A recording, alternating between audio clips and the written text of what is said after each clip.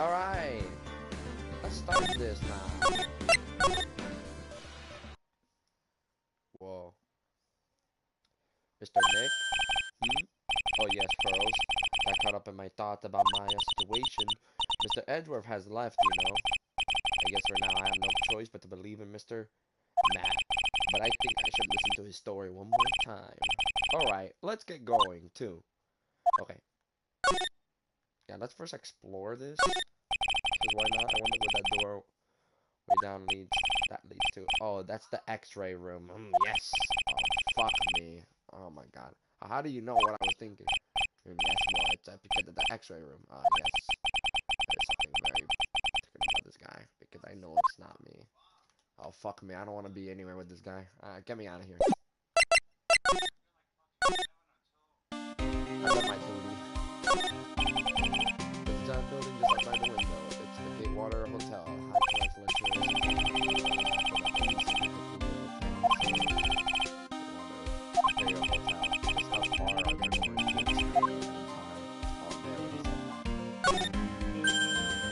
Hey, it's waiting a little.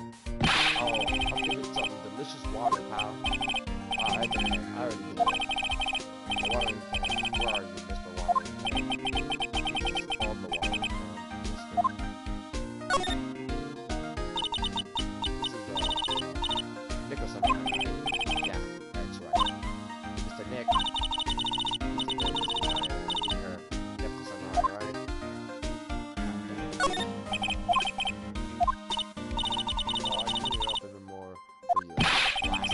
But I can get it even more cleaner, pal. That's for the toilet. That's literally. You need to look up something in one of these law books. Which book is it? I can't read these hard books. I can't read. But I can read, and I'm tall, pal. Please stop competing with an 8-year-old. It's disturbing.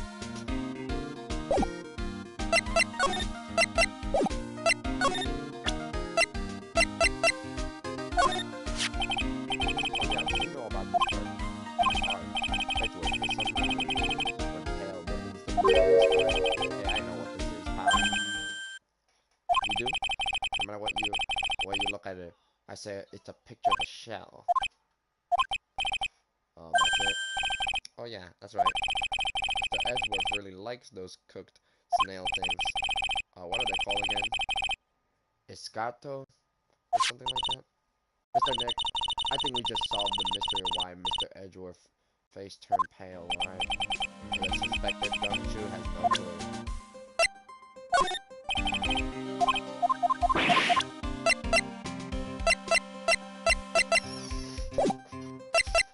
Anyways, I think it's time to just talk to this guy.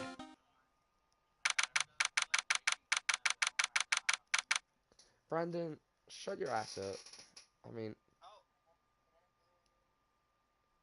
I mean, what? I totally didn't just say that, Brandon.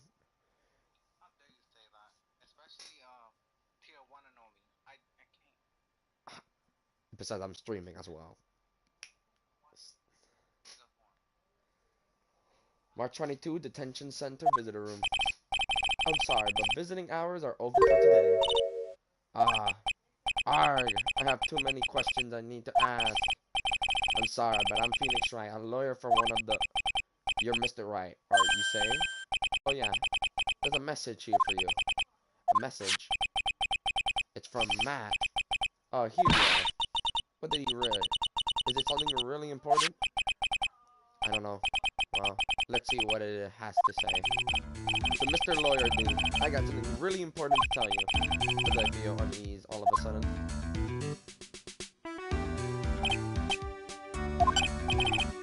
Oh, Mr. Wright.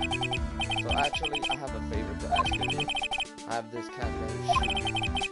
I didn't put out a lot of food when I left the house, so he's probably pretty hungry. You could drop by my house and feed Shoot for me, dude. My house is just a little ways down from the hotel, right? Bruh. This dude gave me a paper to feed his fucking cat. Dude, this is terrible. Let's hurry. We have to feed his cat. I'm sure poor Shu's stomach is growing by now. Yeah, I guess. No, please feed my cat, Shu. My house is just a little ways down from the whole town. What? You started the string without me. Oh, I'm sorry. You know I have to start it sooner or later. You're not sorry. Just why do you care if we started the string without you? I don't fucking know. That's really a weird. That's really a weird question. A client request is a request. Guess I should go check up on his cat. Like that. Yeah. Catching a few Z's while he's standing. Now that's a good way to spend free time. I'm tired.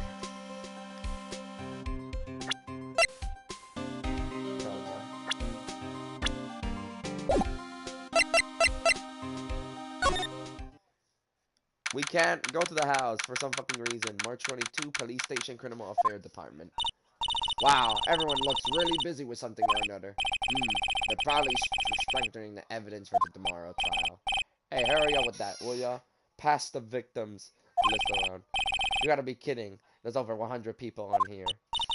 Mr. Nick, is Mr. Matt really that big and bad of a criminal? NG Pearls, never mind. It sounds like they're working on a different case. This must be the chief of the detectives here. He's glued to his computer screen. What? Prosecutor Volcaro was shot in front of the courthouse? Who did it? Who shot her? I have a sneaking suspicion that even Gumshoe could do this guy's job. I didn't laugh, Brandon.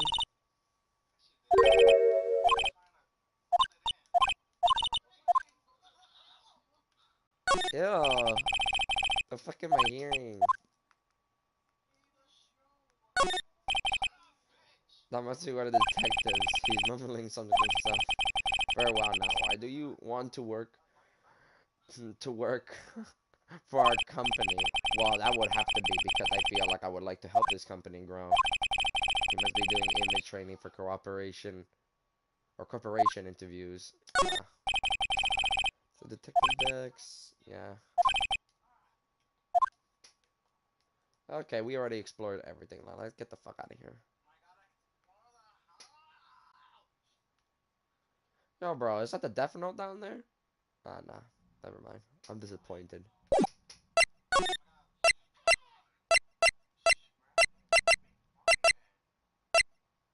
No, just let him speak. March March 22, Gateway Hotel lobby. All right, now, Mr. Nick, let's go look for clues. We have to, for Maya's sake, Mr. Maya's sake. You shall not pass. Gas. This is all bad. Don't just value my name and turn it into a gas, you spiky haired head to forward. Because of you, I've been made to look like the bad guy. Although I didn't get a piece of gum from Edgy Boy just to be proud of what I really want was all you thought you have taken the wild beast inside of this whole bag.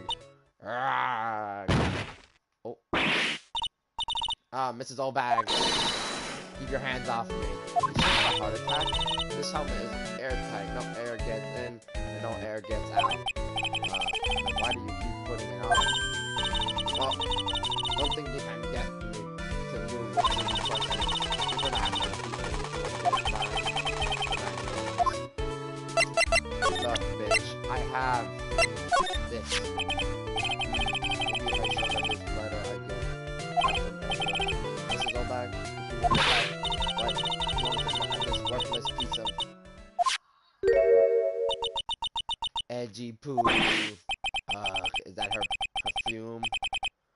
Perfume on Mew? I smell shutter. What the fuck is that? Let's see here. Would you please allow this unsuper historic young person to conduct his investigation? You're truly that man good at flattery. Fine. But only because Edgy Poo said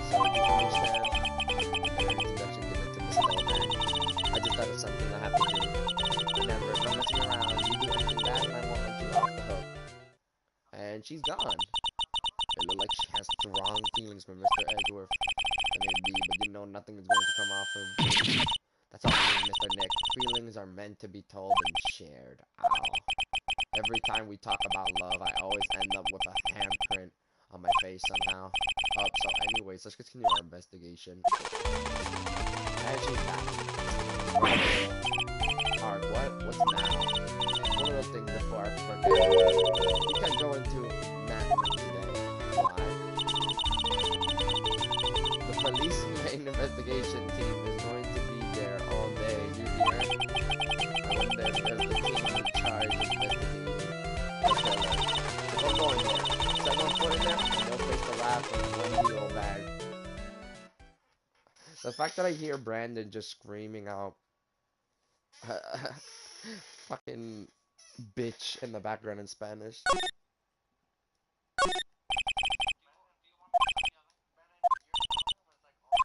The press conference. It was really the victim, John Kerr, trying to disclose something about Mr. Matt, but they're both heroes. Why would they do something so unheroic? They may look like heroes on the outside, but on the inside, they're only human. I love you with the ground, how it feels, but right now the only thing filling this room is the anxiety about the murder. I really hope nothing else goes. Basically doing the staring at the empty stage, okay. When am I ever gonna go to the fucking house of the dude, you know, doing his shit? Living room. March 22, Matt Mansion living room. Mansion? Sure is dark. I'll go turn on the lights.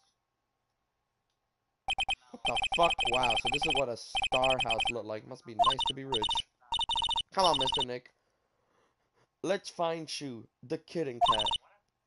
Shoe! Meow. So I guess this is Shoe. What a lovely cat. Hello, Shoe. Meow. Who the fuck would call their cat Shoe? I feel like this dude probably steps on his cat multiple times to call it Shoe.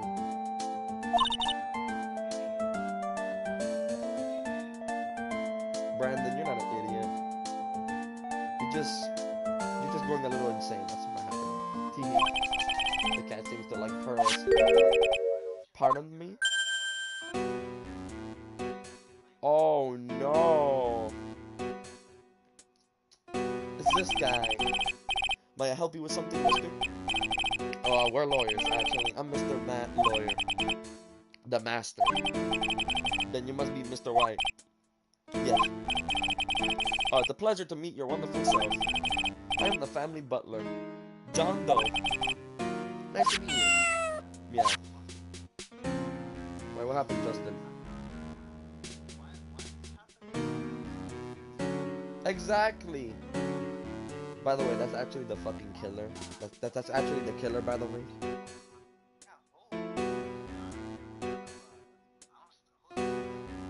That's the fucking killer. That's the assassin. That's the one that's kidnapping Maya. Hell, he was the one pretending to be the bellboy too.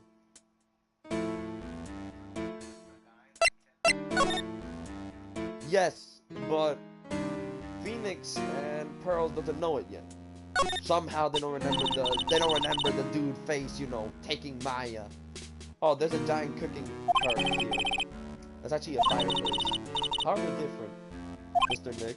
You know, I never actually seen a heart before. Come to think of it, you should come and visit the manor. Then I'll show you one where you do. Goddamn. The fact that there's a literal motorcycle on top of this, like, really? That's so uncomfortable. Giant motorcycles flying through the air. That bicycle, Pearls, is one where you don't have to pedal. You don't have to pedal it, and it moves on its own. Really? Wow. I'm sorry to disappoint you. It can't fly. Oh, that's too bad. Yeah, it sucks. Ah, there are masks here. Yeah.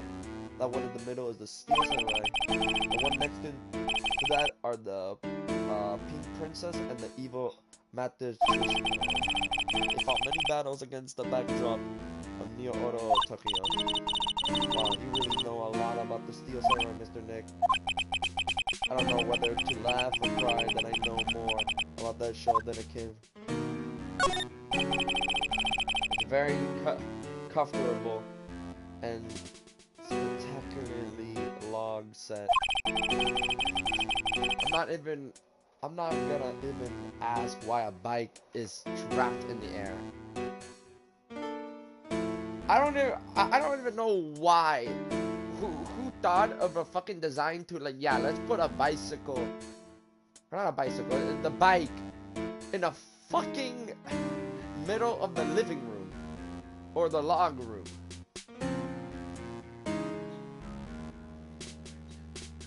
Yeah, this is what weird people do, though, the rich fuckers, man. Like, I'm gonna blow my nose.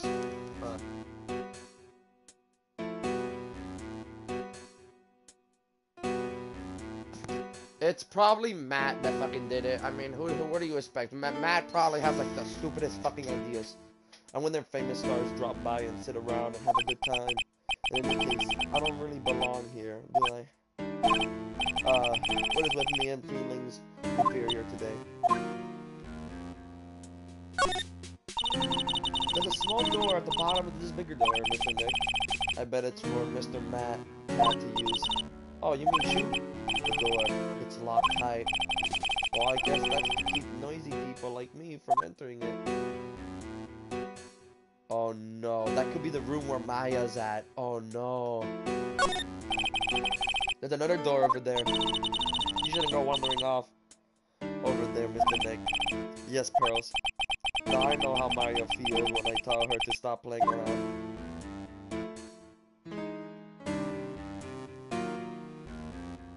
I don't know, bro. We should investigate that. You must know all sort of things about Mr. Matt, right? Honestly, sir, I don't believe my master is capable of such a foul deed as murder. And, anything else? Nope, not, especially. Exactly. No, especially. It's not appropriate for a lowly servant to speak of the master or his affairs. How typical butler-like as it was. Mr. Dahl, how long have you served at this residence? Well, sir, I would have to say maybe about 1 year. And, anything else? No, not exactly. Not appropriate for a low-key servant to speak of. He's literally saying the same thing. You know, I would have thought Mr. Matt the kind to have a maid over a butler. That's a very cute cat you got here. It's my duty to take care of him. The master rather fancies sheep. And, anything else? He's just saying the same thing. It's not appropriate for a low-key servant to speak of a family cat. Well, then I guess I don't need this piece of scrap paper anymore. That note crumbles into a ball and thrown away. Well, I'm afraid I must take my leave of you now. Oh, we should probably get going ourselves. Oh, so young and yet already so accomplished. A master of law. But there's also a lot to be proud in being a butler in charge of the house and all. Thank you for the compliment, sir. People are not always who they appear to be. Now, if you excuse me, yeah. I don't like the way that dude was talking like that, bro. No, we don't want to leave. What about her? Check the door, damn it. Bruh.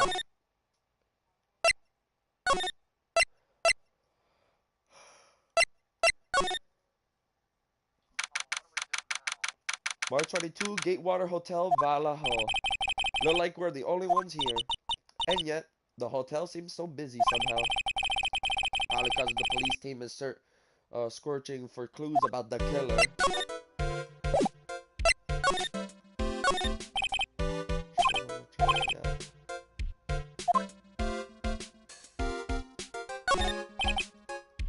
The food, yeah, there's a sad feeling hanging in the air now that its party is over. I want to eat a meal with Misty Maya again. Yeah, me too. Whenever I watch Misty Maya eat like she does, it makes me happy about eating, and then I can eat a lot. Well then, how about after we wrap this case up, we can all go for a huge 20-course feast? Okay, let's work really hard then. Damn. You should remind me of all that.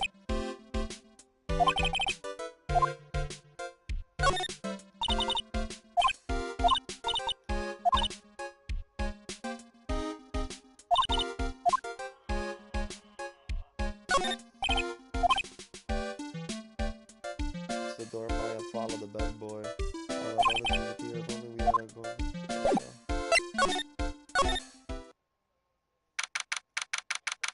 I love that he never questioned the bellboy face. Like, if he had a feeling that he remembers him or some shit. Because literally we were in... Somehow. March 22, Gatewater Hotel, hallway. Hey, city boy. Lalada, you're still here. Reckon course. The investigation for photographer eats or stars on her ability to snap up the speed. Yeah? And this hotel just has that array of mystery. You know, like something always about to happen. But you have a camera. Photographer gotta have a camera out the ears. Like Corn to be a real pro, you know. But I'm hanging around here. Speaking of cameras and feeding the mouth, do you have mine your beef? Or can you drop that beef thing already? Damn, bitch. I wanna ask you about the night of the murder. What? You're really gonna shell out the bricks of the bucks for the info I got while you were loading in this hallway the night of the murder, were you not? What kind of buck? Brace yourself, Phoenix. Here it comes. I didn't exactly hang around here the entire time, you know. Followed a few stars around, got a few photographs, shook a few hands, had a soda pop with a few of them too. Oh my god, when are you gonna stop saying the word few? Looked like she wasn't here the entire time like that. The security lady, although it wasn't in the call the whole time either. I guess this means there's no one who can tell us who came and went that night. So about the note that was inside your camera case. Oh, that Diddy I wrote? Yeah, I believe what you have written. You mean the stuff about Matt shoving his manager lady onto Don? Yeah. Oh well, I reckon you're best not believing that. What? Look, I sort of wrote that on the wood, you know, writing whatever came to mind. Whatever came to mind. Yeah, when you'll get down to it, it's just a lot of random ball doers. Hey, what's up, y'all? Why are you staring at me like my grandpa used to? Hey, what do you look like you suddenly got older too? Or am I just dreaming here? My baby, my 1,600 baby. What's with that red-coated prosecutor anyhow? The guy told me it was evidence and refused to give it back to me. Well, that's kind of how it is. Hey, you're that red hair. You're the red-coated friend, aren't you?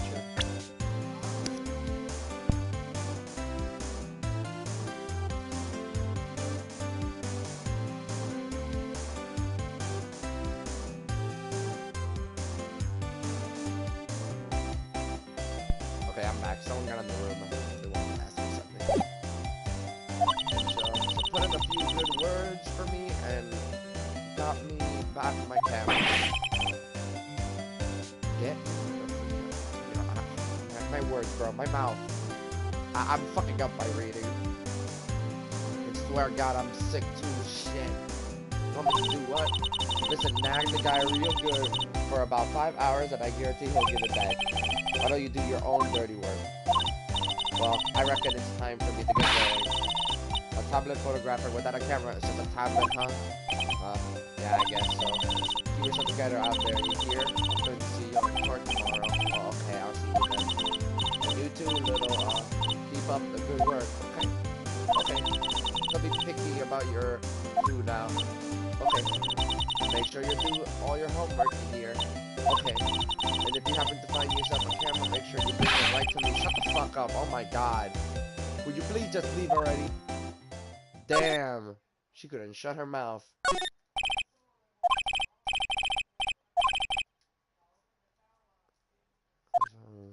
think.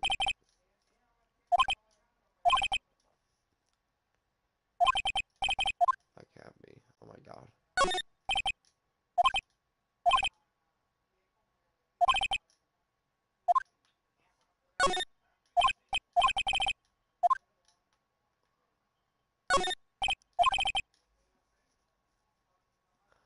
I wonder what exactly happened in the room behind this door.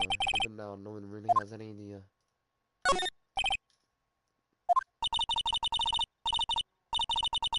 Told about this, didn't she? That we can't go in this room tonight. I wonder if an investigation briefing is going on right now inside with that Detective Gumshoe.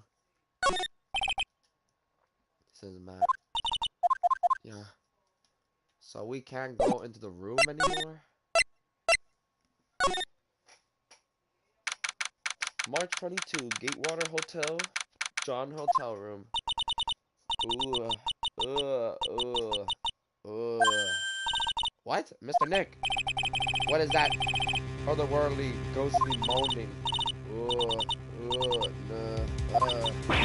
I hate evil ghosts. Wah! I don't think it's a ghost. Maybe it's a demon. Excuse me? Watch who you're calling a demon, brat. Ah! Zoink, it's the alien. Who are you calling an alien? Oh, it's just you, Mr. Soulbag. What are you doing here? What is wrong with your mister today? I came down here to pay my respect to my poor John, and you're disturbing me. Shut up, bitch. Smug ass bitch. Please tell me about the night of the murder. Just one more time. I talked about it plenty of the trial. I was fooled, tricked, deceived by that fraud of a photographer and her note. She was loading around here with that imbecilic look on her face. Okay, got it. No, hold on a second there, you little pea squeak. If you're going to take notes, at least make me sound better than that. Alright. Now I've seen everything. But you know, I was working that night too, doing my job, minding my own business. So it's not like I had time to waste standing around here the whole night. I was wondering if you could tell me a bit more about Mr. John. He was the most popular star, you know, especially where it counts in my book. I heard that he was walking behind in a pose against Mr. Matt. Well, that's just a recent thing. Bad luck and all that. But he was going to become an even bigger star than he used to be. Look, just look at this mountain of presents. It is show on the mountain of feeling all his fans has for him. Yeah, the mountain is pretty big and there's nothing to shake a stick at. Mr. Nick? What is it, girl? Present. They're all bears, right? She got a point. There isn't a single thing here that isn't a bear. All Mr. John presents from his fans seem to be bears. Well, that's because you can't think of John without thinking about bears. Bears. Why bear? You don't know. The night dear John was training, he fought barehanded with a bear. He refused to give in and let the bear win. But after the fight, they became friends. Wow, what a heartwarming story. Look, it's just like in those young people dramas. I can see those two couples out down by the river going, you sure can fight you too, bug, you too. Did all that really happen? It's in his biology. Biograph? Bug? But a lot of trouble. So ever since then, fans have been giving him for bears and presents. Yeah, nice. Bears. Growl. Dr. Benjamin said it's barely 8 o'clock. Oh, what is that? Infurious racket. It's one of the presents going off. Sounds like it's already 8 p.m. Way past your bedtime. That startled me. I thought I was going to die for a second. 8 p.m. That's the time when the award ceremony ended that night. Remember? Time sure flies. Hard to believe it's been 2 days since the ceremony. Beep. The transceiver. Beep. Hello? This is not a phone. Maya, how is Maya? You haven't heard her, have you? It seems you were not able to fulfill your end of the bargain, Mr. Attorney. I have heard the news. So receive my presents did you no good. No, no, no, Misty Maya, Misty Maya. One more day, please. All I ask is for one more day. I'll get a not guilty verdict for sure this time, please. I suppose if I must. I need that acquaintance one more than anything else, after all. Please, please let Maya say something. I want to hear she's alright. Hiss, then. Hiss. A little. Hiss. What is it that's static all of a sudden? Hello? Hello? It seems. Hiss. Bad. Hiss. Connect. Hiss. Damn it! Did the trans receiver just suddenly break? Yes. Oh, excuse me. Yes. Beep. What the fuck? What happened? I don't know. All of a sudden, it became nothing but static. Misty Maya. Misty Maya. Why did the trans receiver suddenly break like that? I should probably have an electricity expert. Electrician expert? Look at it. The sooner the better.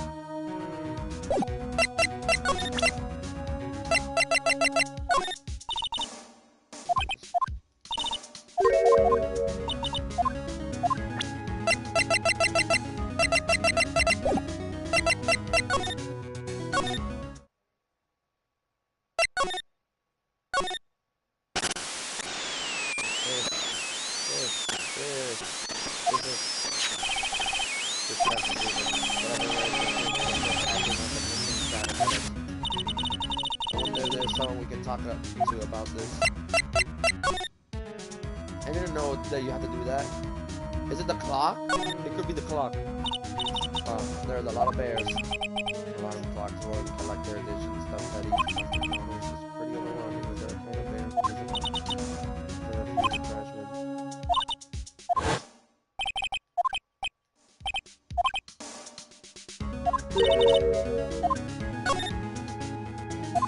Oh, I don't want to get back to that.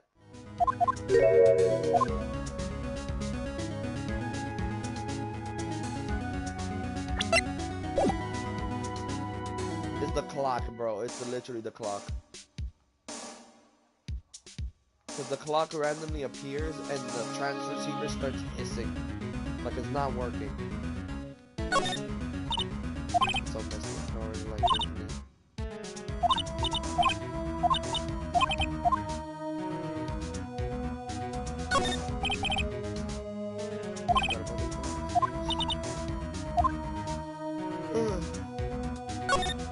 This dude literally has fucking garbage around his room. It's just bears. Jesus Christ.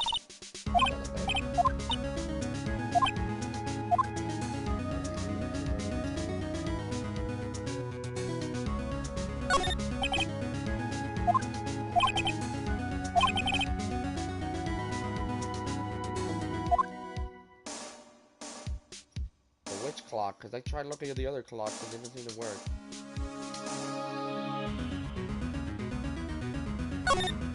The tomato juice is still there. It's a beautiful wine glass and there's tomato juice in it.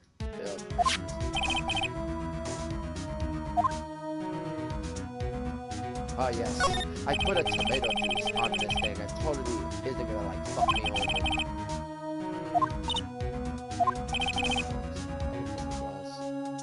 This is Andrew knocked over. So the next little samurai costume was in here. Yep. Can't believe Mr. Dog went so far just to say bad things about Mr. Matt. It was a press conference, so you have to go in costume. It wasn't Mr. Matt and Mr. John friends. They weren't friends. They were gonna be friends because they were rivals. So a rival is someone who is a strong enemy. Pearl is really fired up over this, and I don't have an answer for her. Fucking no. It gotta be the fucking bear. Damn clock.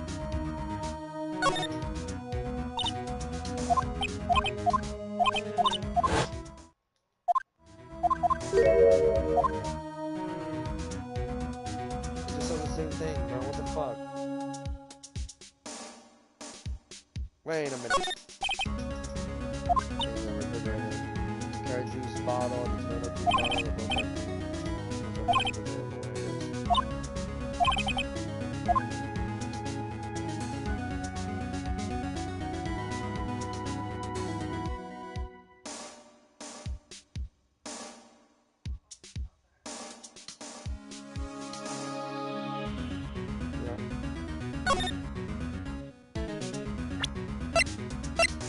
we have to do something with the transceiver.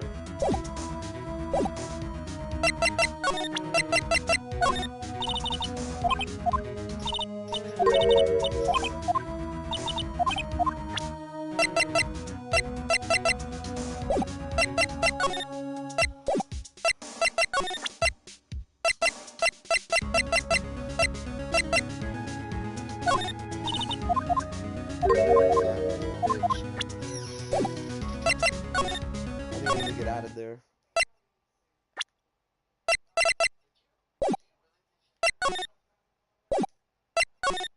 Maybe.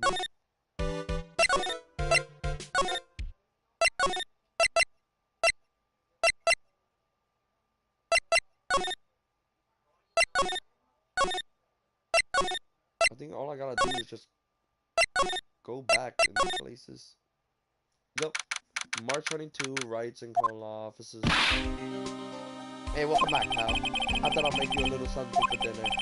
That's not steaks. A rich man, luxurious full-course meal. Out of a can, that is. I'm sorry you went through all the trouble to cook, but I don't have a can. Oops, look like you don't have a can opener, pal. You gotta be kidding. And here I thought he has already whipped something up. Oh, I know. There's one way I know how to be helpful. Ask me about anything you want, pal. Go ahead. Well, since he's here and offering, I wonder what I should try asking about. We'll talk about the transceiver. Transceiver? Oh, Mr. Nick. You should ask Mr. Scrunchy Detective about that thing. What thing? Oh yeah, this thing just upped and broke all of a sudden. It's broke, pal? When I was talking to the kidnapper, it just suddenly broke in static. Look, it sounds like this. Beep.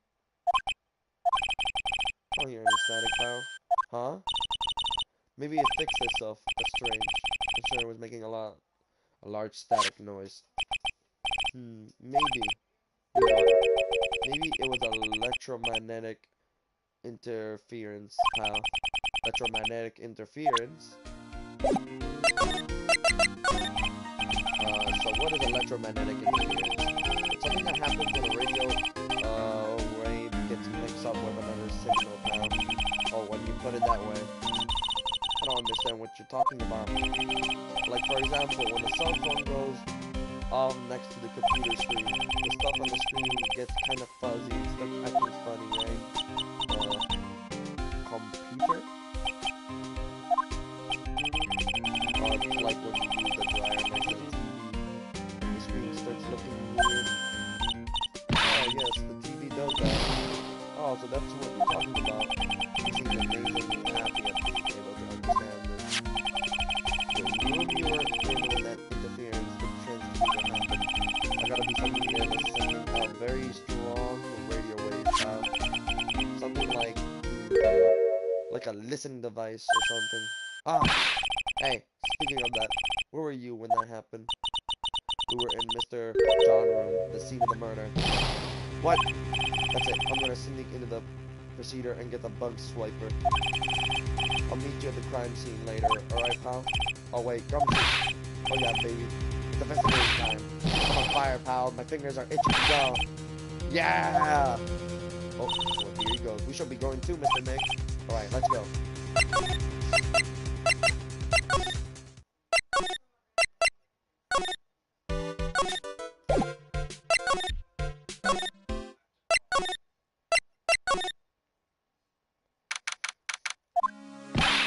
Hey, you're finally here, pal.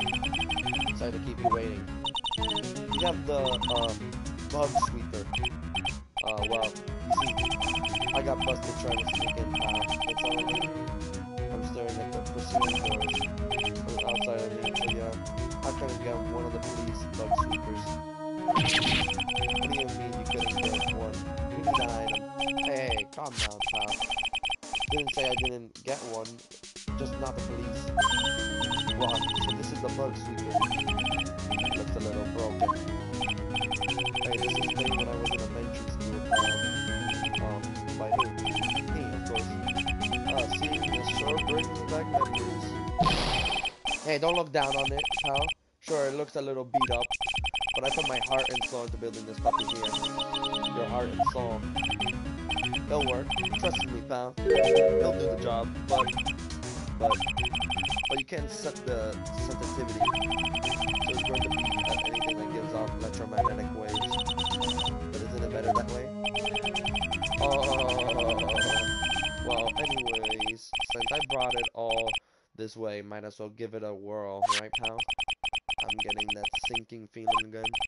Okay, now I'll tell you how to use this baby. There's a listening device or some other source of bug hidden in this room, pal. So we're gonna find it, right? Right, now, first let's turn the sweeper on. Next, move to the sweeper around to give the room a real throughout looky see, pal. The sweeper lets you know how strong of a signal it's picking up. So keep an eye on it, okay? Once you find something that's giving up a lot of radio waves, press the X button to lock on it. There's a lot of things here that's going to give off radio waves. So let's take a good look at anything and everything that seems suspicious, okay, pal? Alright, I'm gonna go stand outside and keep an eye out. Give me a yell if you find the bug. Got it, pal? Oh, it could be this. Lamp, check. Listening device? Nope. There's a lot of lamps in this room, aren't there, Mr. Nick? Yeah. And they're all on. You shouldn't do that, Mr. Nick. Don't you know that's wasteful? Yeah. I'll be more consistent from on. So this one is checked.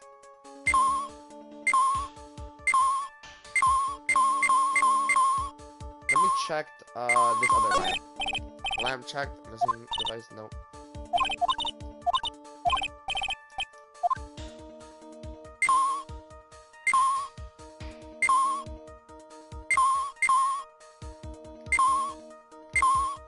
Yeah, but you should always check everything like slowly.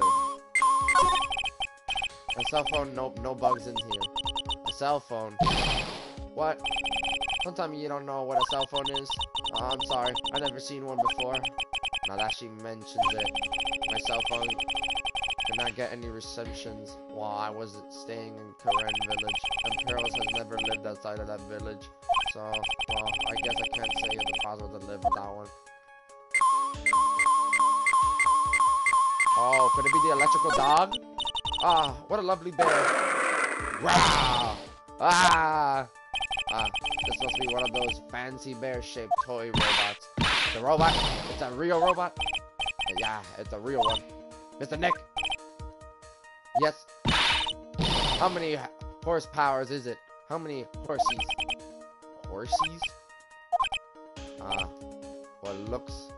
It's a bear, so, so they're not gonna say that it's a bugger. Well, the phone is the most common place for a listening device, I'll say. But let's take a receiver apart first before we get ahead of ourselves here. Wow, you know a lot about electricities, don't you, Mr. Nick? Electronics, don't you? Yeah. Yeah, I know a ton. Especially when it comes to taking them apart. It's my specialty. I'll leave the fixing part up to Gumshoe. So, is there a listening device in there? Nope. And I really thought it had to be in the phone, too.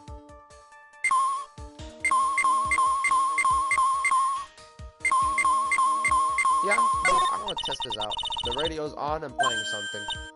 Oh, it's the kid question pointer. Professor, why is the Earth round? Yeah, why is it, Mr. Nick? Why don't you listen to the radio program a little more, Pearl? I really don't think that the listening device is on the TV of all places. So, like the TV was left on, it is now showing an old samurai movie. Yeah, this channel plays all sort of international movies, as well as domestic ones. You know, every time I watch one of those old movies, I always think, wow, those Japanese stars are really good at English. Yeah. When I grow up, I want to study Japanese. I should probably keep my mouth shut here and not destroy her dream. What is this? Well, the listening device isn't in the air conditioner. Ah, yeah. This air filter is covered in dust and dirt. Yeah. Come on, Mr. Nick. Let's wash it. I wonder if being a neat freak makes even the teeniest dust bunny look colossal. What? Oh, nothing.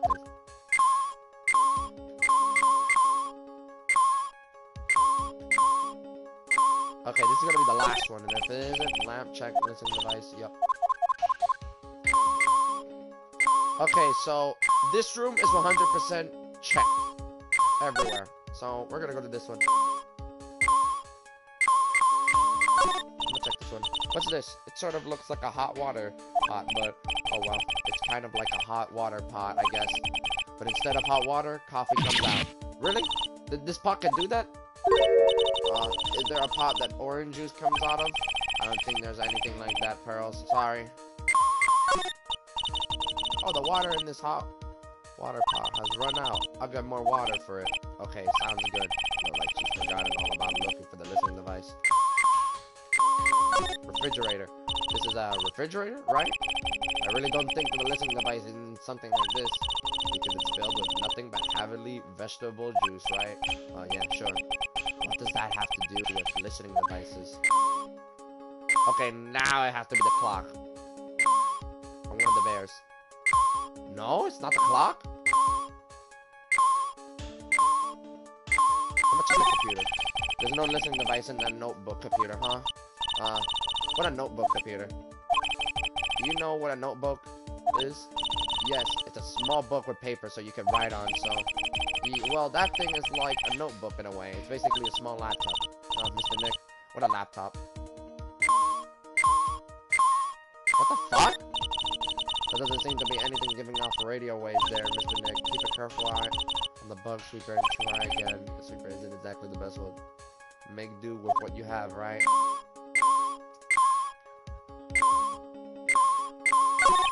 I know that, but I want to check the other ones. I want to see what they're going to say. Well, it certainly looks like an air alarm. Okay, alarm clock. What's wrong? What do you look troubled? I just can't imagine the listening device being inside this alarm clock. It just sort of reminded me of something that happened a long time ago. Oh, well anyways, it looks like the listening device isn't in here. Wait, the clock isn't?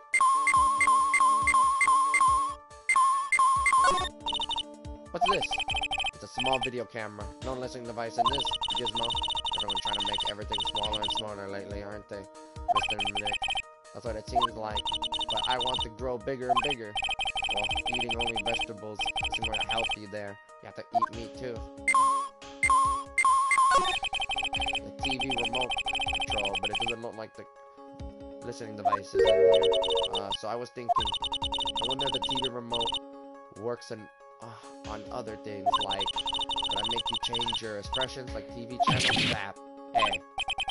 But if I could, people I would give the all mute button to. Well, I don't think it's going to work on this. Why don't we try it on Maya tomorrow, okay? Okay.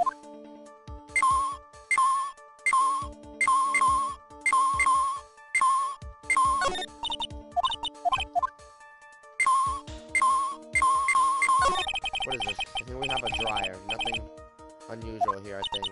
A dryer? Oh. If you use it next to the TV, it'll make the screen look all weird, right? Yeah.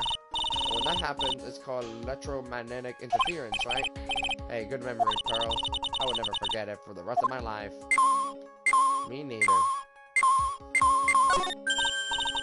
Wow, there's a really delicious loaf of bread in here. Look like it's been on to keep warm all this time since the murder. Well, Mr. Scrunchy Detective always says, got to keep the trail. And the crime scene warm. I think the keep warm in that case is a little more philosophical. Wait, but we have searched everything.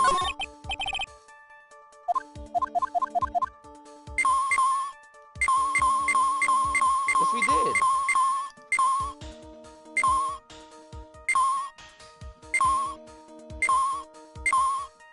I think it'll be one of these fucking bears, bro. It is! Oh my god, it's this one. This is just a giant stuffed teddy bear, right? It's the biggest one I have ever seen. Hey, so did you guys find it yet? The listening device, I mean? No, not yet, but this bear eyes is... Let's see. A perfectly normal stuffed bear with some really strong radio waves. Sounds like you found a device to me, pal. Let's dig this big fellow eyes out and see what we got. No, no, no, you can't. Such a violent act. Oh, rip. No! That's it. It's a miniature camera, and it looked like this more. There is a transmission and a timer. Oh, what's on it, man? A transmission. Ow. Oh, is this more of that high-tech stuff? So this tiny thing is a camera. Yup, it's a pinhole CCD camera, pal. Small, high-grade video camera, mostly used in security systems. So it's a video camera. It runs on a battery, which comes with it in a set. But there's no videotape in this camera. This is only the camera part here, pal. The tape recorder with the tape inside, it is somewhere else. Somewhere else. The footage is changed into radio waves and then it's sent to that recorder. So it's sort of like a TV broadcast, isn't it? Hey, you know, you're right. Spy camera set to record the victim room from 8 p.m. for 1 hour. Was running at time of murder. So what is a transmitter? A device that sends the footage the camera took to a specific destination. It's like a video version of a listening device, pal. It looks like it's attached to a small clock-like thing. Oh, that's a timer, pal. You can set it to turn the camera on and record at certain times with it. You can set it for a certain time. Yup. Let's see. This looked like it was set to start at 8 p.m. and go for 1 hour. 8 p.m. That was the time the award ceremony ended. There's no date set, so it's been recording every night, I guess. But Mr. Detective, how long has this bear been here? I'm pretty sure it's been here since the night of the Then maybe this camera caught the murder on tape. But what? And if you think about the angle the bear is at, it's bound to have a clear shot of the whole crime, pal. Transmitter changes the footage taken by the spy camera into radio waves and transmits the data. So there was a camera in this bear eye, and it was disguised as a present. And I'm sure it was here on the night of the murder, pal. It's pretty big, so it stands out pretty well in my mind. But who gave Mr. John this present? I don't know, pal. But this means that someone out there got a video of what happened here that night. Isn't there any way we can find out who that person is? It's impossible, pal. Radio waves can be sent almost anywhere, so there's no real way to find out. Oh, snuff. Is there really no way to find out? Not fair. The spy camera was set in its right eye, found in the victim room. I got it! What? Hey, pal. Let me borrow this mini camera for a bit. Wait, what are you going to do? I'm going to go around to the electrician shops and see if I can find out who bought this. But that's impossible, I mean, it's already 9 p.m. Leave it to me.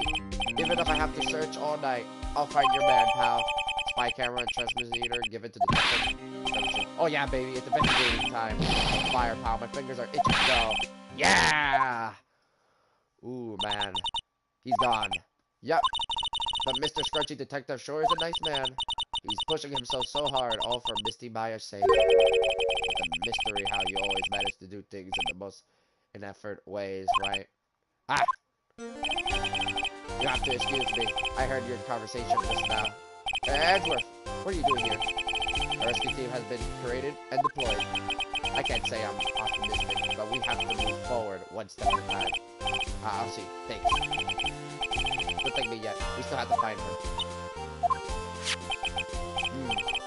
There was a spy camera hidden inside this stuffed animal, huh? Yeah, well, you are one lucky man, right? Do you know this stuffed bear, little girl? I have no idea. Of course not. The maker of this bear is a very expensive, luxurious man from overseas. Completely handmade, and only a small number of these are exported reported. Oh my God, oh what? The camera and transmitter that scattered brain detective took with him are dead ends. Things like those can be bought anywhere. However, this bear is different. By tracking how it got into this country, this bear can tell us who the buyer is. Can you really do that, Mr. Nick? Can he really? Wow, I guess so. It's 9 p.m. I think I can still make it in time. I'll be taking this for now. I'm sure you have other things you have to do. Stuffed bear snatched up by Edgeworth. See you soon, right? Wait. What? Why are you doing this? I have no interest in explaining myself to someone who cannot comprehend. But besides that, right? Until court reconvenes tomorrow, you should concern yourself with this question. Who was the person that murdered John, the real killer? Do you really still think it was Andrews? To be honest, I don't know anymore. You still have a little time left. Find the truth, right? Everything begins with the truth. John, real killer. Mrs. Andrew Pass. The kidnapper whose sole condition is an acquaintance for Mr. Matt. And this card, Shelly the killer. Maya, the only way I can save you now is to find all the answers and escape tonight. I don't understand what your real intentions are, Edgeworth. But as you said, all I can do for now is find the truth. Oh wait, what's gonna happen? Are we gonna go to the trial again? Oh wow, I think we're gonna go to the trial. No, we're still going to investigation. Uh, March 22, 9:14 p.m. Gatewater Hotel, John Hotel Room.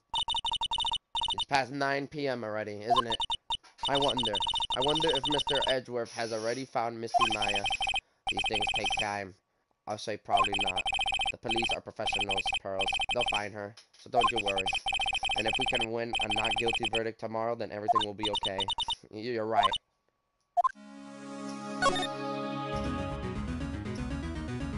But wait though, why would the killer... Well...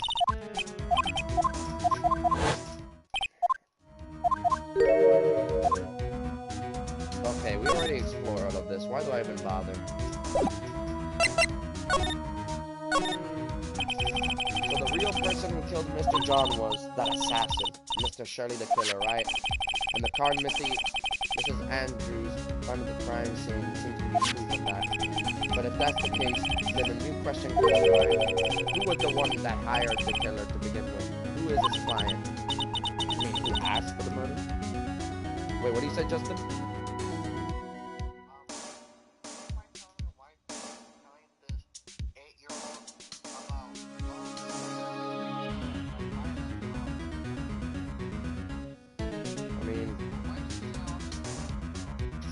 I mean, I don't know, but at the same time, I mean, she is there to be helpful. I mean, who asked for the murder? That person didn't want to dirty their own hands in blood. But whoever this client is, they're still a killer. Who could have hired the assassin? Do you think it was Miss Andrews? I wonder. No, I'm not even wearing my earbuds. What do you mean? Your voice sounds weird. It's like your earbud died or something. That's just because of the fucking... The app is glitching. Oh my god, what the fuck? I'm trying to disconnect.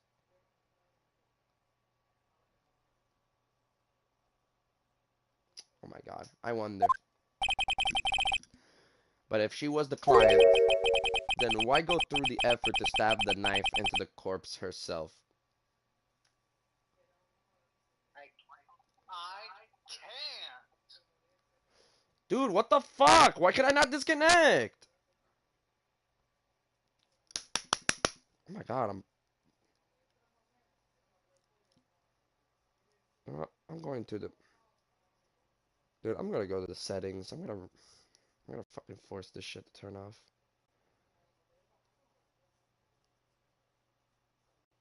God, I hate when it does that.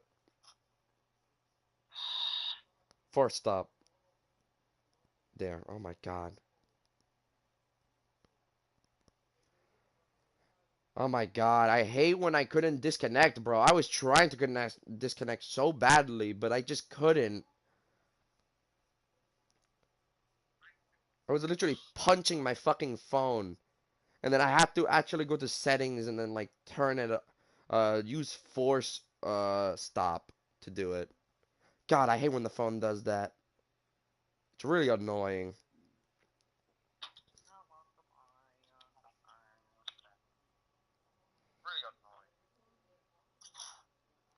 But oh well. Do you hear me now, Justin, or no? Yeah, I hear you perfectly. That makes no It wasn't even my progress. earbuds. It was just the fucking phone not disconnecting when it wants to. Then why go through the effort to stab the knife into the corpse herself? But if Mrs. Andrew wasn't a client, then no, it can be Matt himself. If Mr. Matt really did hire the assassin, then he's not innocent at all. Far from it, he would be guilty of the crime. But that can't be Mr. Matt, right? I mean, when we first talked with him, Excuse me. Mr. Matt, I would like to ask you one more question. Do you kill Mr. John? Alright, just so we're clear. Dude, I didn't kill anyone. And that includes John, okay? I didn't see any psycho locks at that time. Actually, that reminds me. Do you remember something, Mr. Nick? Yeah, something Mrs. Andrews said at the trial today. She said something interesting. So what is this interesting thing? Oh, that's right. You didn't hear it, did you, Bill? John has bet everything on the jamming ninja this year. And if he loses the Grand Plex, he was going to make sure Matt was going down with him. That's what he thought anyways. It looked like somehow John had his hands a secret so powerful that it would destroy Matt's acting career as has been revealed. Could it be John himself that fucking hired the assassin to kill him? Mr. Matt's secret. What is the secret? I don't know yet. But for now, let's think about it this way. Mr. John was going to reveal the secret. That means Mr. Matt had plenty of motives to have Mr. John silenced. Which means we have to meet with Mr. Matt. There's no way around it now. Damn. Wait.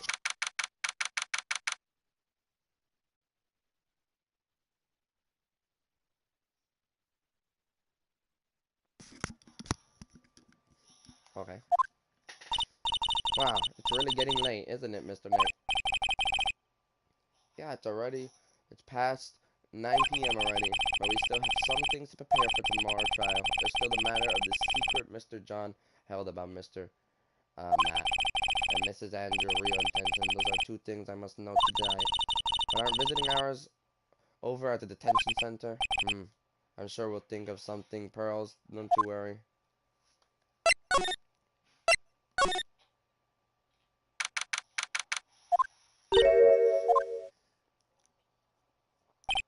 Hey, wait. What is it, whippersnapper? All I know is nothing that has anything to do with you is ever good. Like just now, I was handed this strange device for who knows what reason. And I was supposed to use it to search the whole hotel. That's the bug sweeper, isn't it? The one Gumshoe made? I don't know, and frankly, I don't care. But the request came from Edward, and he said, if you feel angry, direct your anger at that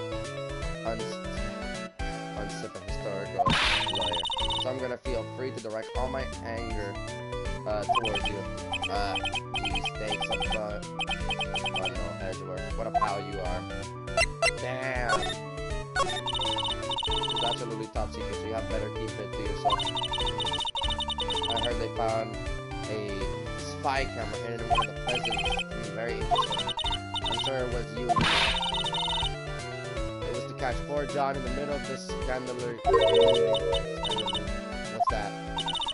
It means, well, you know, that gossip that's been going around about my dear John. You mean that thing with about Mrs. Andrews? I'm sure she must have had some reason for getting close to Mr. John. I'll let you in another secret, youngster. I know who planted that spy camera. It was that obnoxious, puffle-haired photographer girl, the nervous some people, finding people by herself that I wouldn't want to see. As if I wouldn't want to see it for myself, too. Wow, the alien actually admitted her true intention. I don't know what your action is thinking exactly, but I can bet it's nothing good. I didn't say anything. Do you want to know about John and my manager, right? Actually, as I hear it, there was something of a refreshing pair, those two. I'll tell you, John really welcomed that manager with open arms. That manager, who are you talking about? You know, that manager woman, John. Same, she killed herself, though. Oh, you're talking about Mrs. Celeste Pack? Mr. Andrew manager? Mentor, right? Yes, that's the one. That's the last girl. She was supposed to get married, you know. Married? You mean to John? To John. Besides, really, you young kids today don't know anything. The girl just killed herself 3 days after their marriage announcement. 3 days after their marriage announcement. I mean, Mrs. in fact wants to kill herself. She was going to get married. Well, that's because she was thrown away, you see, by John. What? But they were going to get married, right? They promised each other, right? They held a grand announcement session, but 3 days later, John suddenly canceled their marriage. Is that true? It was in the weekly magazine. But why? Why did he do that? There was not in the magazine, unfortunately. I see. That night after John called off the wedding, that manager Celeste killed herself. How terrible. I wonder what happened between those two. I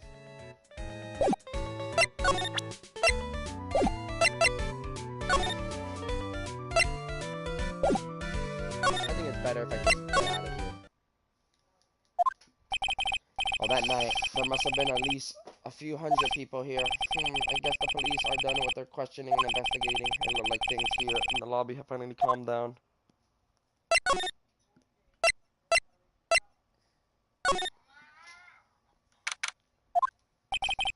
Seems like no one is around. What happened to that person with the stuffed teddy bear face? Oh, he must mean that butler with the stitches on his face. Shoo! Meow. Oh, there you are. I guess you're still awake, huh, Shoo? Meow. Gee, come on, let's play. I wonder if that butler, Mr. Doe, is already asleep or not.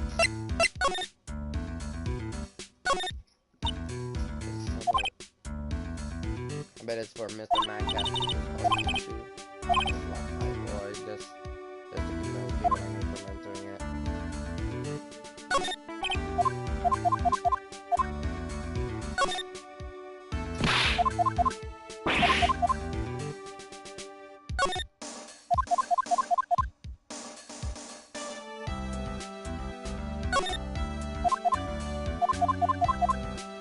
You never know when something different happens.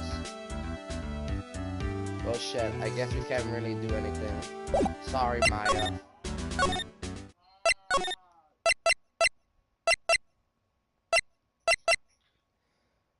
Let's go to the criminal affairs department. Let's see if there's something.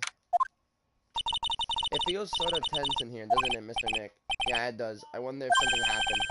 You're Mr. Matt Lawyer, right? Yes, sir. Well, we finally found just the person we've been looking for. A real decisive witness. A decisive witness? You mean for the Matt case? Taking the witness statement right now. Gotta hand it to Mr. Edgeworth. What's Edgeworth up to now? So who is this witness? I think you know this person quite well, Mr. Lawyer. Mr. Nick? Between the kidnapper, the man, and now this, I can't see any other way to win here. Oh yeah, Mr. Edgeworth wanted me to tell you something. He did? Even though visiting hours are long over at the detention center, he wanted me to grant you special permission, so there you go. Yeah, what? I already called them, so they know. Go on, go talk to your heart's content. Thank you very much. Such good news, Mr. Nick. Go talk to your heart content. It sounds like the police are pretty sure they have tomorrow trial in the bag. March 22, detention center, visitor room. I'm sure they must have transferred Mr. Andrew here by now. And that means that both Mr. Matt and Mrs. Andrew are in this detention center. Now then, whose story do I want to hear? I want to hear Matt. Dude, it's Mr. Wright. I hope you can get me off of the hook tomorrow. I'm counting on you. I hope so too. Edgeworth just dropped a bombshell on me by saying that John was killed by an assassin, and that the assassin client is this man, Matt. What's wrong? Mr. Matt. There's something I must know with 100% certainty. You seem kinda different. You're certainly not like your usual lawyer self. About the press conference. You mean the one where John was gonna dress up at the Nicholson, right? Yeah, I heard a little more about it from Mrs. Andrews. It looked like somehow John had his hands a secret so powerful that it would destroy Mac's acting career had it been revealed. Can you please fill me on what the secret is, please? Oh, you're lying! 5? I knew this was coming. Mr. Nick, don't tell me. Psychic locks. You said a secret, right? But I don't have any idea what it is. Do you, dude? Do you know about Mrs. Corda and Mr. John, I meant, and Mrs. Andrew's relationship? Well, it's all over the tablet, dude. But I don't know any of the details. That's what you mean. Look, how many times do I have to tell you? I don't care what John did with his wife, Mrs. Andrew. She had a purpose in mind when she started seeing Mr. John. Her mentor was Mr. John Manager, and Mrs. Andrew was going to get a suicide note for Soler. Does that jog any memories? Dude, I suddenly just got totally hungry. You up for a pizza, my treat? Mr. Nick, what the pizza? Is it a kind of pea, like green peas? Let's go eat one later, okay? I got caught off by the pizza dude at the store. That's too bad. Well, how about we get our minds off of this topic and talk about something else, okay? You're lying. Mr. Matt, are you connected to Mrs. Impact suicide in some way?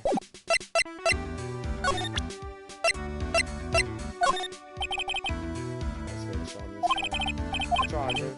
Oh, so about this picture card. Have you ever seen this before? Nope, never saw it before in my life, dude. I don't think he's lying, or is he? And again, he looked like he gasped just now. Maybe I'm seeing things.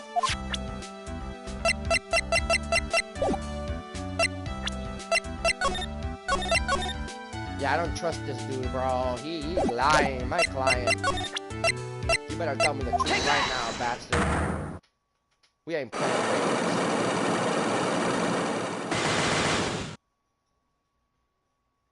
I don't know if we have evidence, though. Matt's secret. Now, let's hear what this secret of yours is. What if Mr. John has been successful in his plan? What would he have disclosed? I told you before, dude. I don't know. I don't know anything about John, okay? Look, Mr. Wright, I can keep on saying it until I'm blue in the face, but I'm telling you didn't pay John any attention the whole time that night. I mean, come on. I was in the middle of a nap. Don't lie to me. Huh? I know you just paid close attention to Mr. John, especially on that night. Especially on that night. Wait, I don't have evidence to prove that, though. Besides, you know, I gotta go eat. I'll come back.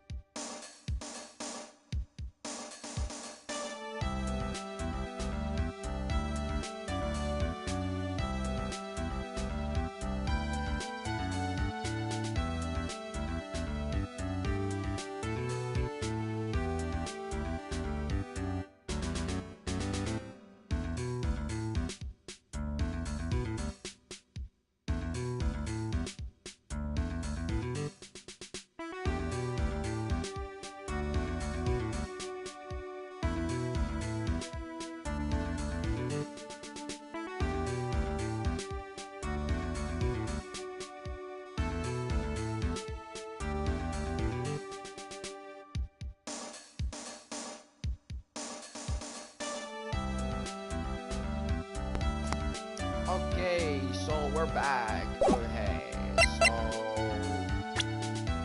can I change him? Because I don't want to talk to this dude anymore.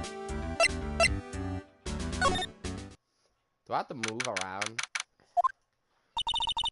It doesn't look like Mr. Scrunchy Detective is here. Well, he's out there with the camera asking around at the electricity store, or nutrition store. And I'll make some salad for him for dinner. And like Charles really appreciated what Gumshoe is doing for us. Mr. Nick? Yes? Where's the lettuce? I don't think I ever bought lettuce before. I guess I have to give up on making a salad then. Guess the lack of lettuce is kind of a problem. God fucking damn, man. Now, whose story do I want to hear? Andrew's. Give us Andrew, the stupid suicidal bitch. Oh, it's you. I'm sorry to be visiting at such a late hour, but there are a few questions I absolutely have to ask you tonight. I thought your client was Matt. I'm sure Mrs. Andrew knows something. She can't be clueless about the secret Mr. John had on Mr. Matt. Yeah, we gotta tell you. Before we do, we gotta check the cameras. And this dude, because I wanna know what his dialogue is. He's sleeping standing out the night pretty long and he's probably got tired. I hope he doesn't fall over. Can't tie that dude. I like...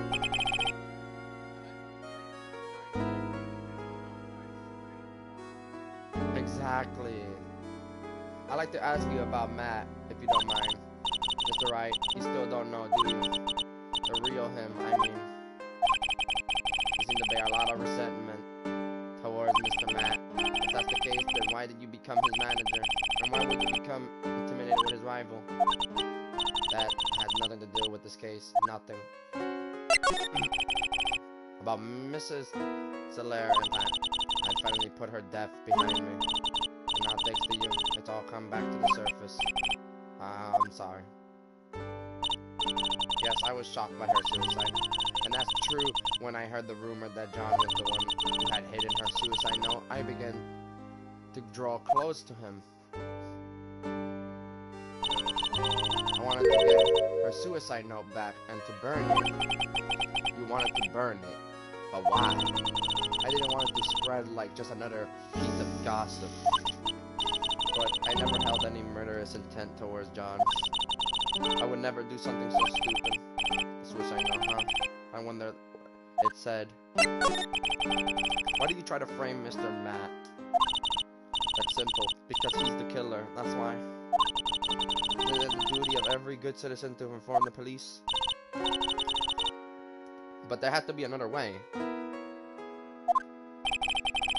The police are excellent at doing their job.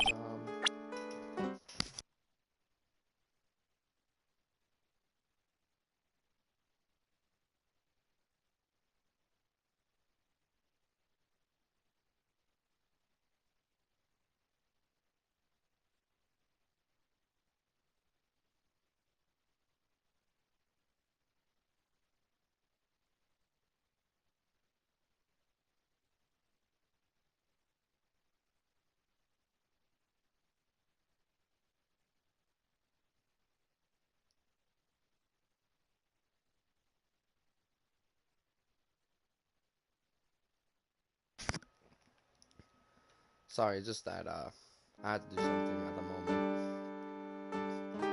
Or I was just saying something with another person or some shit. I don't know. It doesn't matter. The police are excellent at doing their jobs, so they figured it out, right? Yes, they are so good that they couldn't figure out the real truth behind Solaire's death. But this is Andrew.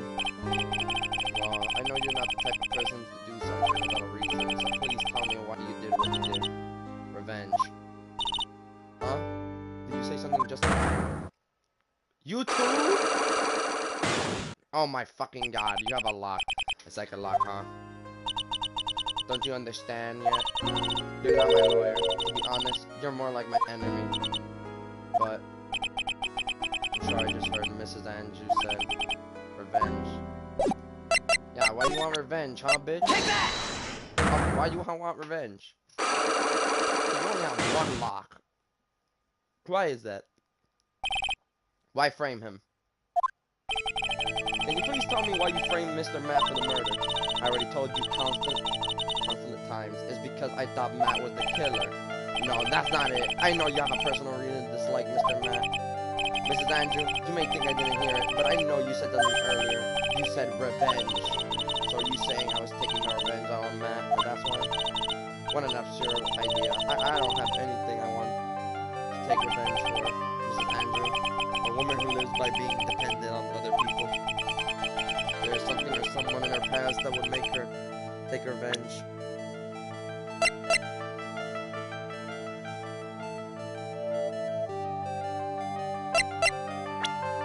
I don't think there's really any evidence for that matter.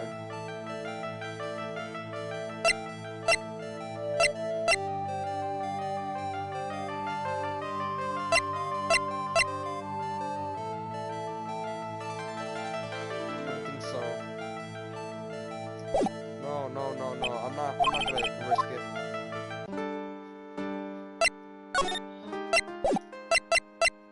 I think it's better if we check first, cause it's better to check. Oh, Mr. Wright, please, you have to help me. Uh-huh. Mr. Powers! What happened? Why are you here? You see, I got roped into this somehow. What? And now I'm going to testify at tomorrow's trial. What? The decisive evidence is Mr. Powers? I was talking with a detective until a little while ago, and I was on my way home. And all of a sudden, you there, you're under arrest, and I was brought back here. It's that my face itself in general looks suspicious or something. Well, I guess I can see how they thought he looked suspicious. Fine, I'm just a normal guy on an exercise show for kids. Is that a crime? So about this testimony you're giving, what are you going to talk about? I really don't know yet. But it sounds like I saw something pretty important for what they were telling me. You saw something important? What was it? Oh, well, the detective told me not to talk about it. You can't tell anyone, and especially not that lawyer, he said. What do you think that lawyer, the detective, was talking about? I'm gonna take a wild guess and say it's me. Yeah, you got it. Mr. Nick, Misty Maya and myself are your only two allies in this whole world, but it's alright. Ouch, I don't really have a lot of friends, do I? He's going to do a lot of damage to Matt, you know, because he got that refreshing like a spring breeze in him going. But what he's really like, well, let's see. Matt always been kind of a player with women. He would never really turn a pretty face away, you know what I mean? He'd always say, it's just a game to justify himself. How horrible. That's unforgivable. Ah, sorry. Didn't mean to offend you. You know, he said once that there's only one person in the world who won't swung over me. One person who won't swim over him? His manager, you know, Mrs. Andrew. Why is Mr. Powers suddenly looking kind of energetic? Oh, you see, I'm actually a sucker for gossip. The celebrities in the world have this dizzy sort of image, right? Sort of image, but aren't you a part of that dizzy, Mr. Powers? No, I'm more of a hairy, sweaty, smelly, broody kind of guy, you see. But it's okay, really. I get to hear plenty of gossip about the others, about a lot of the other stars around me and things happens. Well, that's true. Oh, hey. So did you hear about this yet? About Mrs. Andrew mentoring her suicide? You mean Mrs. Impact? You heard something about how her wedding was cancelled? Yeah, that's what I'm talking about. I thought about it a little the other day, and about the mysterious murder. Hey, Mr. Wright, why don't you ask me about that? Go on, go ahead. Mr. Powers so charged up, his skin is particularly glowing with electricity. Hey, so have you heard this?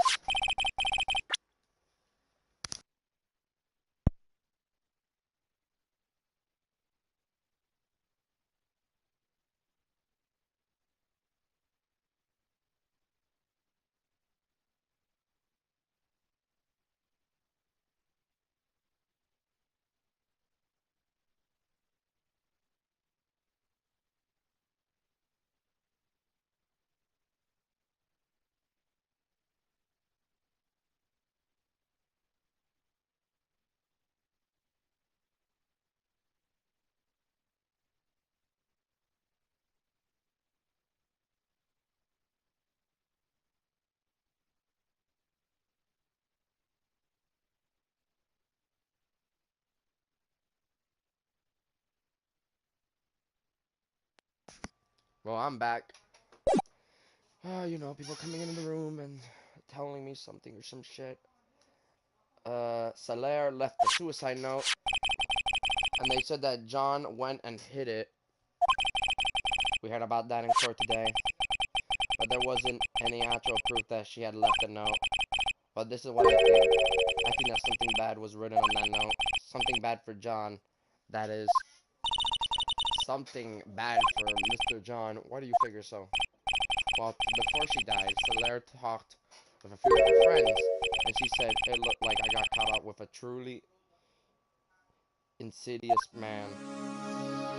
Yup, a truly insidious man. Did she mean Mr. John by that? Well, there's no one else that fits the bill, right? That would be reason enough for him tied to suicide. No. I see.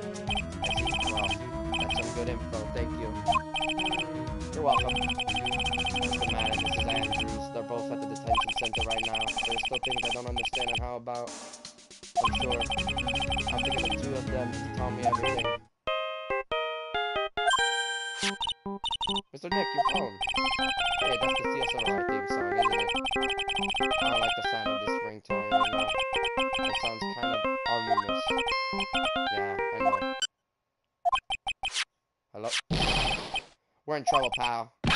I'll be back at the office really soon. What's wrong? Something really unexpected just happened. Mr. Edward, Edward? Anyways, hurry up and get back to the office, pal. I don't know what's going on. It's no good. Beep. Hello? He got cut off. What's going on, Mr. Nick? That's what you said. We need to go back to the office right now. I mean, right away. So we should hurry back. I'm scared to go back. What are you talking about, Mr. Nick? Put yourself together. We'll be good news. Somehow. I doubt that.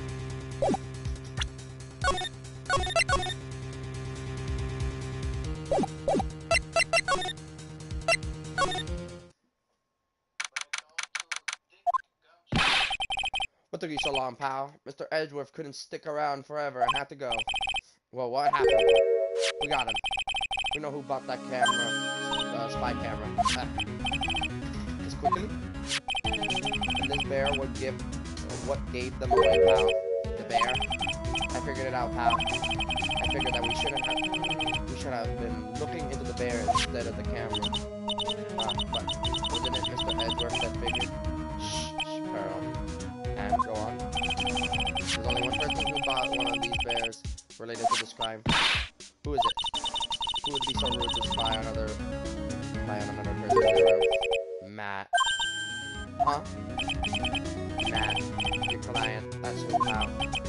And here I thought things couldn't get any worse. Yeah, it is him. Are you sure you heard right? That's the person who bought this bear was? I heard it from the department store clerk, pal. This is the credit card receipt for the purchase. It's for $3,800, pal. That's the exact match to the price of that stuff bear. The receipt. That's all you have? Nah, it's not just a receipt, pal. The store clerk said so himself. He told me. I'm sure I sold the bear to Mr. Matt. I mean, the clerk even got Mr. Matt autograph out of it, pal. So I'm sure the person that bought the stuffed bear was Mr. Matt himself. My sight is failing me. This can't be. Credit card receipt. A receipt for $3,800. Proof. Matt bought a stuffed bear. Identity to one in evidence.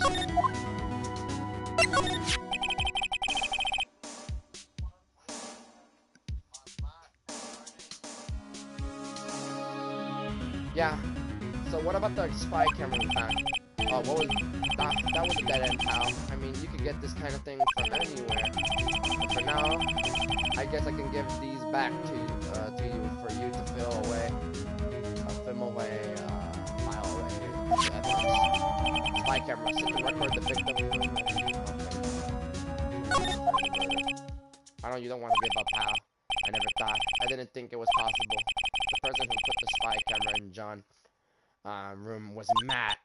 Why? Why would Mr. Matt do something like this?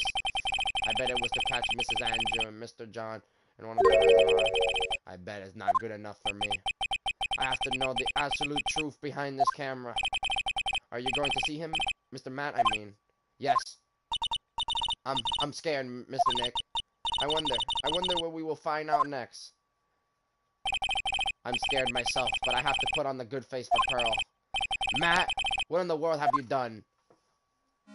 Stupid ass Matt, bro. Oh my god. Matt is really the one that started this shit.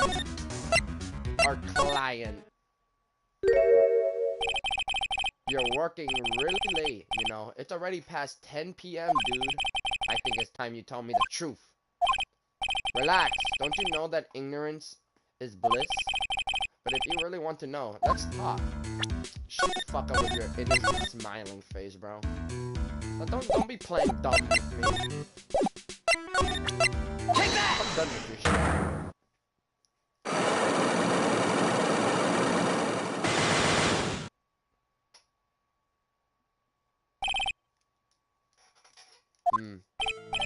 Now let's see what this successful in the plan. What would he have discovered? I tell you before, dude. I don't know anything about John. Okay, look, Mr. Wright. I keep on saying it until I'm blue in the face, but I really didn't pay John any attention the whole time that night. Come on, I was in the middle of the nap. I know you pay close attention to Mr. Ron, especially on that night.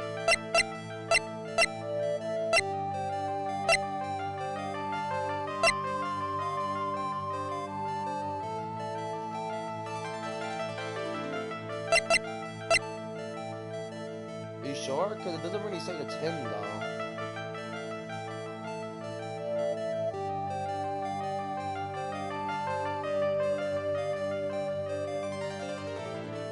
Okay, we'll pick on that. Take that! Oh, it is! Someone used this camera to secretly film Mr. John room the night of the murder. Secretly film? What? And then send the image the camera took with this transmitter. Wow. But dude, what was this camera you're talking about him? Take that! The spy camera was hidden in his bare eyes. A bear that was supposed to be a present from a fan. Oh, I broke one of yours. I guess John had a few of those kind of fans too, huh, dude? Actually, I wouldn't say this bear was a present from a fan. You sure, dude? Who else could it be from? The person who gave this bear to Mr. Carrot was...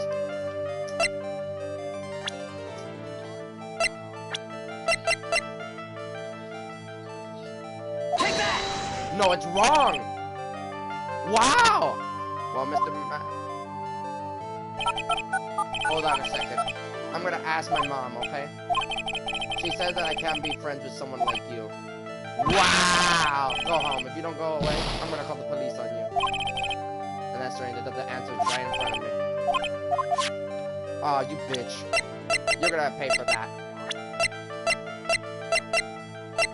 Take that! It's just mad. That wasn't even wrong. How is that wrong? Mr. Matt, don't you know this bear from somewhere? I don't think I ever met Mr. Bear before, dude. But he says he knows you. How could you forget such a great friend? What else did the bear tell you? He said that the one who put the camera in his eyes were you, Mr. Matt. If I didn't know how you work in court, I'd think I was in some serious trouble. Come on, this is all a joke, right, dude? You're just pulling my leg. Look like you're not ready to give up your secret yet. Well, do you have any proof you want to show me first? Here's the proof that it was you who put the camera inside the bear. Yeah.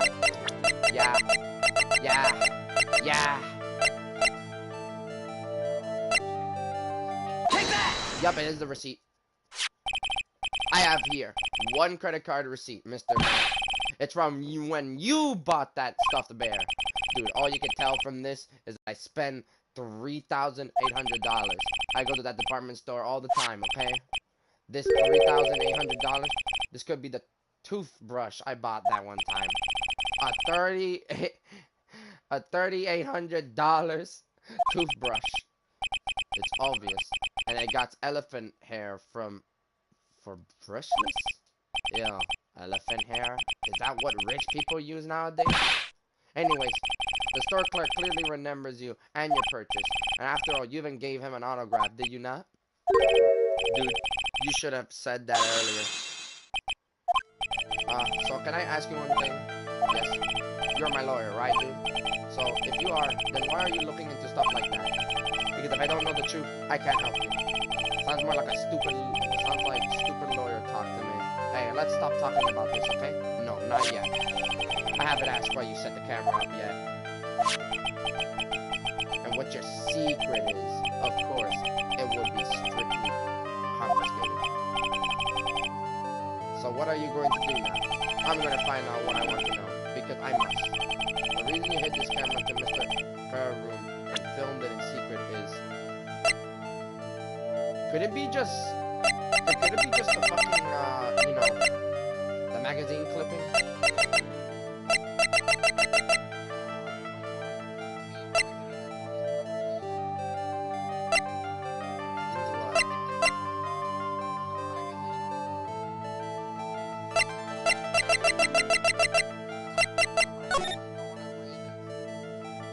Yeah, here it is.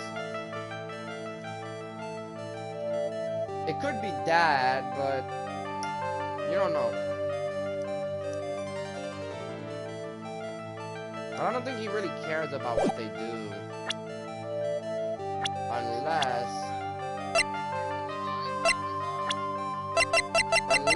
it could be something to do with Andrews.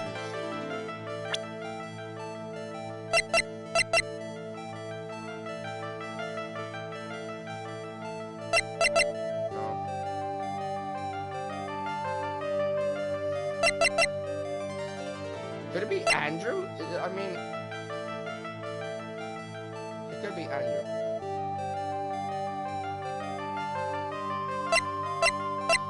Fuck. You know, let's pick the magazine clipping. If it's wrong, it's wrong. Take that! Oh, it isn't. Andrews? There's a rumor going around that Mrs. Andrew and Mr. John were having secret meetings. You, who are keeping tabs on Mr. John, you are going to reveal this as fact and turn it into a scandal. Isn't that right? Dude, you can be such a moron. Huh? Oh man, Mr. Lawyer, dude, that kind of scandal? That's the good stuff. That's what we, in the industry, call it juicy. The good stuff. Juicy. Look, we can get publicity without spending a penny with that kind of stuff. I mean, if people stop paying attention to us, then it'll be the end, dude. Too bad that wasn't your intention. What are you talking about? I wish your reason for spying was something so innocent. But it wasn't. You didn't spy on Mr. Brown because of Mrs. Andrew. Then there's only one reason I could think of for you to do such a thing. The real reason we set up that camera in Mr. John's room was... I don't fucking know why he did that. Wait a minute.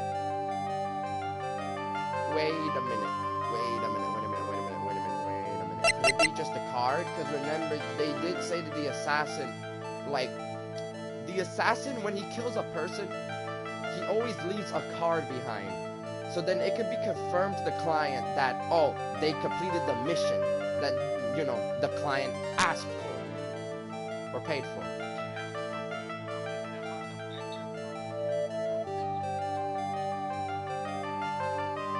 No, it could be the card, bro. It has to be the card. Take that! It is the card, see? What is this card? Maybe he doesn't know about this card. This is a certain man calling card. The man named is Shelby the Killer, and I'm sure you know of him, don't you? Shelby the Killer? That's ridiculous. Why would I know some shady scumbag like him? If you really don't know him, then why are you acting so jumpy all of a sudden?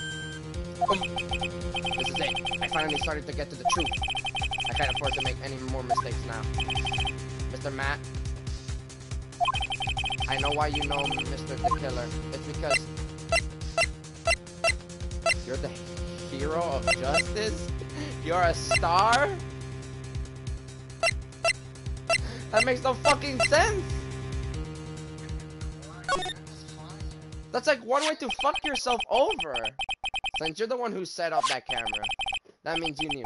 You knew exactly what was going to happen in that room. So how? How would you know something like that? It's because you're his client, and that's why. You hired Shelly the killer to assassinate Mr. John. The real mastermind behind this whole murder is you, Matt. Signed. And here I was, trying to be a good boy for you, dude. I thought if you didn't know, you'd be able to do your job without feeling bad. Well, that's what I thought, anyways. So Matt, you really did hire. Hold on a second. I'm gonna consult myself, okay? Consult myself. Well, I guess it's probably about time anyways. But time for what? I think it's time for you to meet him now, Mr. Lawyer Dude. Oh my god. What the fuck?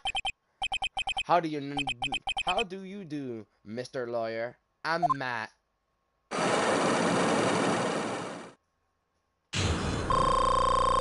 Oh, we meet his true self. The fuck is that? Is that your piss jar or some shit? Matt's secret. Well done, Mr. Wright. I bet it wasn't easy to gather as much information as you have. You really. So you are Shelby the killer client. You didn't really think I would dirty my own hands in this, did you? What do you mean? And that woman? Andress was quite brave herself, trying to stick the crime on me. I didn't think she had it in her. But all I care about is that John is dead. Isn't that right, Mr. Lawyer? You're lying. What a terrible... It's way past your bedtime, little girl. Go on and let us grown-ups talk about more adult things.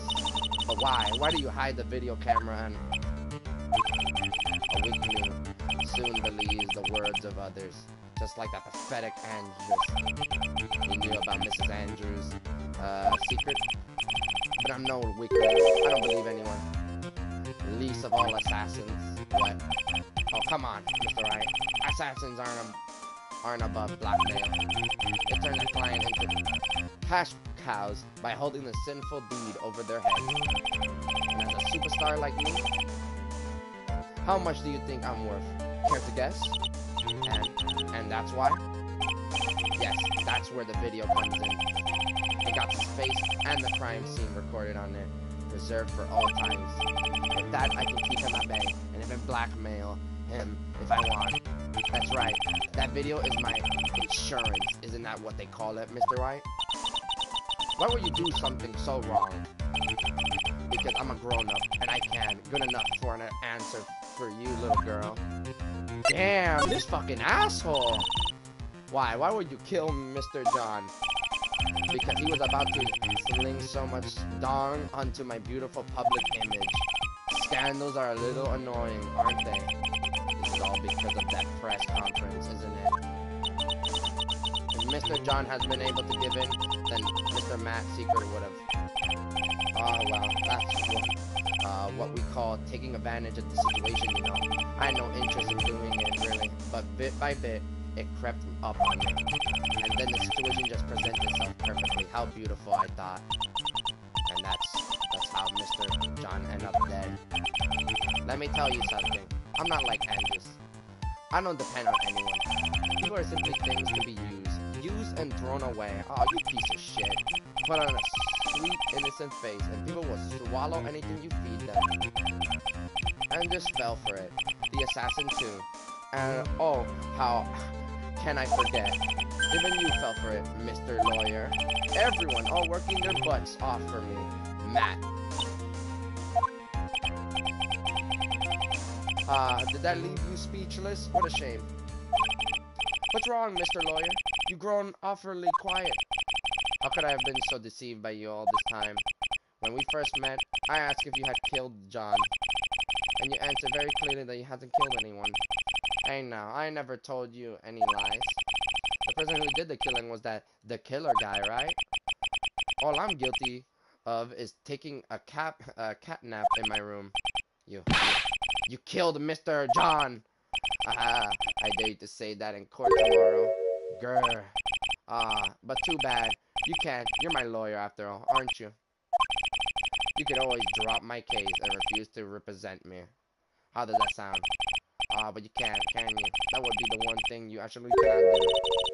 Mystique Maya, you wouldn't want to test the killer. He's a man of his word, or so I hear. You could end up getting a certain friend of yours rubs out if you lose. You scoundrel. And if I were you, Mr. Wright, I think I would give it my all tomorrow. Remember, everyone likes a happy win-win resolution. I'll get you for this. That's such a cliche phrase. John said something just like that, if memory serves. Of course, well, we all know how well things turn out for him, don't we? Good night, Mr. Lawyer. Man, this fucking scumbag, Maya. Maya, what am I supposed to do?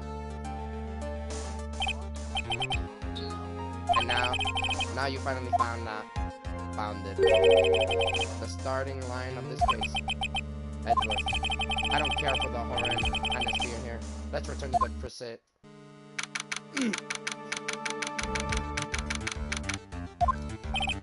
Well, right. What are you going to do? If you plan on changing your strategy... No. We can't do that. That's right. He's holding Maya hostage. What? What should I do? It's not something I can answer for you. But Mr. Edgeworth. Right, only you can decide where to go from here. 1 year ago at the time, I didn't truly understand what a prosecutor was. And that is why I had to leave the prosecution office.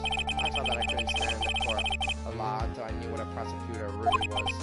And now, right, it's your turn. My turn? What is this thing called?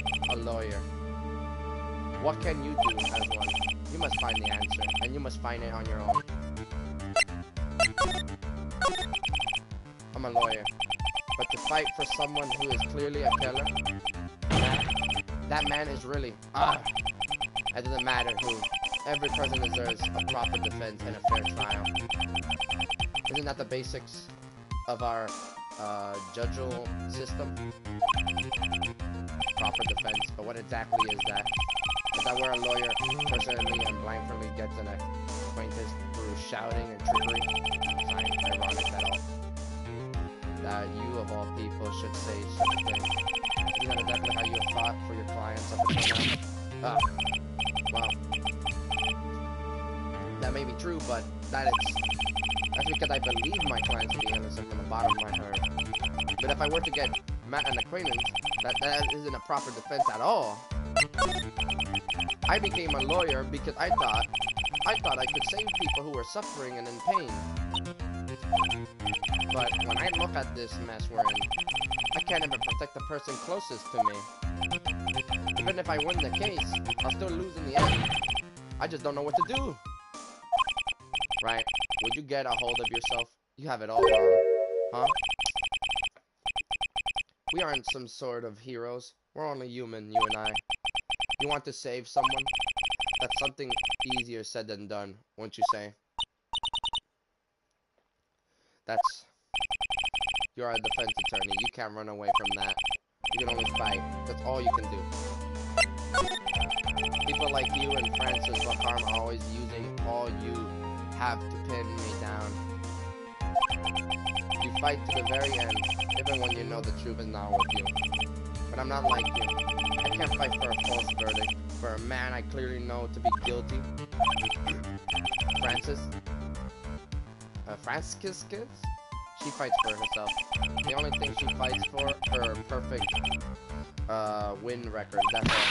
And isn't that the same as you? Isn't that why you ran away a year ago? Because your precious win record was destroyed? You are so petty. I see. I understand why you despise me so. However, you are mistaken.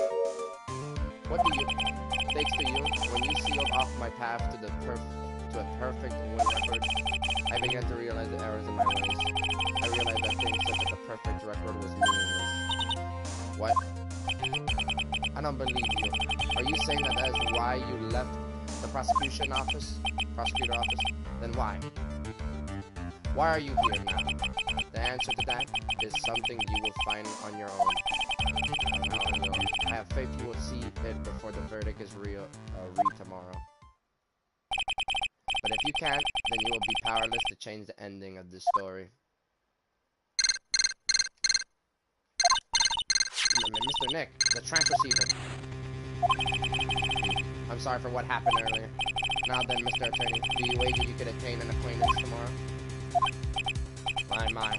What is the matter, Mr. Attorney? I don't sense your usual anger this time. Tell me, please. Why are you holding Maya hostage for Mr. Matt's sake? Why are you doing this for that cold-blooded killer? Right. Please don't misunderstand things. He is my client. Don't toy with me. A man who hires an assassin is just as much as a killer himself. I believe you were asking me for a reason as to why I'm doing what I am. Yeah. This is what I like to call my aftercare. What the heck is aftercare? My name carries a certain amount of honor and dignity, Mr. Attorney. I take great care to ensure that no suspicion falls upon my clients for my handiwork. And that is what is called client relations. And it is part of an assassin duty. An assassin duty. We were unlucky this time, and my client was arrested as a suspect. As a result, I did what I had to do to enlist your expert help, Mr. Attorney, and as to ensure that you would do everything in your power to the very end. But what is your name? I believe I told you once before, however. You did, but my name is the Killer. Sheldy the Killer. You are Sheldy the Killer? Please keep in mind you do not have much space to maneuver with me. As the Killer, I always finish what I set out to do. If you fail to keep up your end of the bargain, Maya, it will be my duty as an assassin to see to it she receives a nice long... Ah, no! Now then, if you excuse me, if someone were to trace this signal back to me, it would be quite troublesome. Meow. Misty Maya! I don't know what to say. Edgeworth! Did you hear that at the end of the transmission? Meow. Huh? Oh, that sounds like a cat. A cat. It can't be. That cat. Can it? What is it? I think I know where Sheldy the Killer is holding Maya hostage. Edgeworth, have all police units head for Matt Manor immediately. Alright, you hurry over as well, then. Don't lose hope yet, Pearl. The fight has only just begun. Yeah. This dude really fucked himself over a cat, bro. Oh my god, bro. This dude. Let's go. That's a teddy bear. March 22. Maya! Please answer us, Misty Maya. We have this area completely surrounded. There's no way for him to escape. Assuming he's still in the area. I can't believe it. That butler, all this time, he was the killer. He and Matt were working together all this time. I'm sure they have worked out a continuously planned ahead of time. Those bastards. But what is this teddy bear doll? Oh, it's a figurine of a bear. But there's a lot of cuts in it for some reason. For instance, a wooden bear shaped figure. It's covered in many thin cuts. A bear. Isn't that more of a thing for Mr. John? Why would something like this be here? Right, look down. There's a little pet door installed here. Ah, I'm sure that's for a shoe. Do you think that this came through that little door? The door. It's locked. Well, I'm pretty used to breaking doors by now. Let's go, Edgeworth. Slam! Slam! Crack! Let's go! Ugh! There's no one here! From the looks of this room, I would say this is Matt Private Log. Look at this, right? An antenna for sending and receiving radio signals, and a VCR. Check inside the deck. If there's a tape, it would be an important piece of evidence. If we're lucky, it will have the moment the crime was committed recorded on it. I'm sorry, but the tape desk is empty. There's no tape to be found. No. But there's no mistake that someone used this to record something. It looked like someone took the tape they were looking for and escaped with it. But what about Maya, though? The VCR antenna, the footage that the spy camera took at the scene of the crime, was beamed here and recorded on tape. If only we had that tape, it would have been really helpful. It's Matt Computer, Maya. Why couldn't you have used this to get help? Mr. Nick, where's the power switch? Oh, I get it. So that's what happened. She couldn't find the power switch. Yup. All because she didn't know how a fucking computer works. There's a little door for shoe on this big door. I'm sure Maya used this door to shove this thing out. There. I'm sure it was her. Every time you give me some piece of evidence, it's always the most crucial piece. This time too, I'm sure. Goddamn man. A huge television and speakers loom largely here. I'm sure if Maya saw this, she'll say, I would die a happy samurai fan if I could see the Nickel Samurai on the TV like this. Yeah, that's what she'll say. Hey, I can't believe I just made a joke about Maya, all things considered. A very small table, I bet we could barely squeeze 3 pearls on there. But I wouldn't sit on a table to begin with, Mr. Nick. This spacious sofa, I bet 10 pearls would fit on here. I don't think 10 of me would fit, Mr. Nick. What about these things? I can't read all the labels, but this is a very large collection of videotapes. Like Matt taped all of his own shows. Oh my god. Let's go, let's go! She's not here? Well, we were searched all over, but it looked like he got away. I'm sorry. It looked like he slipped out of our grasp this time. And now, we have lost our only lead. Don't give up yet. That little girl is looking to you to be her pillar. Yeah, you're right. We're close, I can tell. We already set up checkpoints along every route leading out of this district. Leave the rest to us. Maya. Oh my fucking god. Jesus, this looked like a picture of Mrs. Impact. With love. Solaire. Impact, you mean? Yes, Mr. John, former manager.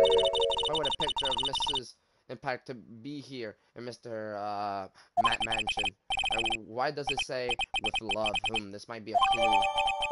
Solaire, photo. Found at Matt Manor. With love, Solaire is written on it. Ah! What's wrong, Pearl? Please let me see that picture frame. What's so special about the frame? On the back, there's something written on the back of the frame. Maya. Enlisting Maya, she left us a message. What? I thought you'll come. I knew you would. Now listen up, you better get Matt a guilty sentence, alright? Okay? If you get that creepy slime ball and not guilty, I'll never forgive you, ever. I'm fine, so you don't need to worry. There's so much I want to write, but I don't think I have a lot of time left. Hurley, if you're there too, right? Make sure you help Nick, okay? Someone gotta watch out for the helpless lunk. That's it for now. Nick, I believe in you guys for... I couldn't read that in time. That's... No! Izzy Maya. Bob. Right. What's wrong? Why the blanks there? Oh, nothing. We have searched the house, and this is the last room. It looks like he's lunchless. Edgeworth. Yes? As far as clues go, I think this is all about I'm going to get. But I'm still short one last thing. And what is that? Her. We need her. She has Mrs. Andrews' psychic lock. If I could just find out what secret she's holding, then I think I stand a chance in court tomorrow to blow this case wide open and expose the truth. I think I know what you're thinking. I'll contact the detection center. Oh, thanks, Edgeworth. Well, let's go, Pearls. It's time to open the last lock. March 22 detention center. Good evening, Mr. Wright. What's wrong? You look ill. Mrs. Andrew, why do you care if I look ill? Am I not your enemy? I've come to remove your psychic lock. Psychic lock. I want to know, and you will tell me your secret. Fine, go ahead. Try to break me if you can. Damn. I will break you. Do you have anything to talk about? No. Oh well. Take that! Release it, Justin? Wait, you the psych lock. I think I know what we can use. Yeah. Take that! Oh, never mind. Are you trying to help or hurt Matt with what you're doing? What do you mean? Random conspirators throwing out evidence or some fun of doing. That's not what I was trying to do, though. You're afraid of doing it anymore. Oh, so the picture is wrong. So the picture is wrong.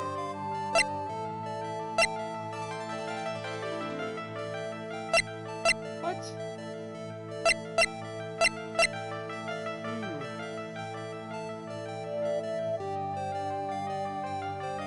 Could it be that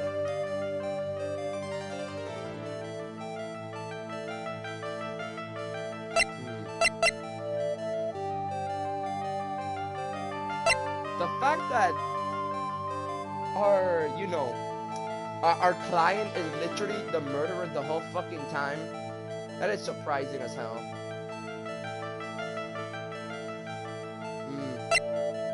Could it be the bear? I mean, it doesn't make sense, yeah, but I don't know.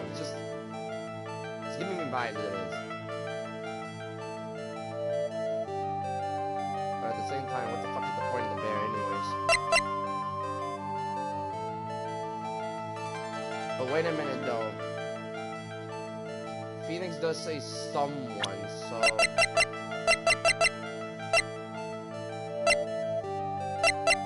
could it be Matt?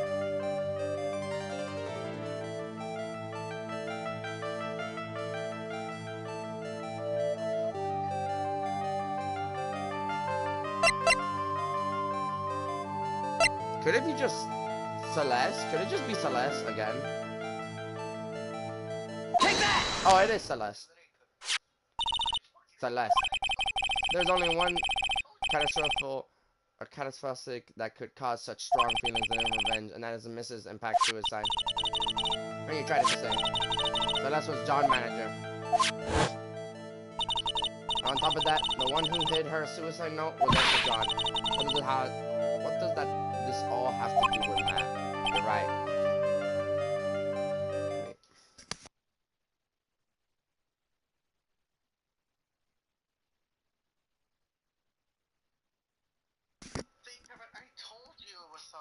Okay, I'm back.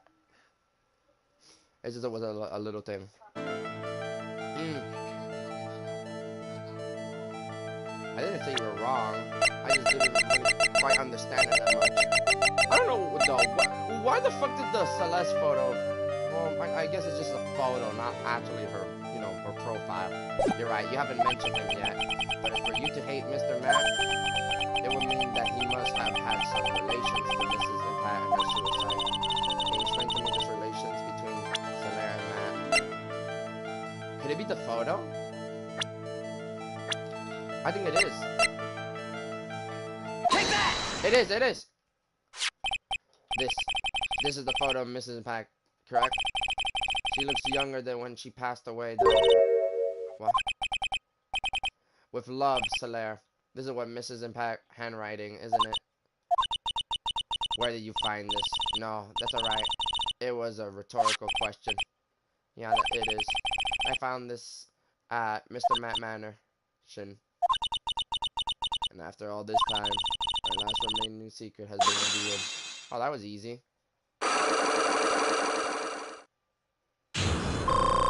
Yeah, you better give me all of that stuff.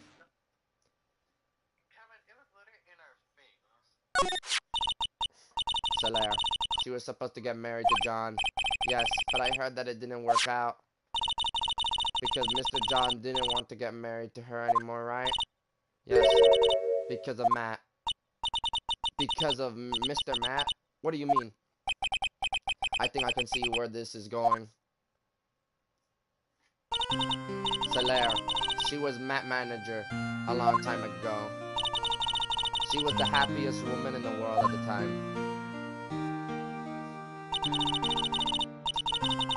Why is she giving me like Claire from the Resident Evil 2 remake?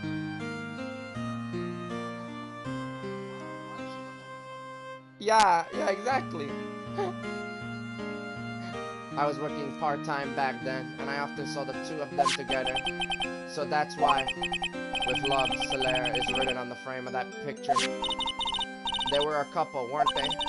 It wasn't anything as spectacular, splendid as that. Solaire was being used, toyed with until she was thrown away. That's so horrible. Matt's entire image is built around how nice and wonderful of a man he is. A scandal would have destroyed that. Which is why Solaire, in her kindness, moved over to Worldwide Studios, and that's where she met John. She seems really happy with him, even happier than when she was with Matt. Solaire and John were such a good match there. They were even planning to get married, and then it was suddenly called off. On the night John called their marriage off, Solaire killed herself. And that's why I framed Matt. It was revenge for Solaire and for myself. I'm sure even you can guess why John called the wedding off, right? Matt confessed to John about his relationships with Solaire. I see, so that's what's happened. But why did Mr. John have to call off the wedding? I don't understand at all. It was probably because of his worthless male pride. John and Matt were always furious rivals. Matt waited for the wedding announcement and then unleashed the truth on John. He was aiming for when it would hurt John the most. Poor Mrs. and Pat. That wasn't the end of it. That day, I almost certain that Solaire left a suicide note behind. And in that note, she left a detailed account of Matt, various misdeeds, and so that she would never again be hurt by Matt, she chose to die. Then when John discovered her body, he hid her note. But why would he do that? It's simple. John realized that note was a powerful weapon against Matt, and it would be especially damaging to his refreshing like a spring breeze image. In any case, with his pride hurt, John sought revenge. Revenge. There's that word again. John wanted to publicly disclose the context in that suicide note. Wait, what you said, Justin? Not gonna lie, learning about Andrew and Matt, honestly, I'm starting to feel bad for Andrew more than Matt. I started to feel bad for really almost all of them except Matt. It's just, goddamn.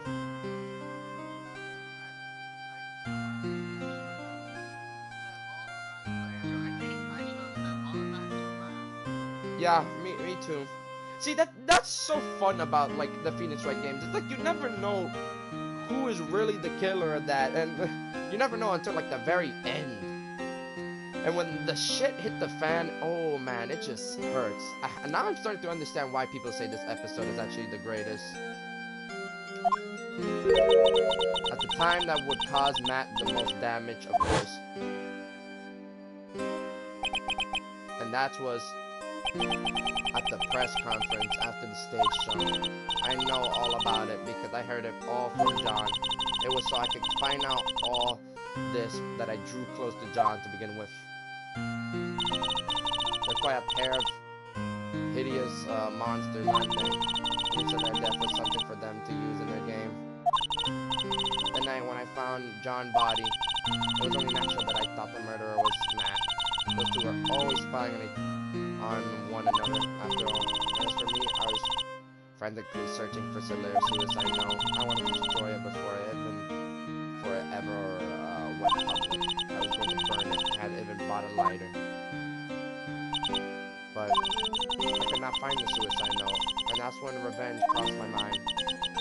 Yes, I was going to bring to them my own kind of cruel revenge.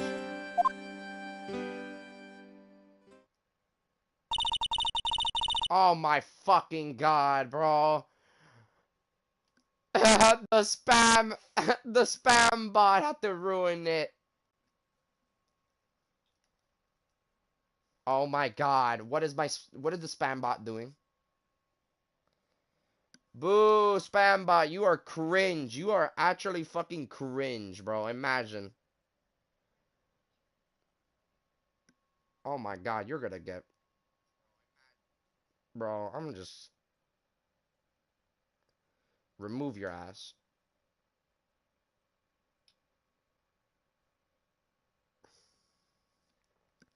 I'm gonna put timeout up on that one. Yep, now we don't have to deal with that bitch. Cause fuck you, bot. You had to ruin the, the actual emotions. Solaire was killed by those two monsters. But when I stabbed John's body with a knife, I didn't feel a single shred of guilt. Wait, so John is also the monster too? That's all I have to say. Well, Mr. Wright, I'm a lesbian. No takes. Mr. Wright, even knowing all this, are you still gonna help that man? Hi, I'm a lawyer. I see. What a foul profession. Thank you very much for your time and for talking with me. It was no big deal. I couldn't sleep anyways. I can't sleep either. Not with Maya's situation or with what I know now.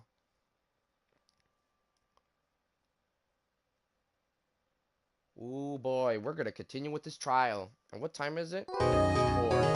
We have about 3 hours. 3 fucking hours to beat this trial.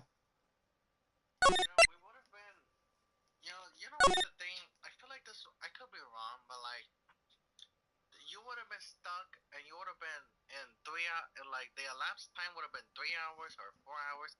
But since I was helping, we're literally like 2 hours in. Yeah. Oh, now it's time for the trial. You didn't Huff. everybody. Huff. Girl, how did I get into this mess? That's far enough. You can't run forever. Mr. Phoenix, Wright. Wait, this is the same dream that happened in the beginning of the game. What the fuck? What have I done wrong? I can't allow you to go on like this. But I'm just a simple defense attorney. Silence. You are no longer worthy of your title. This is the shit. This is the thing that happened in the first episode of this game. I have had this dream before, someplace, some time ago. Yup. And if this day was written into my destiny, today I'll stand in court as a lawyer to prove a killer innocent. Fuck me. I have to protect him. I really have to protect this scumbag. March 23, 9:43 a.m. District Court Defendant's Lobby, No. 3. But it is kind of true, because sometimes, I mean, some lawyers have to defend people that they don't want to defend, because, they know that they're awful and shit, and they're probably like, I don't know, horrible human beings, but they have to do it because that's their job.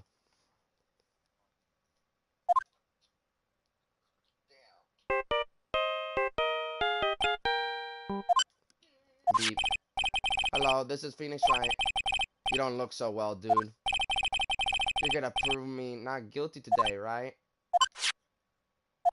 Beep. If you please, Mr. Lawyer. Remember, it's not just me. Your precious friend life is riding on today's verdict, too. Girl! Now listen up. You better get Matt a guilty sentence, okay? If you get that creepy slime ball and not guilty, I'll never forgive you, ever. Maya. Phoenix. Phoenix! Mia! Maya, how's Maya? I don't know. You don't know? She hasn't tried to channel me since yesterday. Mia? What am I supposed to do?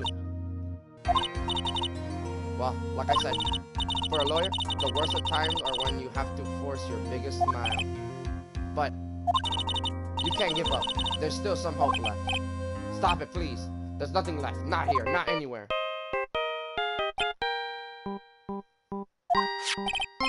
Ah, is that a cursed Matt again?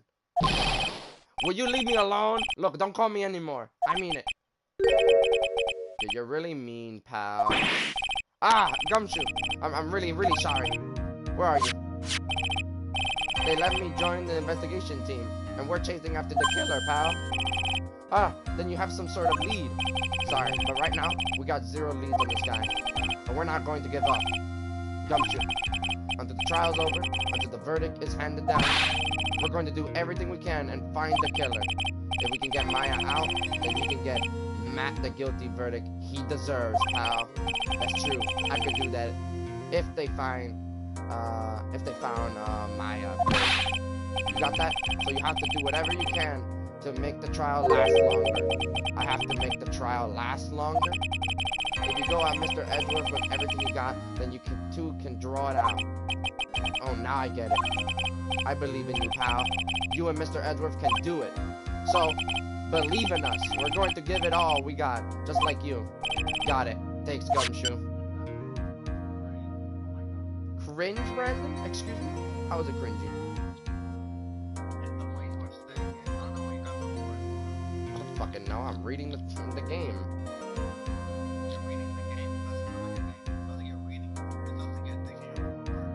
Thinking of a word. Excuse me, bitch. Hey, Phoenix. You understand now, don't you? You have something money will never be able to buy. Oh my god, you're reminding me of the stupid ass monkey named Money. Oh my god. Friendship. It's the strongest weapon in the world, and you have it in abundance. Yeah. Look like we are coming to the end. I have to make the trial last as long as I can. Gumshoe will come through. I know it. Oh boy. March 23rd. 23. 10 a.m. District Court courtroom.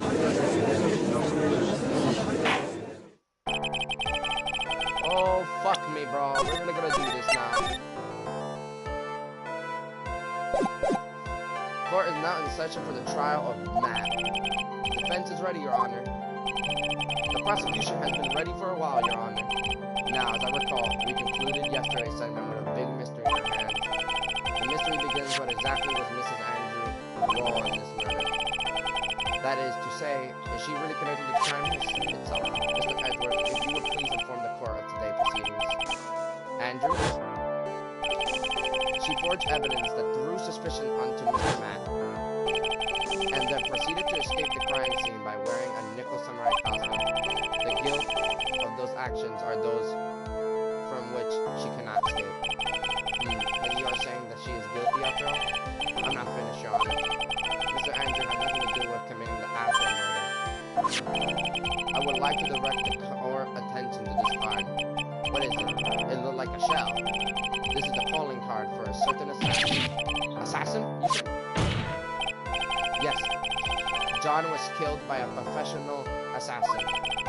And the person who hired the assassin, his client, so to speak, is Matt. Oh, what a surprisingly turn of events. I would think it's become commonplace by now, Your Honor. I know what's going on this time. So I know that everything Edward has said is true. But we still have to hold on as long as we can. At least until Maya's safe and sound, and when how the trial will turn out today. Now then, please call your first witness, Mr. Edgeworth. The prosecution calls the defendant's mentor, Mr. Willpower, to the stand. Now then, witness, your name and occupation, please. Okay. I'm a Willpowers. I'm a poor, underpaid action star. And what is your relation to defense? Defendant? Well, I guess I'm sort of a lousy mentor to Hey, yeah. Mr. Powers, please, you don't need to put yourself down so much. Oh, sorry. Well, but I'm just kind of a nothing sort of guy. The night of the murder, you visited the defendant's room. Is this correct? Yes. I didn't know that. But you know, I didn't actually get to see Matt when I went. All you need to do is answer what you ask. Now then, I would like you to please testify about when you went to Mr. Matt's room. Okay, sure.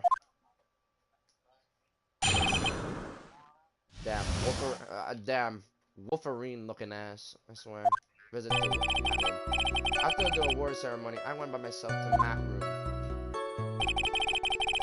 Matt was standing there in front of his room, still in his Nicholas Ryan costume. He was talking with someone. At first, I thought it was the bellboy. I watched the two of them for a while, and then I gave up and went back. I had guests with me that night, and I couldn't make them wait for me. Nothing sounds out of place in Mr. Power's testimony, and talking with the bellboy is no big deal. If one assumes that the person Mr. Matt was speaking with was an ordinary bellboy, what are you implying? Well, Mr. Wright, let's have your cross-examination, shall we? Feel like we're in another sticky situation. Huh? A trap. Can you smell it, Phoenix? It's for us to find out more. We're just gonna have to charge in head first, right?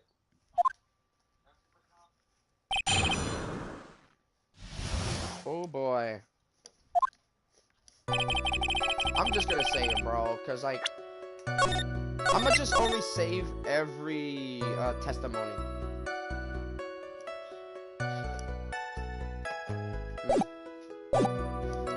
After the award ceremony, I went by myself to Matt's room. Matt was standing there in front of his room, still in his necklace. I just realized. Hold it! Oh my god, I can do this. Defendant's room? Where do you go there? Well, I'm his mentor, like a big brother, sort of. And I wanted to say, congrats. What's wrong? What did you stop? Mr. Wright. What is it? You're going to try to trick me into a corner, aren't you? Huh? I know I'm just a poor, underpaid action star, but I'm not the killer. No one said you were, Mr. Powers. No, please, don't trick me. Every time you do your lawyer thing, the witness suddenly turns into a bad guy. Every time. Witness, I will presently talk to the defense at a later time. So for now, please kindly cooperate and continue with your testimony. Sorry. So you went to the defense room and then... Hey, wait a minute. When and how did I suddenly turn into a bad guy here? Bruh.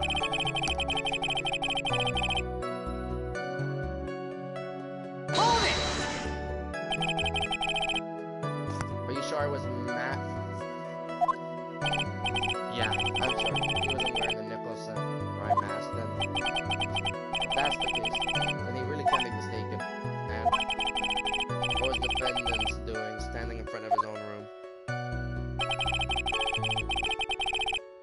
Hold it! At first, what do you mean by that? Well, he was in a bellboy-ish uniform and he had a bottle of a juice on a trap. Wait, Brandon, are you trying to say something? Oh.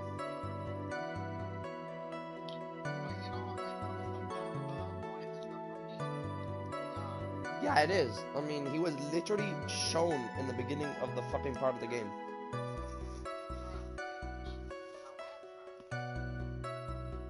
What? For what? What did I do? I know that, but still.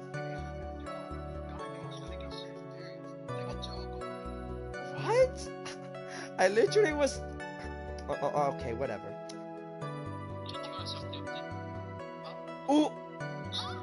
That totally was a joke. Totally, man.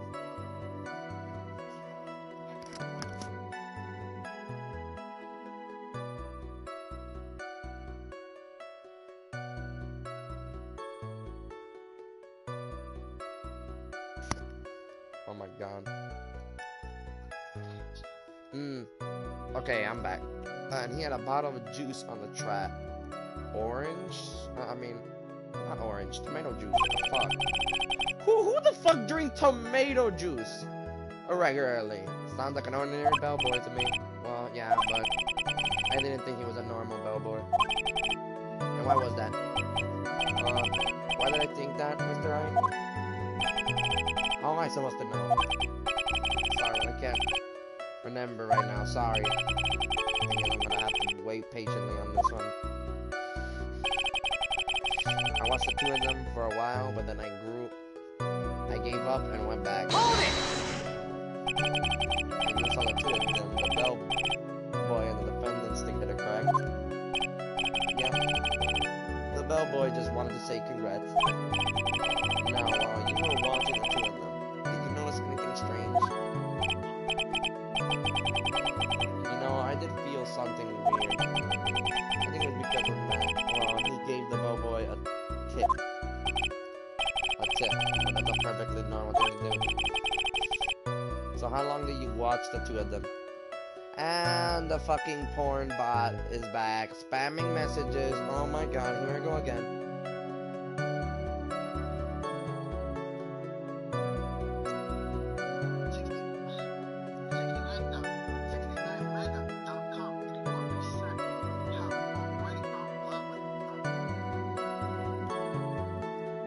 How do you, like, ban a fucking person like that?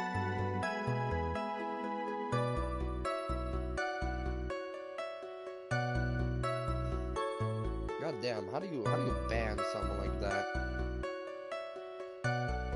Or these channels?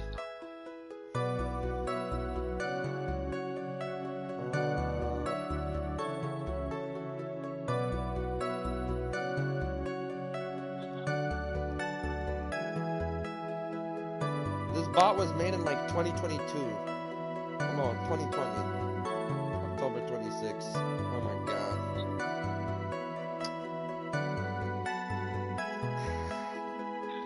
And how long do you watch the two of them? No more than a minute or two, I think. Not gonna lie, I thought Justin was the fucking bot right now with the rabbit thing. I can't fall in love with a straight person. Can you read? What the fuck are you saying, ordinary person? Hold it! So are those these guests you're talking about? You guys, of course. You and Maya and Little Pearl. I thought it would be really rude since I invited you guys. If I disappear on you. So I went back to my seat pretty soon after seeing Matt in the hallway. This is like squeezing water from a stone. It's probably pointless to spread us further. Do you remember the incident? Did Mr. Power leave his seat that night? I don't remember that happening at all. Why was making such a rash get out of this? In her hyperstate, I ended up focusing on her.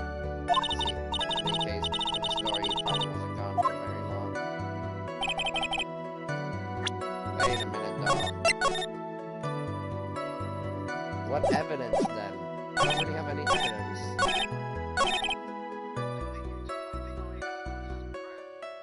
No, I just press all of it.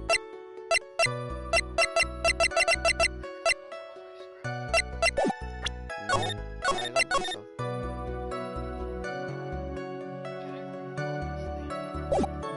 Wait.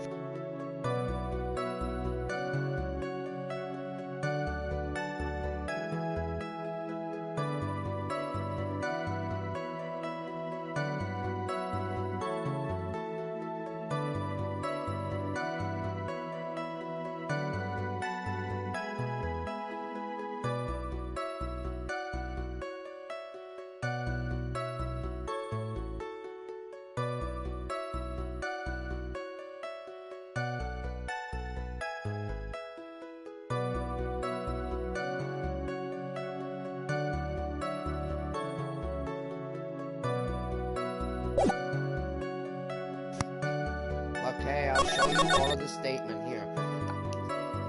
This is number 1. This is number 2. This is number 3. This is number 4. This is number 5.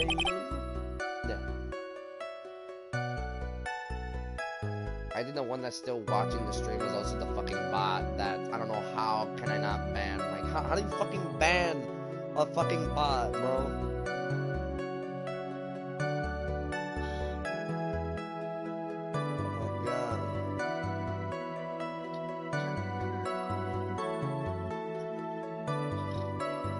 Out. I don't fucking know. I mean, obviously this guy is in it, so like, there has to be a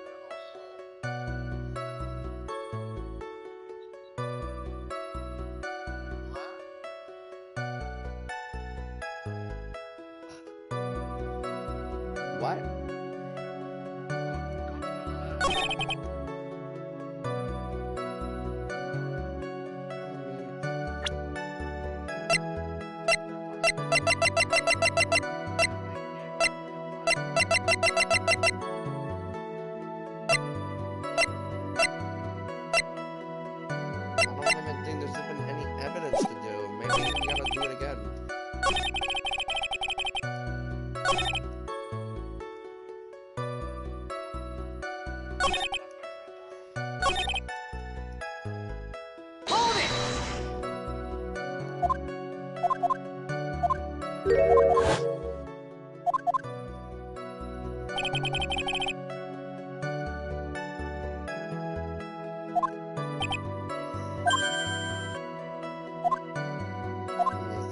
Wait, what? What? Wait. I didn't read that.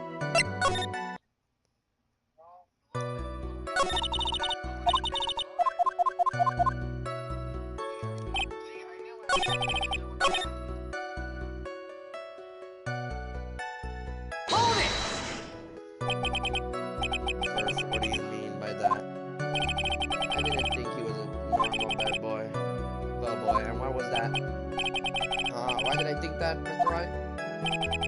How am I supposed to know? Hey, wait a second. Actually, Mr. Powers, only a few minutes ago, you stated, I did feel something weird. I think it was because Matt, well, he gave the bellboy a tip. Could that be that you felt something strange about the tip-giving incident itself? And the bot is still spamming. Oh my fucking god.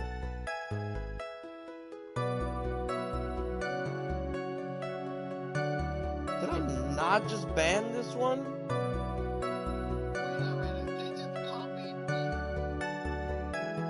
No, wait a minute. These are different. This one was made in 2018. Excuse me? Oh, hell nah.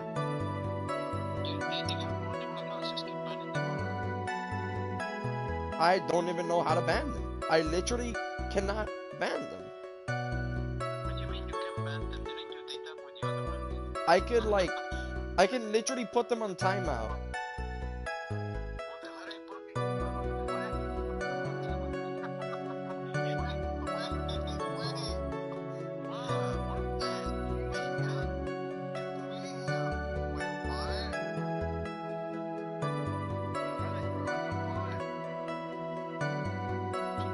Oh my god, don't tell me you were the bot the whole fucking time, you dumbass. I blocked you and also put you on timer by accident. Oh my fucking god, bro.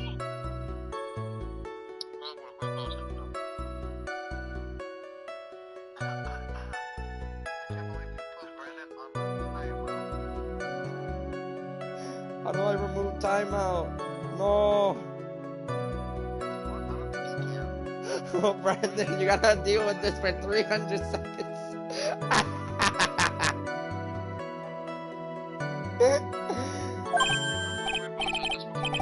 Yeah, that's it. You really know your job. Mr. Edgeworth. Yes, Your Honor. This bellboy. He was an ordinary one, wasn't he? Perhaps we should let the witness tell us. Very well. Mr. Powers, please amend your testimony. You mean about the bellboy, right? Bellboy a tip. So he gave the bellboy a tip. What's so strange about it? Oh well, you see, I'm not a poor penny pincher like me. I was trying to figure out how much it was because the tip really shocked me. How much it was. But that's when something even more surprising happened. The bellboy was putting the tip he got in his pocket, and that's when I got my first good look at the guy's face. I was really shocked. I'm afraid I don't follow at all. It sounds like Mr. Powers was surprised twice when he said that. I don't know which shocking moments I should ask more. What was so shocking about the bellboy face, Mr. Powers? Well, he wasn't exactly a boy, more like an old grandma. I hope you know that discrimination towards old men is a no-no in my court. No, that's not what I meant. In the smack middle of the guy's face, there was a line of stitches. A line of stitches. Yeah, that was freak.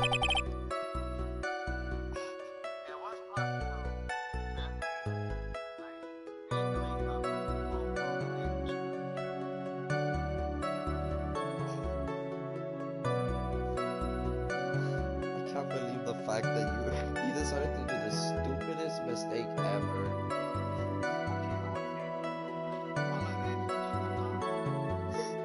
The fact that you became the bot.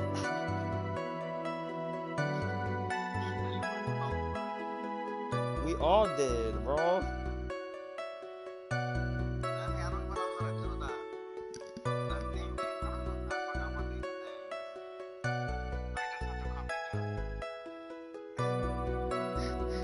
$84% of me.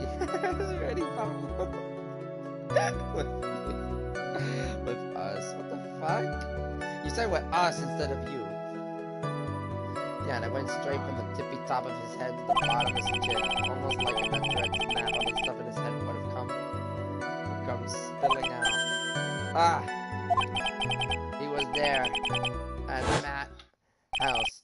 He was that butler. What is it, Mr. Wright? Nothing, Your Honor. So that means Matt was talking with the killer then. If that fact was to be exposed, I will be declared guilty in a blink. You have to play dumb here, pretend you don't know anything. Yes, Chief. You sure don't have anything that you'd like to say, Mr. Wright?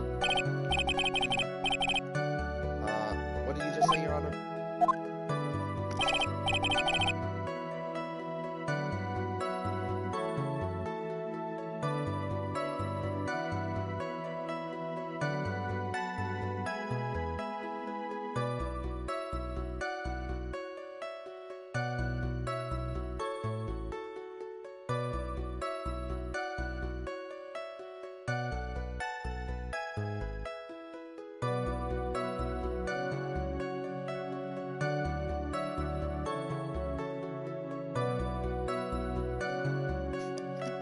Did I hear someone like want to eat? I'm gonna check. Even though I was sneezing, cause you know I love getting sick for no fucking random reason. Nothing, Mr. Wright. Nothing. We're just going around and around in circles. Now then, Mr. Powers, please continue with your testimony. I watched the two of them for a while, but then give up and I went back. Wait, let me save, cause like.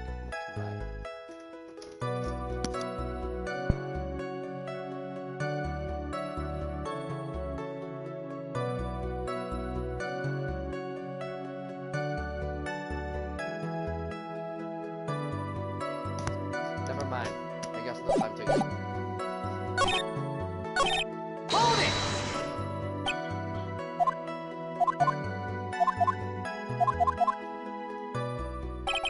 Is it back to the question again? Hold it!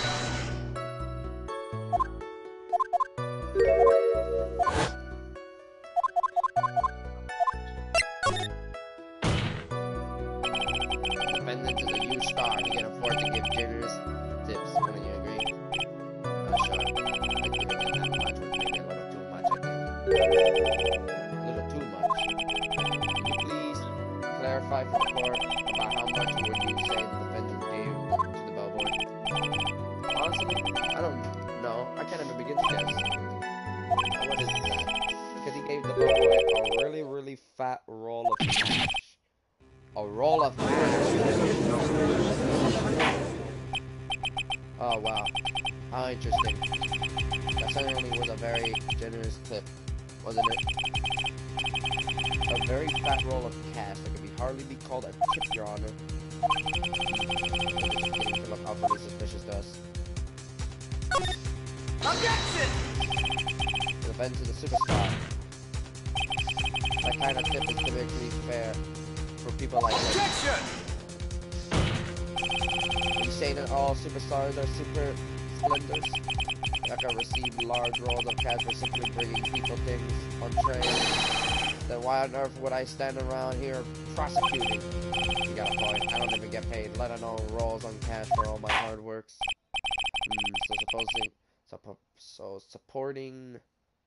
Supposing that roll of cash is not a tip, then what is it? Payment, Your Honor. Payment. Isn't it obvious? For the murder of Mr. John, then the bellboy. The witness saw it. Yes, he would have Hold your horses now. Mr. Edgeworth, you don't have any proof of this, do you? Have I ever been unprepared to support my claims, Your Honor? I have here the card Shelby the killer left at the scene of the crime. Shelby the killer? He is the person the police special investigative teams have been chasing for ages. I am certain that the person the witness saw was this very assassin, Shelby the killer. Wait, really? What's wrong, Mr. Powers?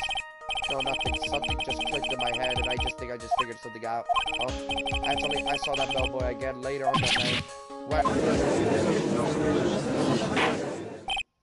Mr. Powers, please identify. Tell us what you saw. Yes, sir. Right away.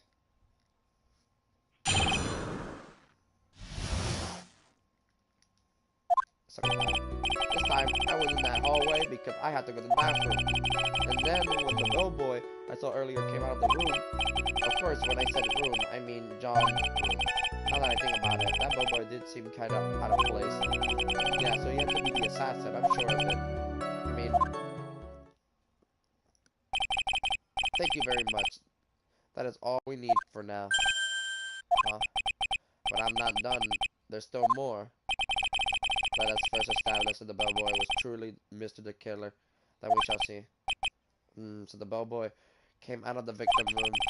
And if that bellboy really was the assassin, then I think the answer is fairly obvious. I will be correct, Your Honor. Well, Mr. Wright, I believe it's your turn to entertain and make us laugh. Ha ha ha ha ha. There's no laughing manner. Second time. This time I was that hallway. Okay.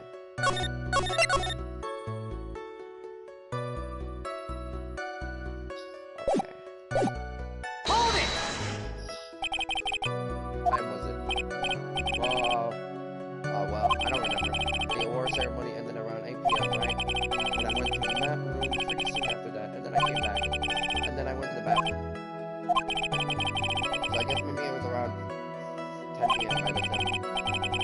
And I won for details, argued Mr. Powers, sorry. I thought I could maybe catch Matt and say my congrats. Hold it! Are you sure it was the same bellboy? Yeah. How could you tell? All the bellboys wear the same uniform after all. But you see, well, he had so stitches in his face. So I'm sure it's the same guy that was talking with Matt. So which room did the bellboy come out from?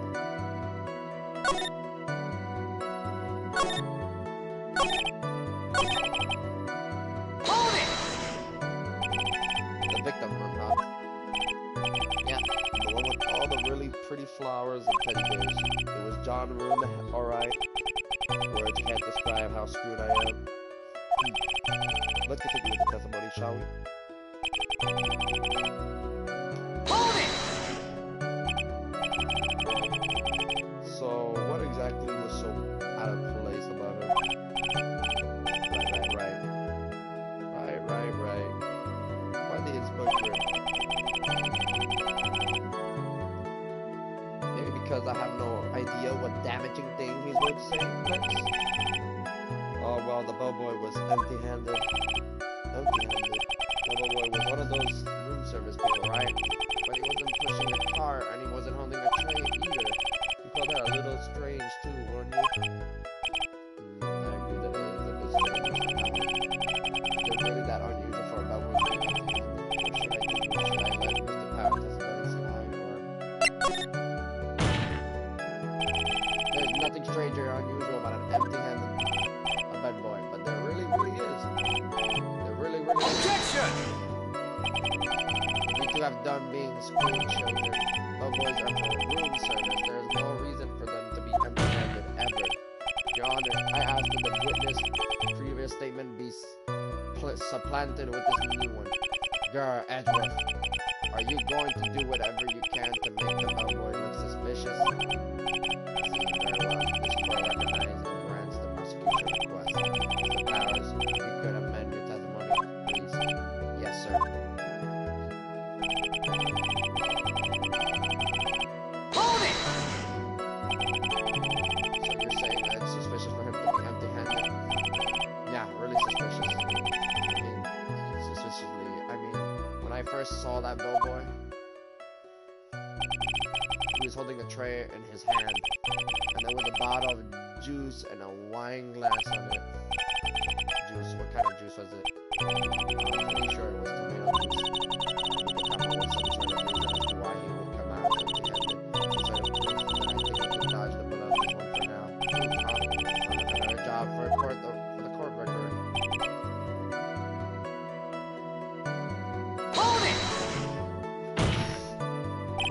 Please don't be so quick to judge. But that's kind of the Powers family thing. Think of every person as a thief. Well, I guess a thief and an assassin are both sneaky and silent.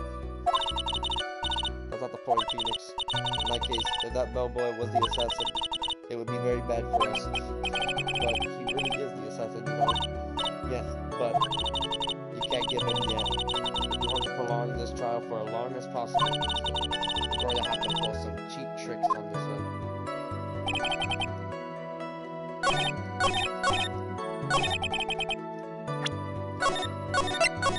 Shit, what am I gonna do at this point?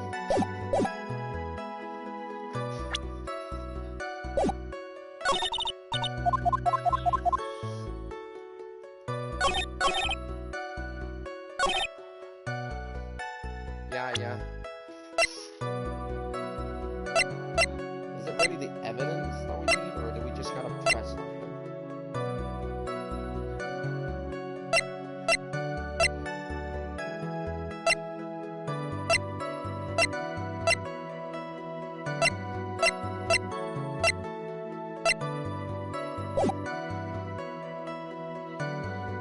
Hold it!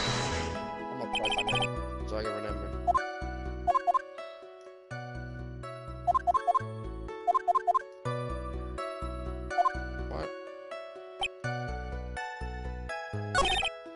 What proof is there?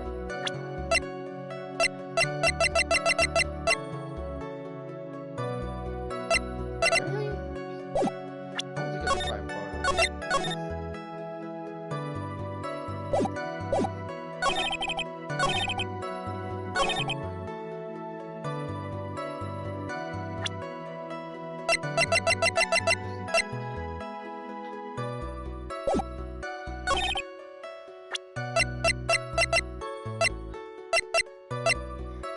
What could it be then? The wine glass or the crime photo?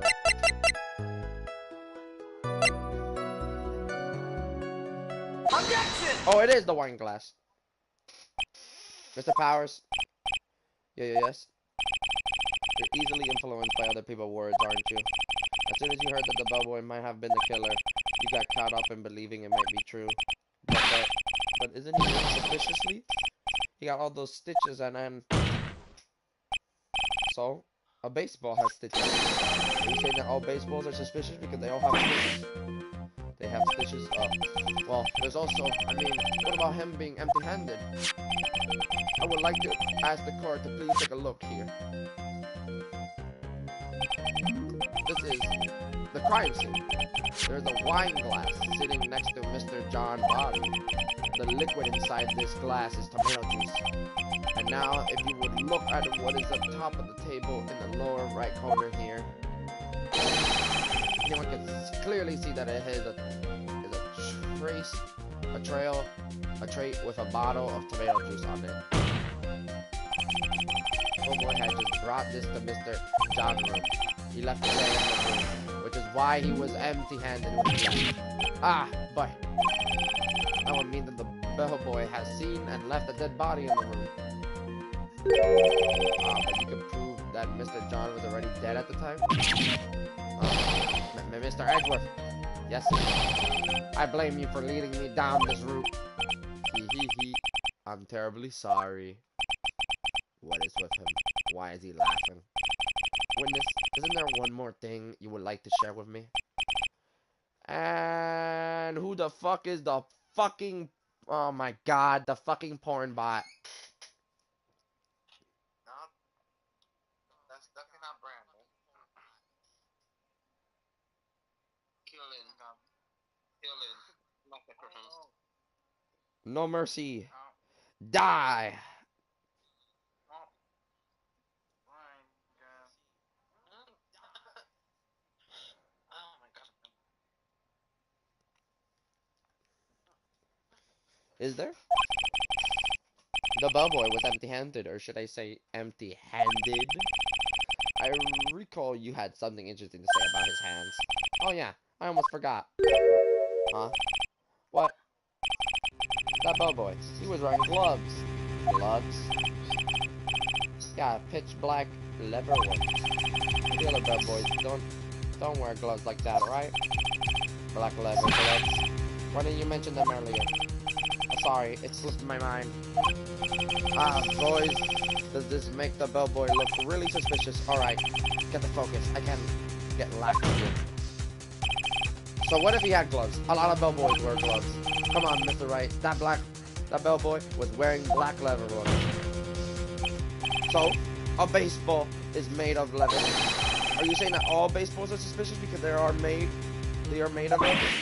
Well, but that man, he received a large roll of cash from the defendants, and then he was seen leaving the crime scene wearing the black leather gloves. I don't think that even someone like myself can believe he was just another bellboy. Oh boy.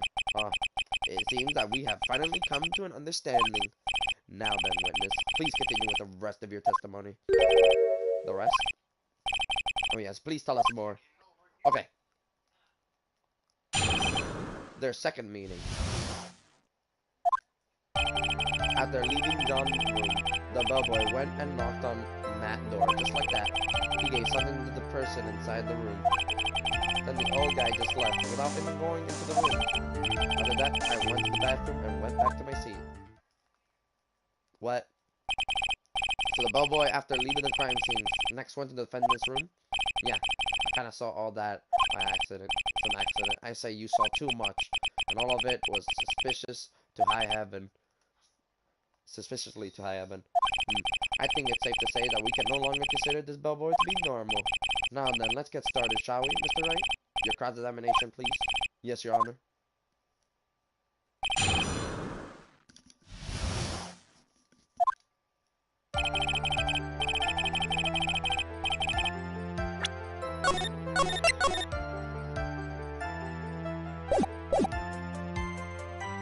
Hold it! Is that what you saw when you were busy spying? Hey, excuse me. I may be a poor, underpaid action star, but even I wouldn't stoop to spying.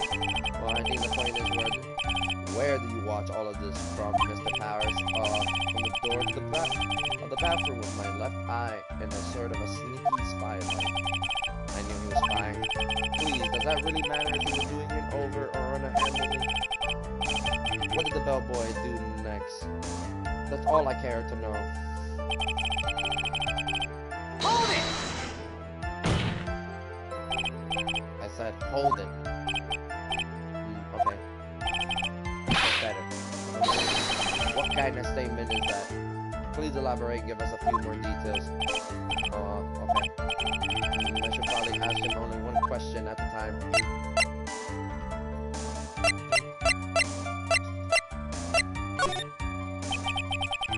something to this person. And what was this something? I remember what it was. I want to be calling it a something, right? Correct? If this implies that something was removed from the scene of the crime, are you sure you really can't remember, Mr. Powers? I think it was something kind of small. This is an incredibly crucial piece of evidence. Please try to remember what it was. I'll try. In the meantime, let's talk about another piece. Namely, what the bellboy did next. Oh, so after he gave the president inside the room the thing.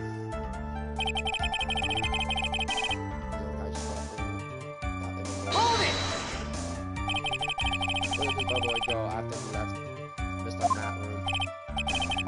He opened the door to Bala Hall. We're in there. Who knows after that, right? Nah, I do.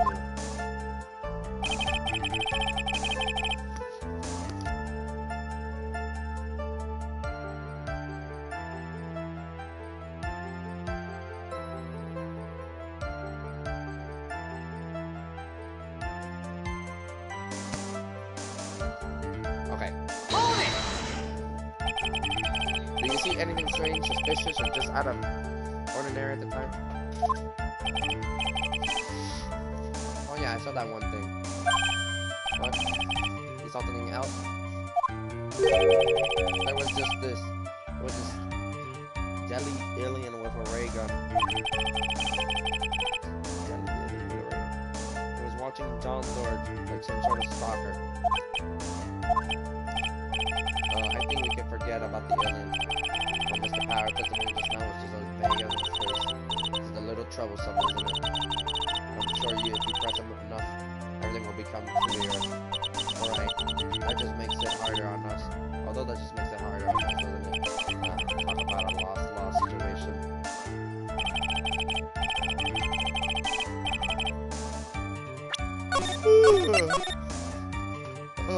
I don't even know what the answer to this problem is.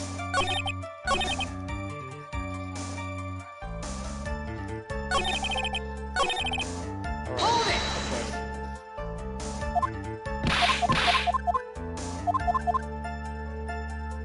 Hold it!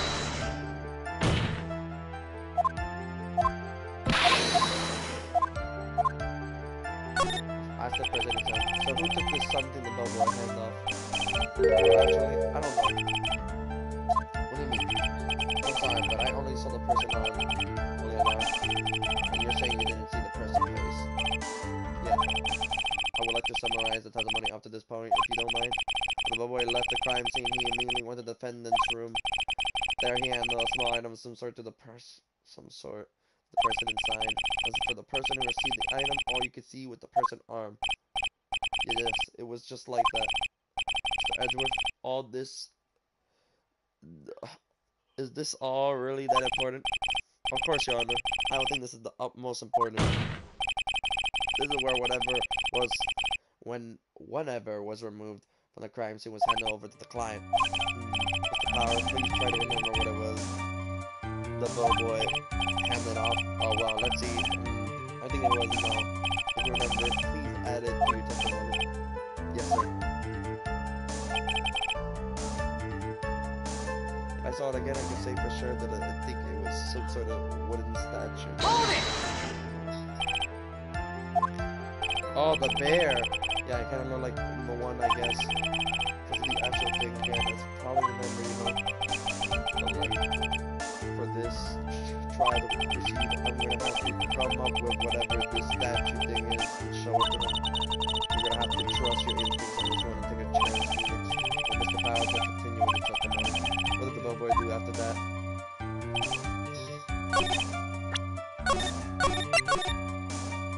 I'm gonna have to save. Hold it! No. There has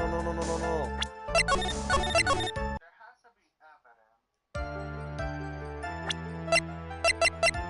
evidence. The bear, it's the bear. Objection! Never mind, it's not the bear. That was stupid. Cause I thought it was the wooden statue.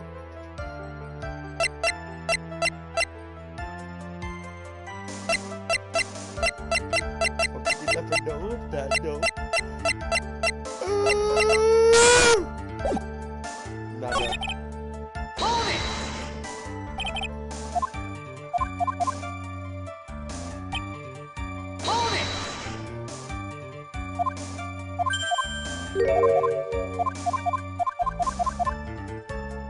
Fuck me, bro. This is vague as hell.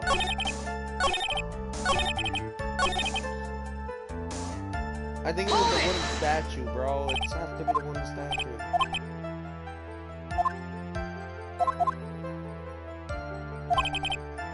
So it's not the bear? Who could it be then?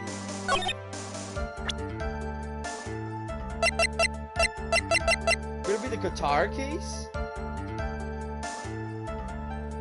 Objection! It's not a guitar case.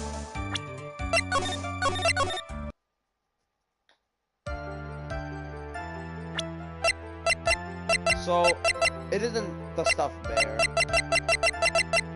Then it isn't the guitar case. Then what if, by chance, it's actually the figurine?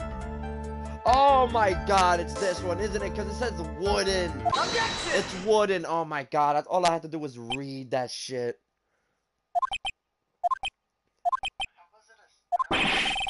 What was the point of that pregnant pause? Where did that ejection come from? Well, speak up. It was me, Your Honor. What is it, Phoenix? I have a feeling that something bad is going to happen once I say this. Mr. Wright, if you have something to say, please spit it out. Yes, Your Honor. Okay, Phoenix. Deep breath. Mr. Powers, there's something you saw. Was it this item? Oh, hey, that's it. That's the thing. That's the something. Oh, Mr. Wright, you really figured it out. I recall we found this at mansion. And the defendant's house. Fuck. God, I was having hip. What does it mean? It's simple, Your Honor. Shelby the killer assassinated John in his room. And then he stole this wooden bear from the scene of the crime. And the bear being found at Mr. Matt Manor would mean. It goes without saying, Your Honor. Mr. Matt is the killer.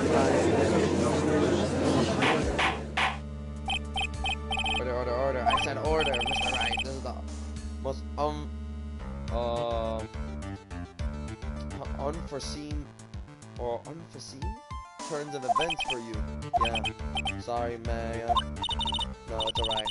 Your judgment was sound. Actually, I figured the bear would come up. If not now, then it would have later on. Even if you haven't showed it to the court, I'm sure your friend Edward would have. I almost forgot that he knew about it too. I think it's clear that there is no need for us to continue this trial. I can't let this happen. I have to do something. There has to be something we have overlooked. Your Honor, a minute, please. Yes, Mr. Wright? There's still a few points left that we have not fully explored. What are you trying to pull? Oh well, we can't have that. Alright, Mr. Wright. What questionable points would you like to explore further?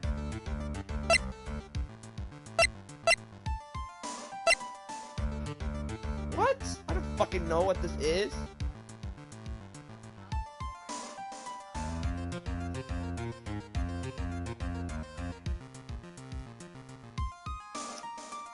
Oh my god, I don't fucking know.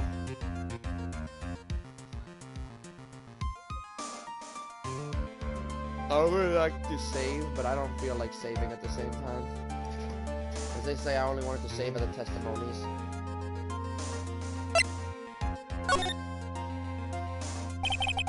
There was one thing in Mr. Power's testimony that was very unclear, and that is the identity of the person who received the bear.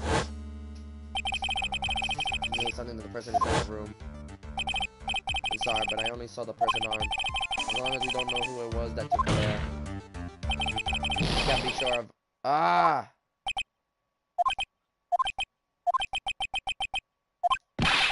What is it, Mr. Powers? You're gonna scream like that, then at least give us a good reason why. Oh yeah, sorry. Actually, so I remembered. I remembered who took the bear. What? Really? I mean, I only saw his arm, but the arm. It was the Nickel Samurai arm, I swear. You gotta be kidding! Are you sure of that, Mr. Powers? Yeah, I'm sure it was a Nickel Samurai. Order. It looked like you have dug your own grave yet again. How many times is that today? I've lost count. So the person who took in this little bear was the Nickel Samurai. As we all know, Matt is the Nicholson. Thanks to the defense, we have made that all the clear. What am I supposed to do now? Mia, help! You don't have time to act lost. You got to find another angle to attack this from. Hurry! Now, I will bring this cross-examination. Your Honor, again, Mr. Wright, we have already removed any and all questionable errors of this testimony. It's about time you were removed from this court. Mr. Wright, I have to find something. Even one more little point will do. There are still questions left unanswered. What are you trying to pull? Oh, well, we can't have that. Alright, Mr. Wright. Professor will would you like to explore further?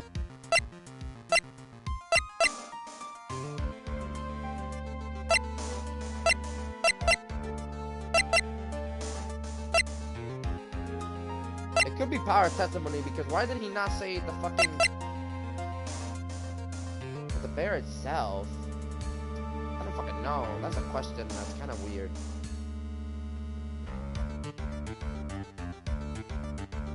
Why did he not fucking say that? Yeah. But at the same time, it could be the bear too. Fuck me.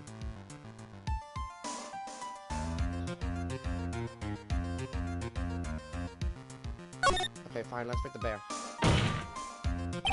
I think it's fairly obvious that the bear itself is very questionable. The bear, Mr. Wright. This was found in Mr. Matt mansion. However, Mr. Matt was arrested at the hotel, which means that since the murder occurred, he had not had the chance to go home. I think Your Honor has already figured out what I'm trying to say.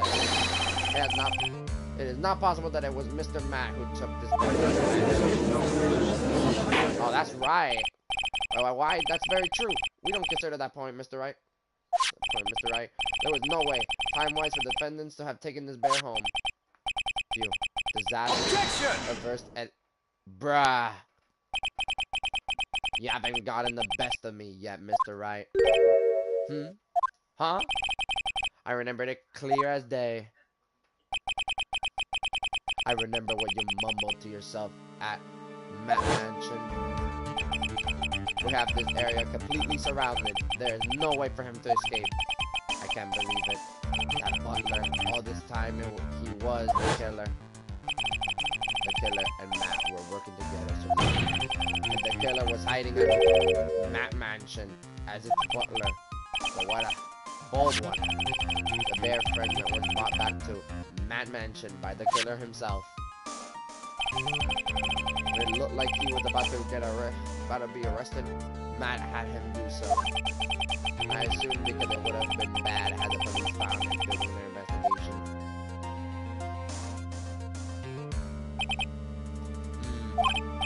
Well, Mr. Wright, you have been quiet for a while now.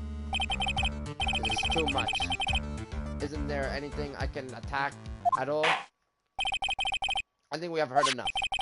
We now know why this bear fragment was at the defendant's mansion, as well as who it was that received the bear from the assassin in his room.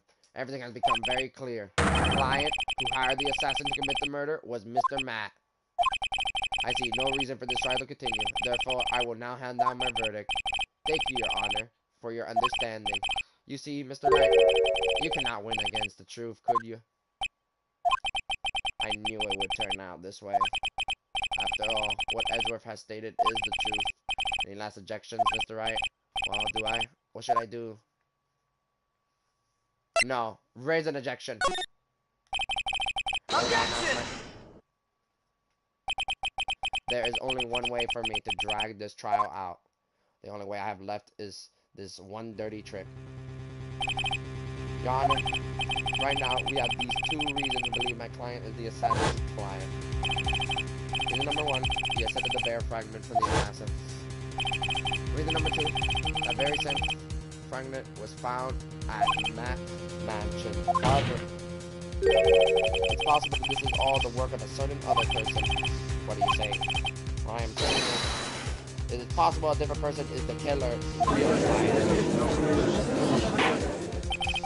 The real client? Yes. Tick. Is this all you have? Now then, Mr. Wright, let's hear your theory. Why do you say it is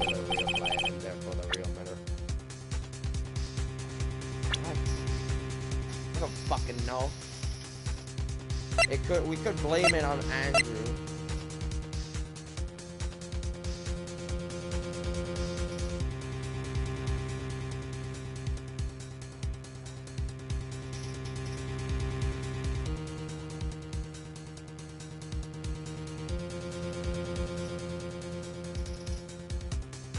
Fuck me.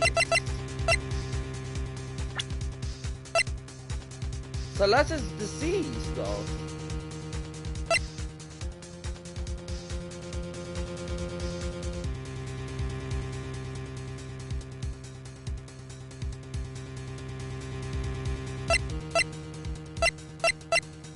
Fuck me, I don't know what to do. This is really hard now. Oh no.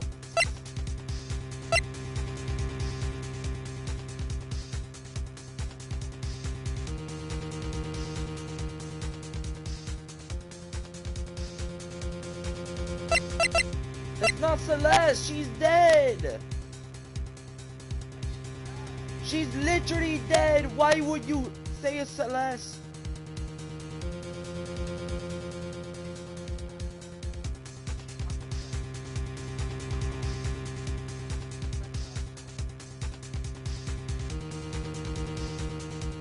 I don't know if it's even Andrew, bro. Did we prove that she wasn't the murderer?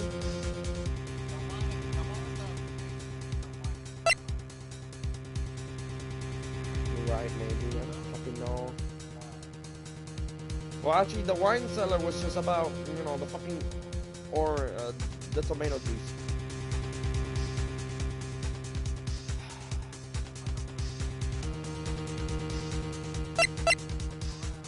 We could blame it on the butler himself.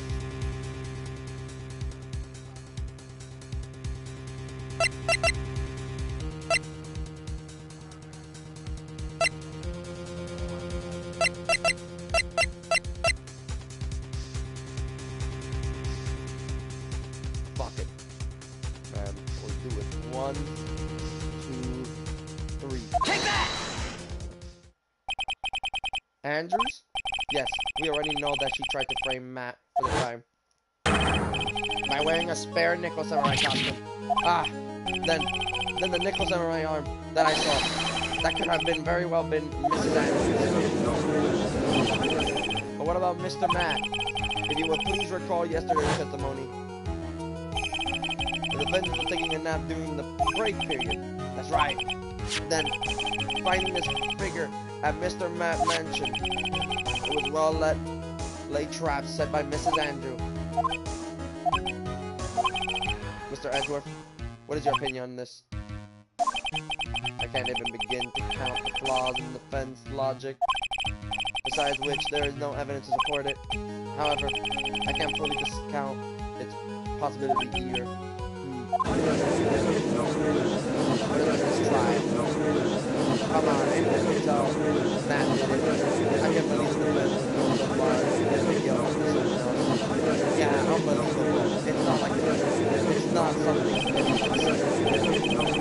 This is the same time. This is the same time. If the whole world turns against me, this is one fight I cannot give up on. Order, order, order! All disruptions parties will be forced to leave the courtroom. Your Honor, for the benefit of the defense, I am willing to play along with his what-if game. His what-if game, Mr. Wright. The prosecution is prepared to challenge the defense theory.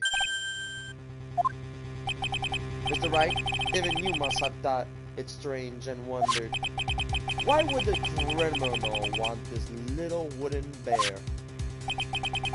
The killer did specially bring that bear to Matt right away. Why do you ask? Is there something special about it? Absolutely. And I'm sure that once the court knows its significance, the true killer identity will become crystal clear.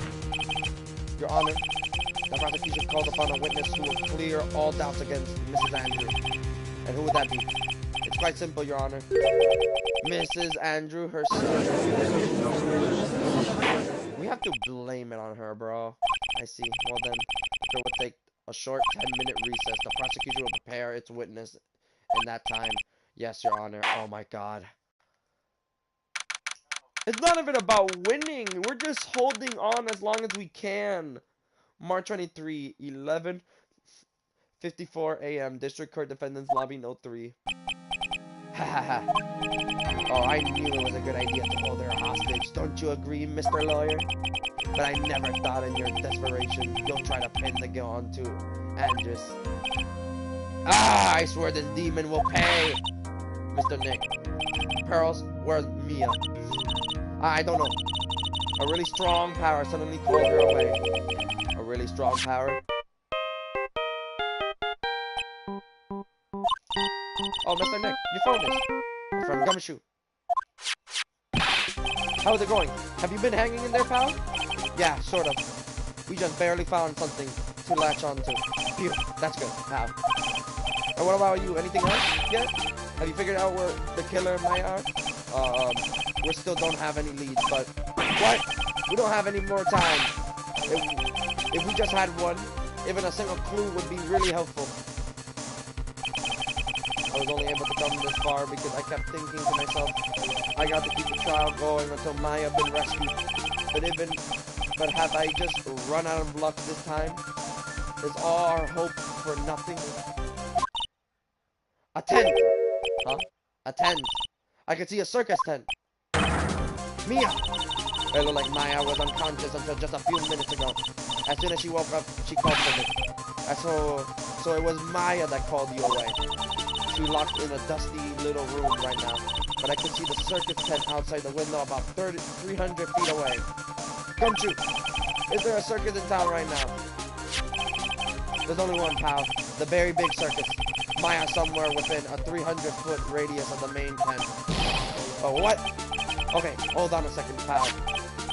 Hey, draw a circle on the map about a 300-foot radius from the main tent. Hurry.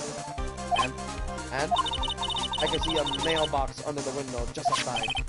Gumshoe, there's also a mailbox. Okay, what else? What else, Mia? I'm sorry, but it was a very small window. I couldn't see anything else. It felt like I was in an old office building, maybe the third floor or so. I heard her, an old office building. Good stuff, pal. Okay, just hang in there. Just a little longer, pal. Wish us luck. Good luck. I'll call you later, so don't let your battery die, okay, pal? Beep. Maya not her, right? She's in a pretty bad state, Phoenix. She's being starved. Gumshoe, please hurry. Look like we're out of time. Are you alright, Phoenix? It's only a matter of time before Maya rescued. I can do this. I just have to make this trial last a little longer. Fuck, man. March 23, 12:05 p.m. District Court courtroom. Note. Go and now reconvene. Goddamn, bro. I'm not holding back.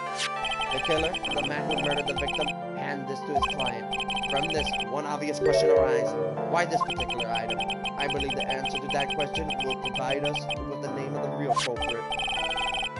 Now then, the prosecution calls the defendant's manager, Andrews, to the stand. Currently, the witness is accused of tampering and construction of justice. Obstruction of justice, okay. However, you have been called to the witness stand today to ascertain who exactly is guilty of murder. I understand. Very good. Now, have you ever seen this bear before, Mrs. Andrew? Of course I have. You have seen it before? That's right. It's only natural that the witness has. Mrs. Andrew, can you please enlighten the court to this bear's secrets? Alright. Why? Why does she? The bear fragment. I think this is an elaborate puzzle.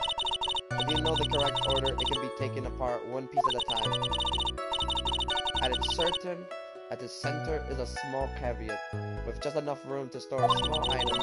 Because of its complexity, if you don't know the order, you can't open the bear. You really can't tell if it's a small jewelry box just by... You really can't tell that it's a small jewelry box just by looking at it. So what the fuck is inside of it then? So this fragment It's a container sort, is it? Yes, looks can be deceiving, wouldn't you agree?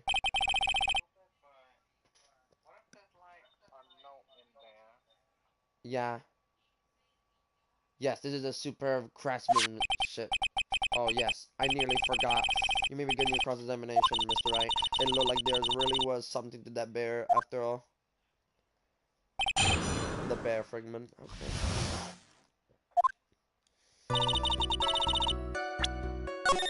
Oh my god, bro. Hopefully we can have enough time to beat this.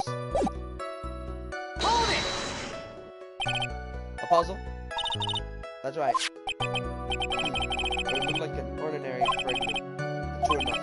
The people who don't know, I'm sure they would never guess that this is a puzzle. So what kind of puzzle is this exactly? Hold it! So you can take it apart, and how would one go about doing that? Well, you first turned its tail to the right, and then pushed it in. Oh yes, I see. After that, the arms and legs are free to move and can be removed. Oh. This is the most interesting. A boy and his new toy. It's like he's 5 all over again.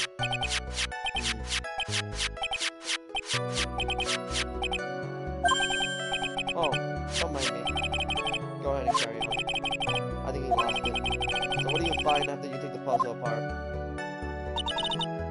Hold it! And how do you know about this? I know because I was the one who bought it. Huh? It was a souvenir from when a friend and I went to Swazia. Sweden?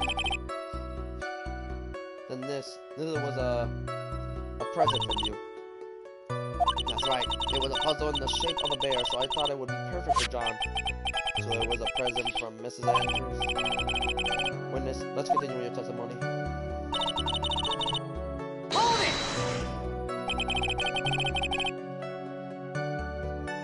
So who exactly knew how to solve this puzzle? Only the two of us, John and myself. It was soon near Swallowing Land. So I thought there are that many people with this same bear in this country. But this looks like it can be easily broken. Especially if someone wanted to get at what inside. Well, it's a toy. But it can never be the same again once it's been broken. You really can't tell that it's a small jewelry box just by looking at it. Oh wait. No. Hold it!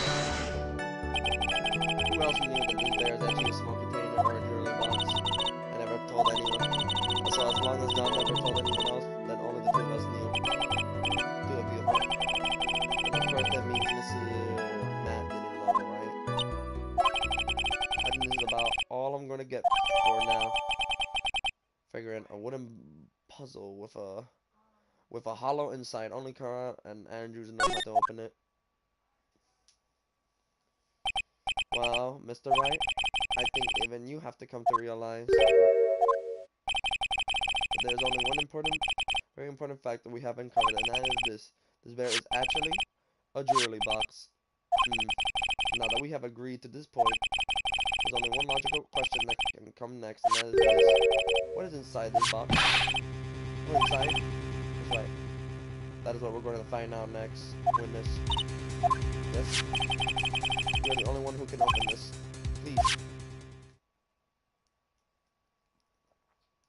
Yeah, what is inside of it? There's a painful silence hanging over the courtroom. All eyes are on Mrs. Andrew now as she solves the puzzle and takes the bear apart. Click. I open it. Is this what you wanted? What is that? It looked like a note. I don't think we need to guess what that is, do we, Mr. Wright? It's the suicide note. Yup. The suicide note. The suicide note left by John, former manager Salah. Until now, no one knew of its whereabouts, but just as we suspect, it was hidden by the victim, John himself. It seems Salah had very beautiful handwriting. She has a beautifully signed. She just had beautifully signed her own name on the note. Most definitely the note she left right before she committed suicide. Order! Witness, did you know about this? Yes, I did. I heard all about it from John. When I discovered his body, I looked for the bear. I wanted to destroy the note before it became public, but I couldn't find it anywhere because it had already been taken by the killer. Everything is going on Mr. Edgeworth's case. But now that the suicide note has been found, what's the next logical question? What is written on the notebook? Note. That's right. At least that's what I would think. Now then, I believe it's only appropriate the context of this note be made known. I can't stop you, can I? I went through so much just to get my hands on it. I was going to burn it for her sake. I'm deeply sorry, but I can't allow you to persuade me to stop. Your Honor, if you could please read the context of the note out loud. Very well. The judge's voice rang loud and clear through the deadly silent courtroom. In her note, Solaire left to us a record of all that had happened to her, about being used and then thrown away by Matt after being engaged to John, and Matt role in destroying that, and about how she decided in her despair to end it all.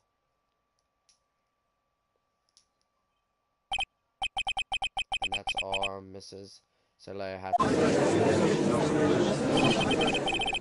There's one thing I would like to say here.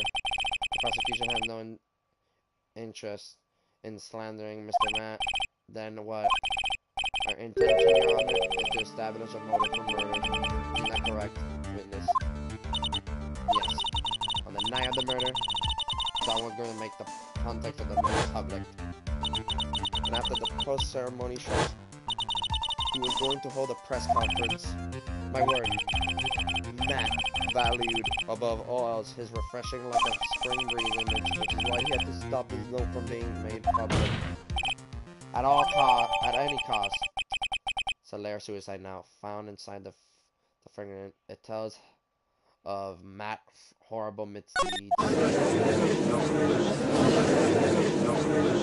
It's Matt's fault that woman killed herself. And this time he even went so far as to tell someone to stop him from breathing that. How terrible, what a selfish person. I guess there's like those lawyers out there who will defend us.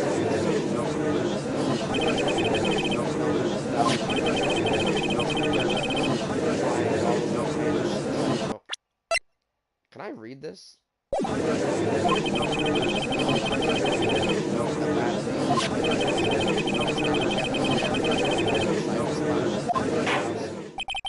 It seems that we have come to the truth at last. The defendant's motives were entirely selfish. He deserves no sympathy from anyone. How am I supposed to escape from this one? Why the hesitation, Phoenix? Gumshoe hasn't called yet, so you know what you must do. I know. I have to carry on and buy him some more time. Okay, there are two deadly pieces of evidence, the fragment and the suicide note. Maybe somehow I can find a way out of this situation through one of these. Gravel's already in the jam. Just hand, Phoenix. Hurry. Oh god, I'm gonna save. I'm gonna save. I'm saving up. I made too much progress into this shit. Suicide note or the fragment. Which one of those should I persuade?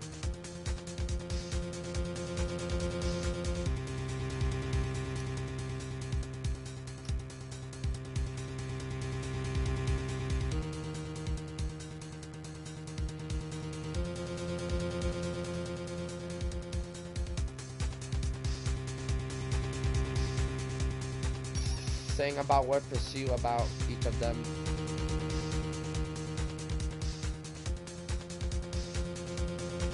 It basically means like, what is he like? Which one should he pick? Like, which one should I do?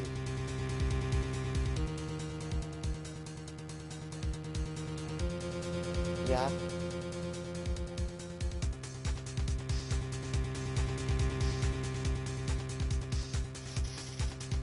I would say it's the figurine, but at the same time, I kind of think in my head, what if we could just say that, oh, what if it was just actually John writing the suicide note? I don't know, maybe he could use maybe he could use the woman hand to, like, I don't know, fucking do that.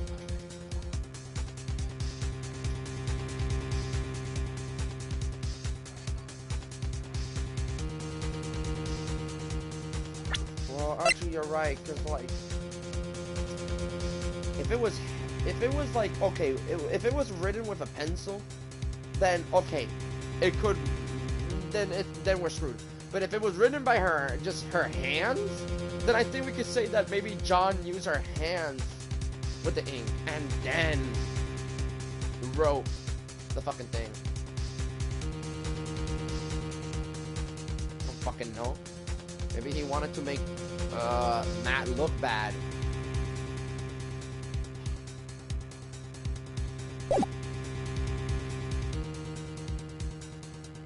Why do you think it's the figurine, doll?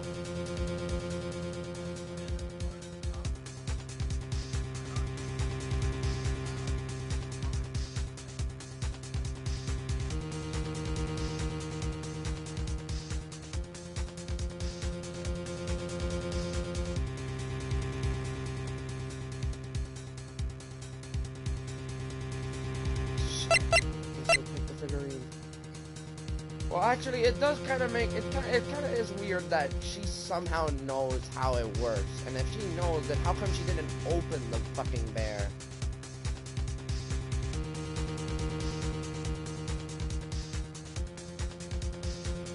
We'll take it. Objection! Please wait, Your Honor. Look at that lawyer. He's still going. Looks like he doesn't care that he's trying to get Killer off the road.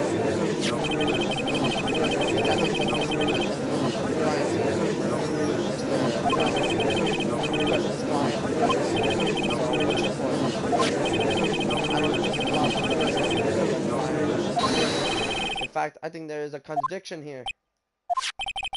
You can't tell by looking at it that this bear is really a jewelry box.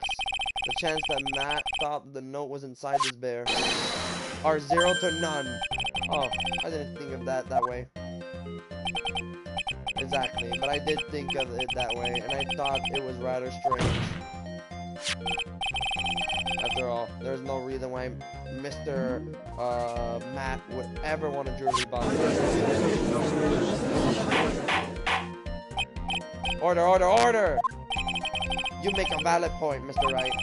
Mr. Edgeworth, what is your opinion? It was just a flash, but I think I did rather well on this one.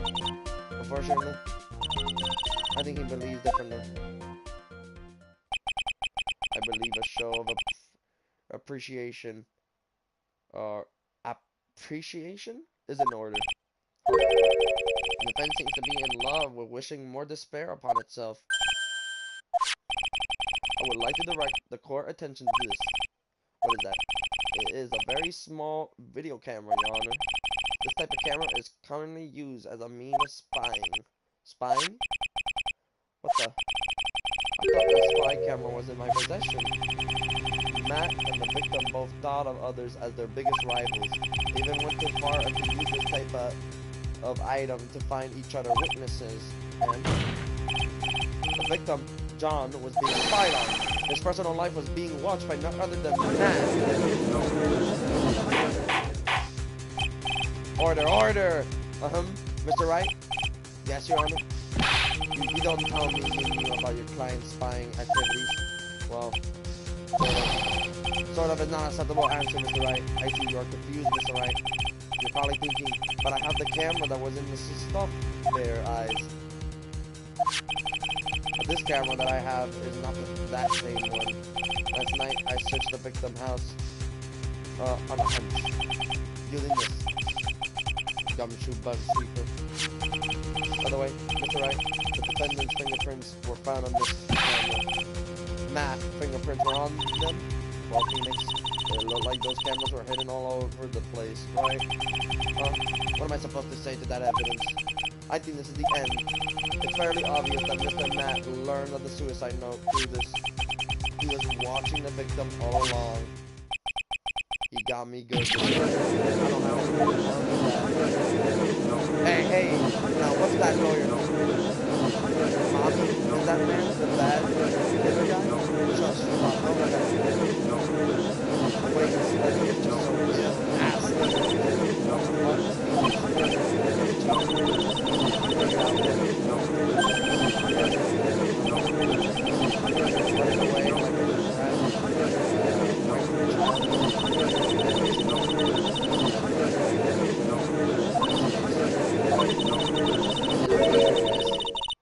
prove his point, he forgot one very important thing. Well, what is it, Mia? There is a piece of evidence that he really should investigate. Something he should investigate. I would really hate to see the good prosecutor get scolded for not remembering to look into the item when he had the chance. Why are you speaking in riddles all of a sudden?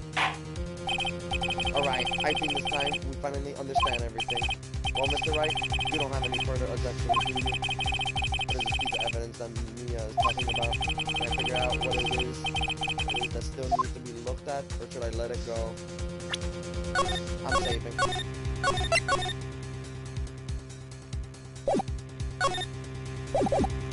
Receipt. No, but the receipt has his name on it. I have an objection, Your Honor.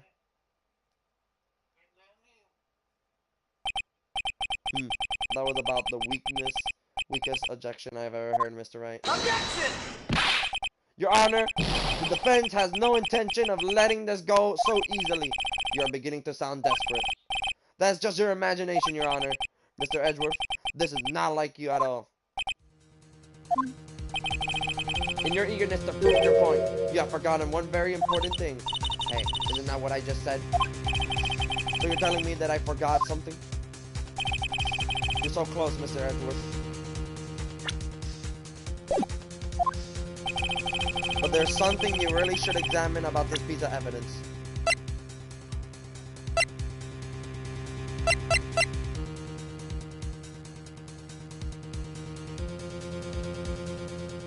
Wait, the stuffed bear or the receipt?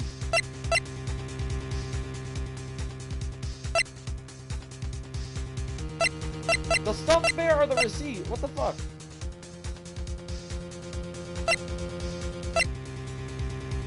The receipt?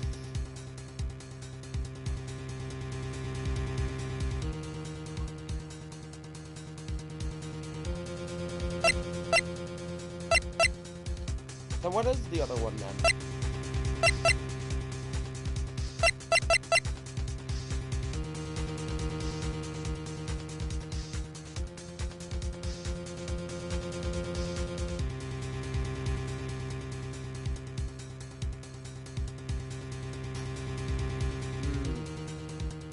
It could be that, but then they're gonna say that it's probably that it is gonna be true, that he was basically spying on him the whole time, which is just proving their point more. Fuck.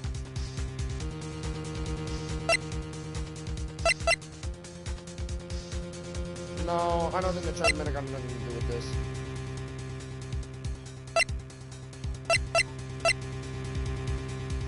Innocent, innocent. We need to prove him that he's innocent.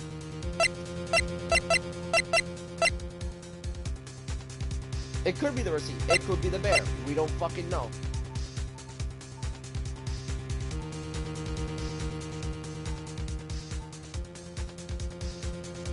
Fuck.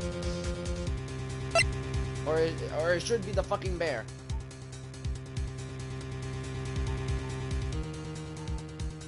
Take that! The bear. Well, Mr. Edgeworth. Oh, it's wrong. The bear is wrong, bro. Oh my god.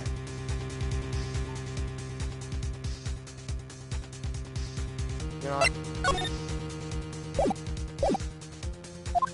I'm not gonna go back to say it. Yes, I do believe some special examination is needed, but I think the item that should be examined is the fence gray matter. Oops. Mr. Wright, after this trial is over, I would like to see you in my chambers. I think there are a few things we need to discuss. Yes, Your Honor. If you're gonna speak, at least use your brain to make something intelligible. You're telling me that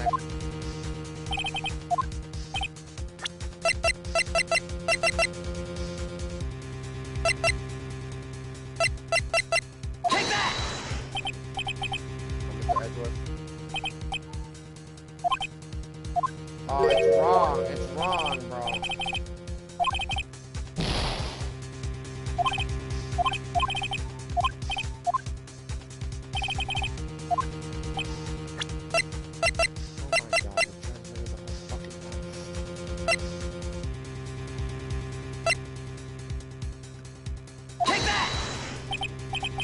Mr. Edgeworth.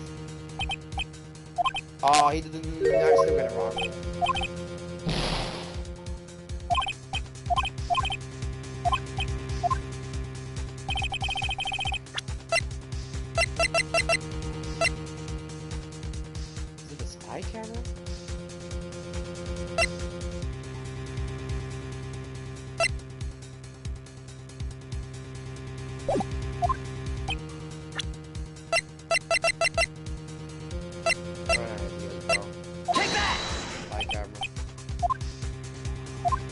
it's wrong. I'm going back to save. I don't even want to see that, bro.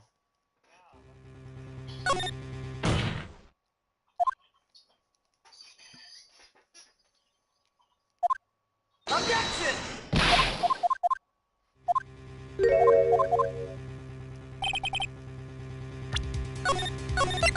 just gonna save in this point because I don't want to go back.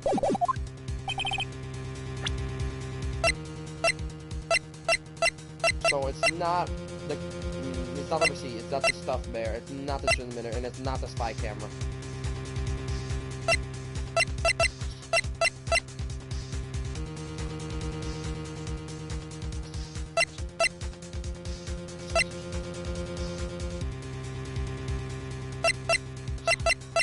What? Take that! No, it's wrong, bro. Oh my.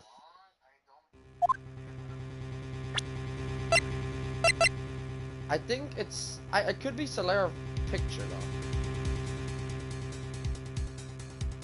Could it be? Take that! Oh my god, it's wrong.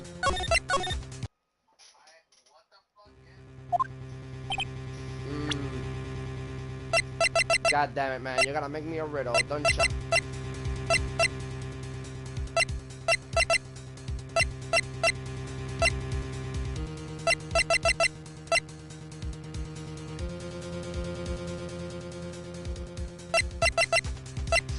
Oh my god, wait a minute, what about the footage? He doesn't have the evidence of the footage. Right?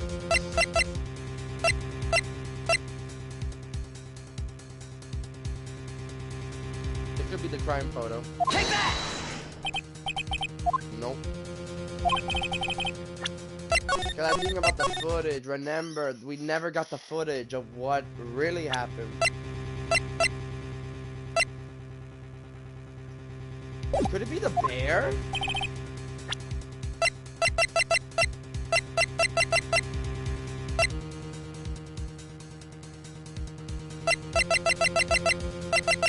It could be the bear. I'm gonna try that. Take that! I don't know why the suicide report got to do with anything with that. Oh my god, of course.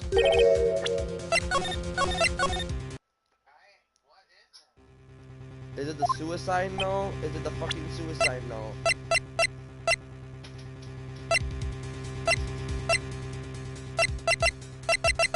Take that!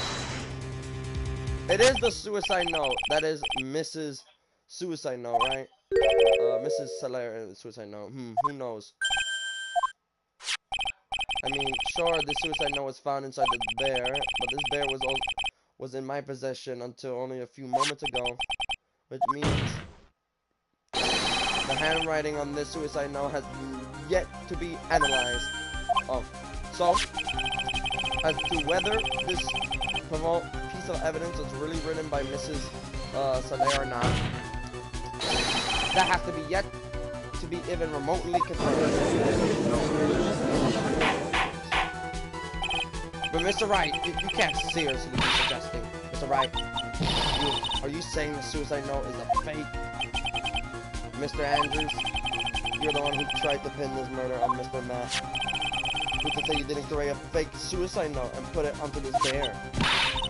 How dare you! Objection! Your Honor, the defense is incriminating, accusing the witness again. There is no evidence linking the witness to the suicide note whatsoever. But if this is a fake, then the witness is the only person who could have made it. What? Recall the witness testimony concerning this figurement. The only person who, other than the victim, who could have solved the puzzle is the witness himself. Ah, and you broke your glasses again. Mrs. Andrews, you wrote this note, didn't you? You wrote it so that you could use it to frame Mr. Matt. I didn't know something. Objection! Right. If you're going to pronounce the suicide note is a fake, then show this for some evidence to support this theory. Mr. Edgeworth, You were the one who presented this scrap of paper as evidence. And that means the burden of proof lies with you, the prosecution. Ugh! That's enough! Mr. Edgeworth, can you confirm the handwriting on this suicide note? It is as the defense has stated. The handwriting has yet to be analyzed. If that's the case, it seems yet again we have reached a point where the verdict is impossible. That's impossible! This isn't good, Phoenix. The judge is going to carry this trial over one more day. I don't think Maya will physically be able to make it another day. I didn't want to have to do this, but I don't have a choice. I request that both the prosecution and defense further investigate. Handwriting analyze my butt. That's just the lawyer trying to buy more time. Matt is guilty. Look, any idiot can tell you that. I think we have reached the end of the line. Guilty, guilty, guilty, guilty, guilty, guilty, guilty, guilty, guilty. Oh my god, damn. Oh? What is that sound? It's Gunshoe. Hello, Gunshoe? Sign. What is with him? And what's with that again? Sign again. Where's Maya? What happened to the killer? He got away. What? I'm sorry, pal. I really am. I don't know what to say besides I'm sorry. I wish there was some way to make it up to you. I really do. Anyways, what's going on? We found his hideout, pal. But the two of them were already gone. Are you fucking kidding me? This is terrible. I'm gonna keep looking for them, pal. Don't you worry. I just need a little more time. But don't tell me we don't have any more. Guilty, guilty, guilty, guilty, guilty, guilty. Oh my god, damn. Guilty, guilty, guilty. Do you hear that? They're calling for his head. Mr. Wright, I can't. For us to come this far and...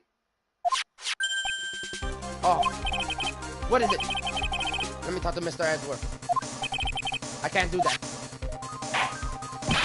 Mr. Wright, would you please get a hold of yourself? Yes, Your Honor. I'm about to end today's proceedings. You may take your phone calls after. Hold on, Your Honor. Edgeworth, catch! Take that! Oh, wow. Just like that, that's rolled. Mr. Edgeworth? Please, you gotta buy us some more time. Count. Court is in session. I'm sorry, Your Honor.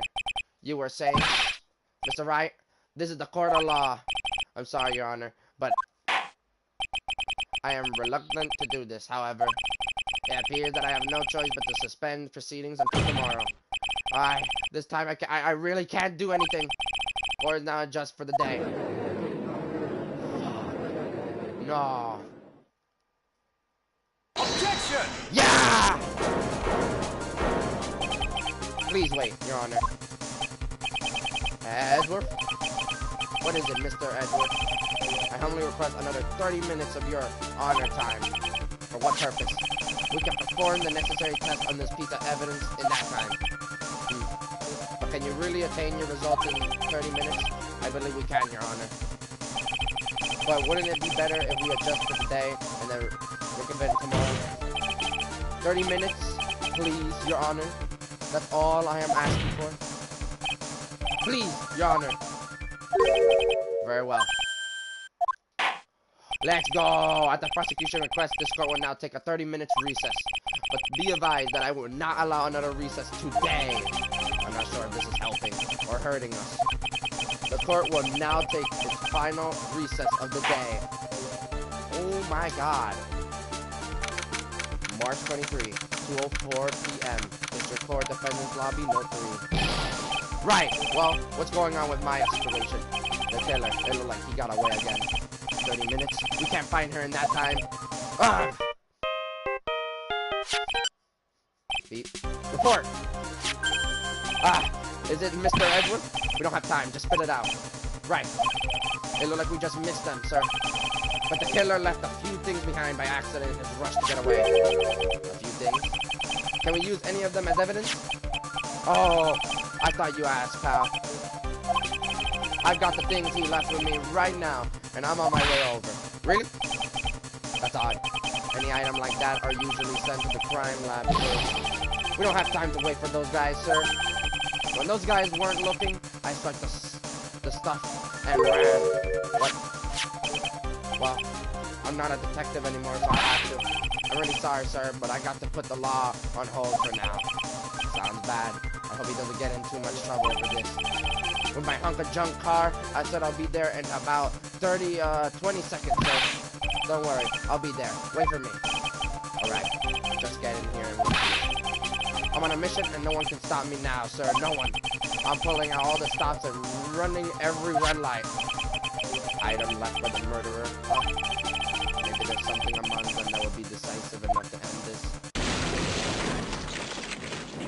What the fuck? Hey, what's wrong? Detective Gumshoe, answer me. No one can stop me. Oh my god, he fucking crashed, didn't he? This dumbass! Oh my god. What happened? It sounds like he had an accident. I'm guessing his cell phone broke as well. Oh, what was he thinking? We gotta hurry and call for help! But we have no idea where he is. His cell phone is broken, and he wasn't driving a patrol car, so no radio either. Also, if we don't get to those items before they do, the police will take possession of them. No! We can't let that happen! Well, if there is a way we can find out where he is, then we stand a chance. Why? Oh, why did Gumshoe have to get into an accident now? Is there any way to find out exactly where he is at in this moment? That's right, there is a way. What, how? I'm sure we can find out where Detective Gumshoe is through this. Could it be the transceiver?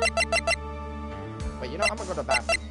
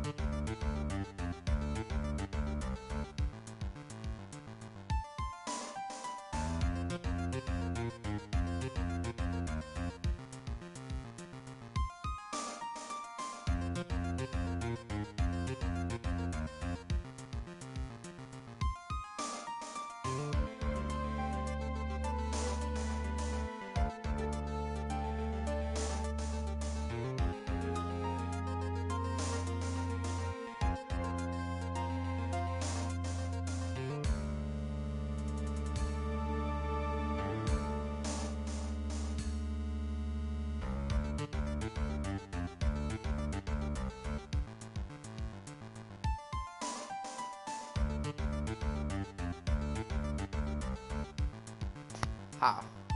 Okay. So, I don't think none of these are even right, bro. I feel like all of this is just a fucking transceiver.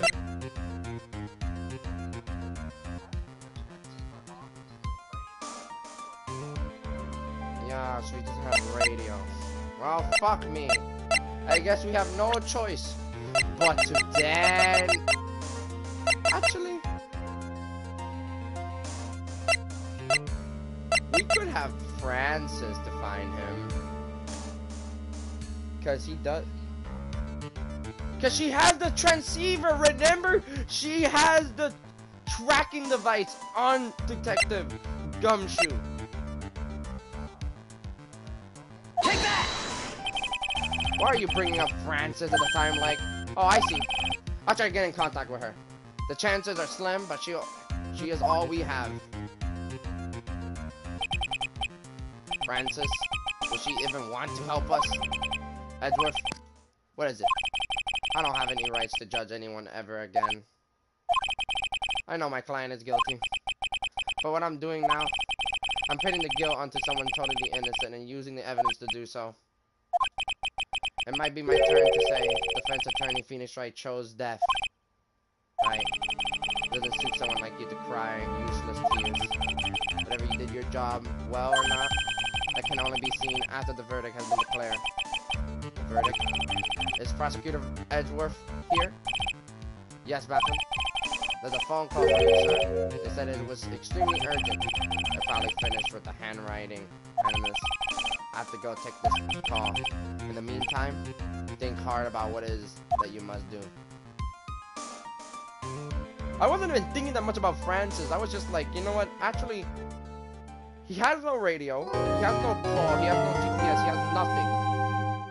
However, we never hear Francis ever said about like, oh, how she removes Detective Gumshoe like tracker. So, yeah. Part 2 of this.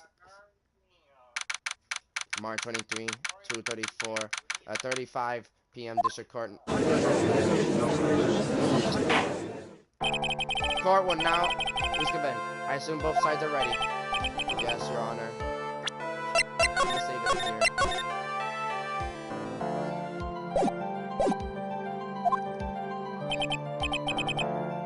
Yes, Your Honor. I can understand the defense acting like this. However, why do you also seem discreet, Mr. Edgeworth? I thought is nothing, Your Honor. What's wrong with Edgeworth? I look like something unexpected just happened to him. Now then, Mr. Edgeworth, if you could please tell us the court the results of the handwriting analysis on Mrs. Impact's suicide note. Yes, Your Honor. Unfortunately, we have discovered that this suicide note is a forgery. What? What do you mean, Mr. Edgeworth? This note was not written by Mrs. Impact itself. It is a fake.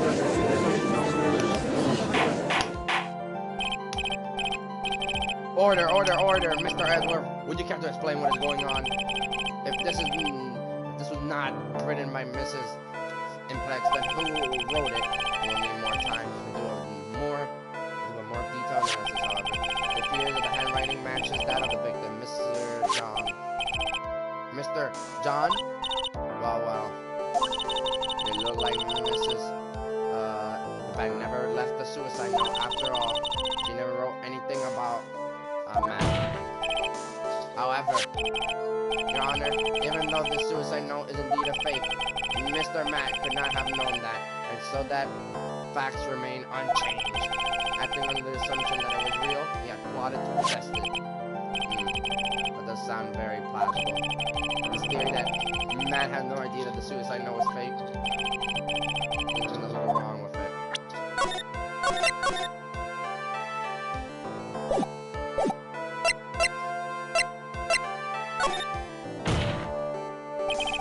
Defense believe that the theory that the prosecution has stated contradicts theory. Everything the prosecution has proven up to this point is true, and it's possible for Mr. Matt had not known it was fake. I don't fucking know.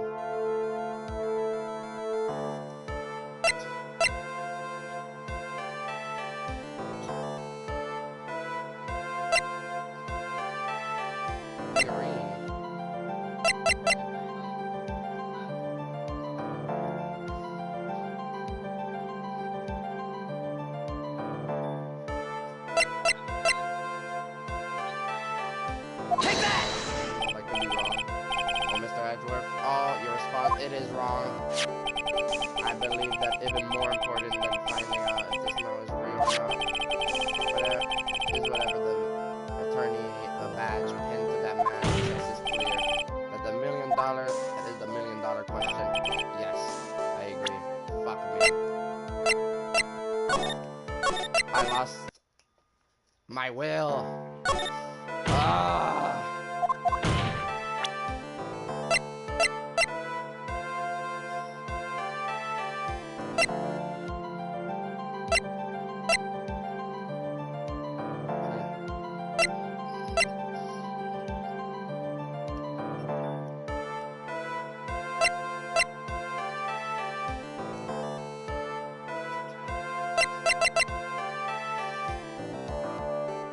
Let's just change the footage taken by the spy camera into radio waves and transmit the data.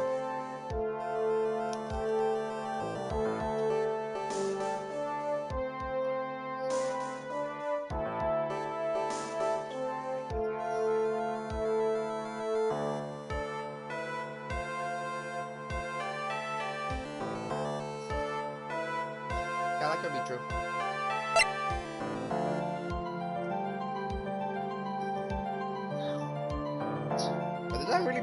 But doesn't that just prove that they're proving that he was spying on them? Take that! Oh, it is the camera. What is this little item called again? Video camera, Your Honor. Well, a very little small one, but... Oh, that's right. A camera. Oh, you kids and your fancy toys nowadays. Mr. Edgeworth, earlier you claimed that Mr. Matt knew of the existence of this note because he was spying on the victim, isn't that right? If that was true, then this means Mr. Matt would have known that the victim has forged the evidence. Ah!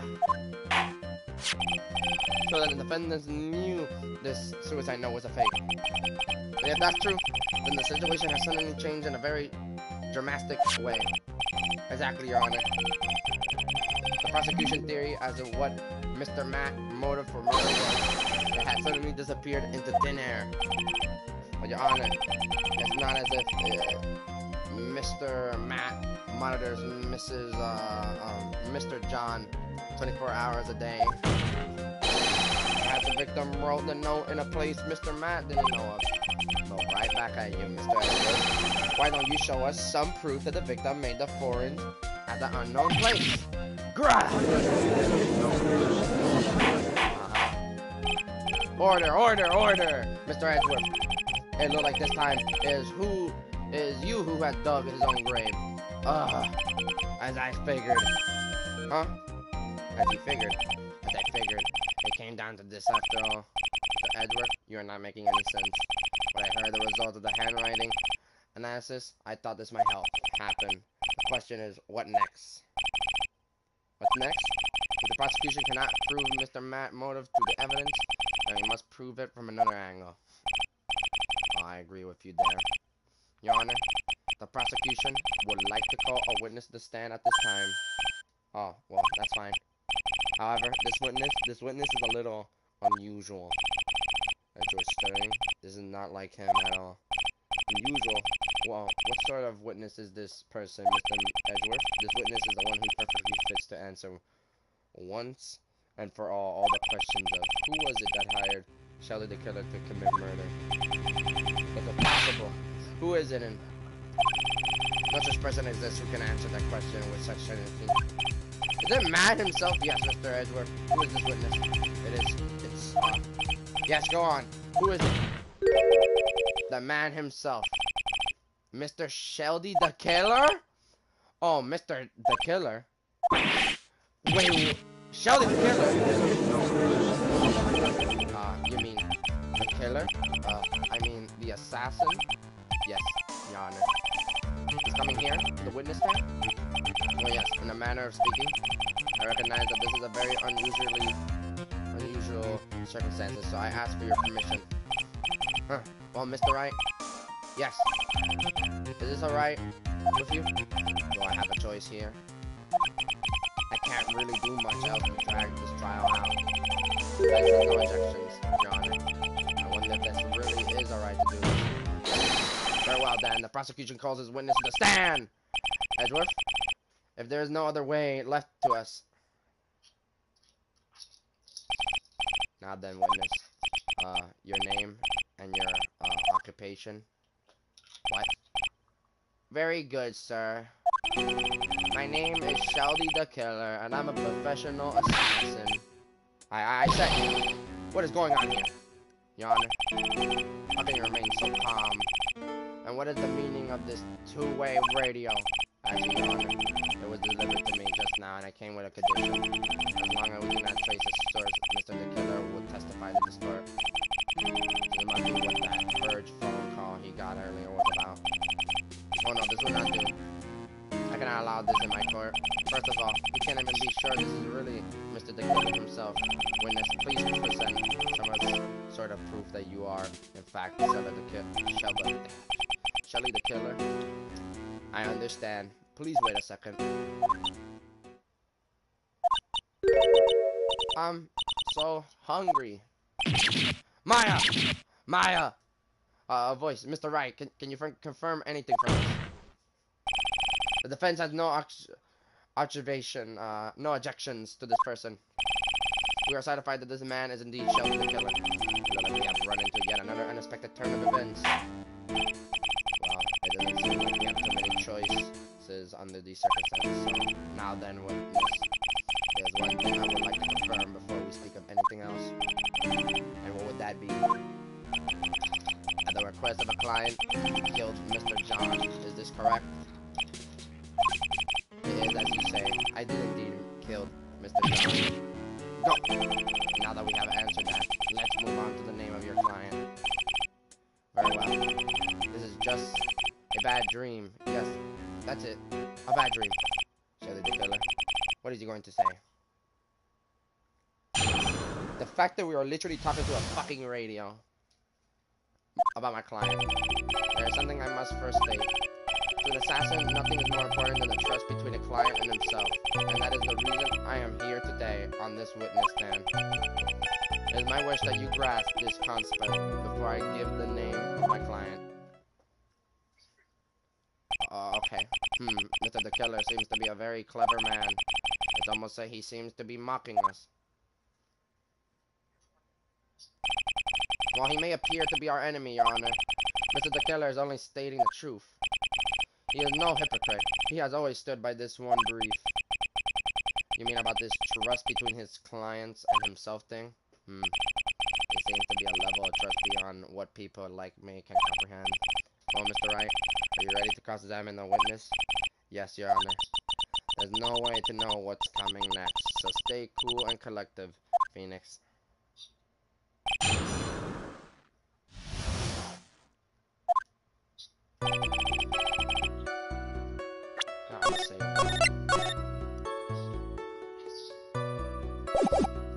There's something I must... Hold it! I can hear anything you have to say later. Can you please just tell us your client? I don't think you understand your place, Mr. Attorney. I said this is something I must first state. Do you know what the word first means? Sorry. Go on. I feel this is one witness you can't bargain, Mr.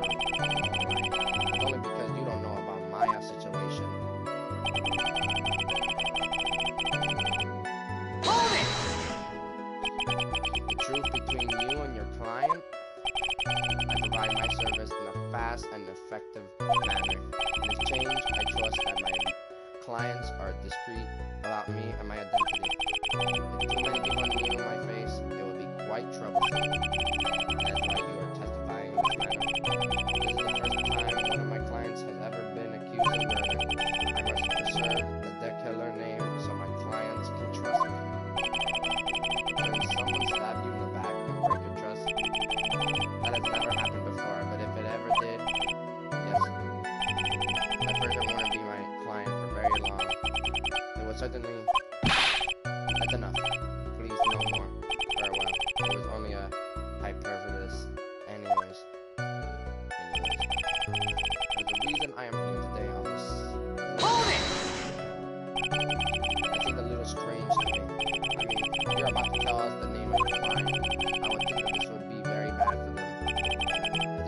This client had already broken his rules and acted outside of their prescribed their role. This person tried to implicate another of the crime in order to save themselves. And this is a trespass that cannot be forgiven. You. Who gave you the right to be so high and mighty? The gentleman, the man who spoke just now, excuse me, but would you care to die? Oh, no, I didn't say anything. The judge had better watch himself.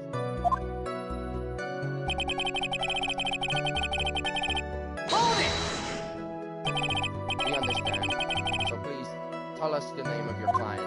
I'm afraid I cannot do that. I still have a few things to say before I do. The egomaniac. Or egomaniac? It's not good for your health to be so aggressive or aggravated. You won't live very long if you let everything bother you. Somehow, coming from an assassin makes it less than comfortable. I don't really care about all this extra fluff. Just tell us the name already. Be patient, try to calm down a little. Get a point to try and understand his mindset. He seems very steadfast and close, so we're going to have to work to get him calm. I'm not his therapist,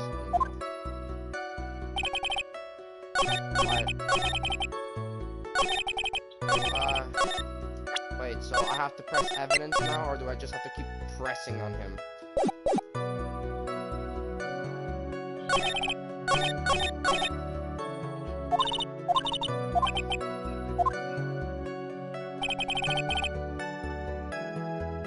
Hold it!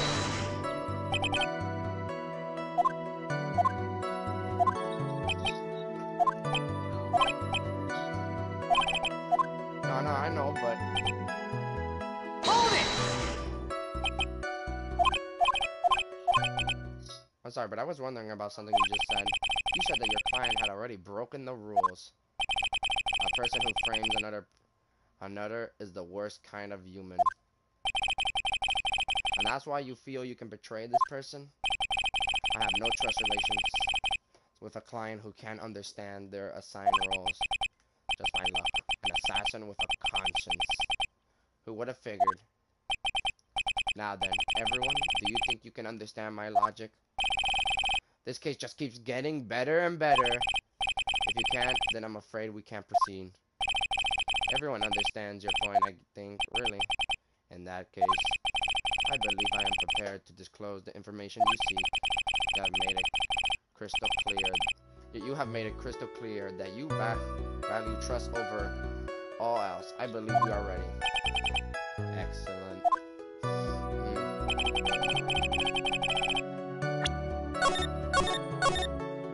I'm gonna say it because you never know when I never did.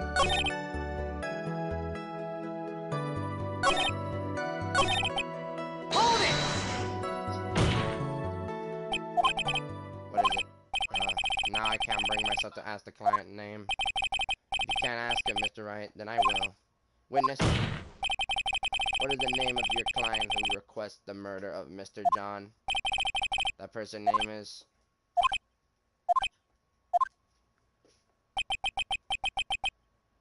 Andrews? What? Objection! Witness! That's not who you told me it was earlier. Great hell. What are you talking about, Mr. Prosecutor? I should think I know my own client, and that is Andrew. Yeah, I'm just confused. I'm just like, what the fuck is going on anymore? This can't be. On the phone earlier. What's going on here? My guess is that Mr. the Killer just stabbed Mr. Edwards in the back. Stabbed Edwards in the back. I'm sure in order to get an audience with this court, Mr. the Killer told him a different name. Matt. Perhaps.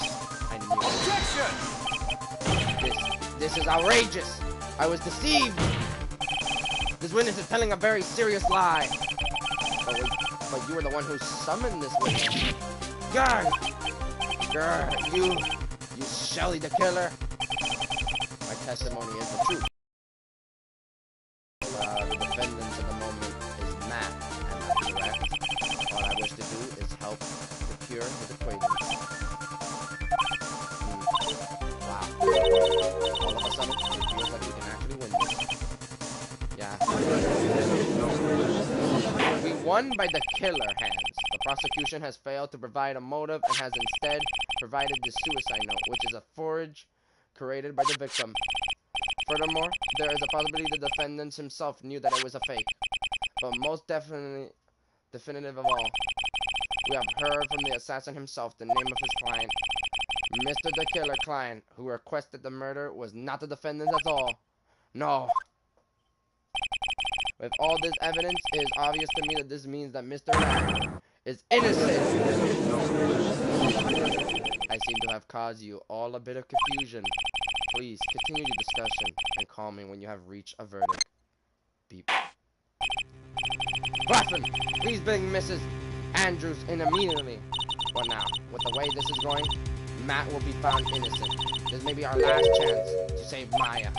Yeah, but Edgeworth is right. The killer is lying. And Matt, my client, I know he's guilty. Can I live with myself if I win this? Who would have believed that the prosecution's own witness would absolve the defendants? Your Honor, the prosecution requests permission to further question the witness. So that the killer is suddenly lying under oath. It wasn't me. Listen, everyone, please. That testimony just now, it was all one big lie. Mrs. Andrews, the suicide note may have been a fake. But that man, Matt, he's the reason Salel died. And John death. It was all because he got pulled into Matt's twisted world. The testimony just now, you have to believe me. It was a horrible, horrible lie. But Mr. the Killer himself just has testified. He has named you as his client. No, that's not true. Also, there is quite a bit of evidence that points to you. The knife and button, donning the nickel samurai costume. But that's you even have a motive. We know that Mrs. Soler was a large part of your life. You wanted to follow her, and you wanted revenge against the two who hurt her. I would say that you have plenty of reason to want them both dead. I know. Mr. Wright, you know the truth. Tell them. Tell them the real story, who the real killer is. Tell them. Please, help me. Shit. Oh no, what is the choice we have? Yes, I know the truth. Mr. Wright. Yes, Your Honor. I believe we have reached the end of this trial. Therefore, I ask the defense for any final words or opinions. I have to decide. Do I take the not guilty verdict and save Maya? Or do I throw this chance away and wait for gumshoe new evidence? What am I supposed to do?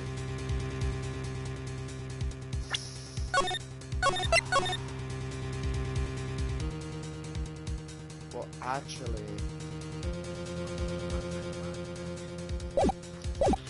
I would say that maybe, like, didn't that killer said that, like, oh, he could have, like, oh, I don't know, he's just gonna, like, be gone until, like, someone tell him the verdict. So maybe they could, like, lie after that, where maybe we could lie after that, but I don't fucking know.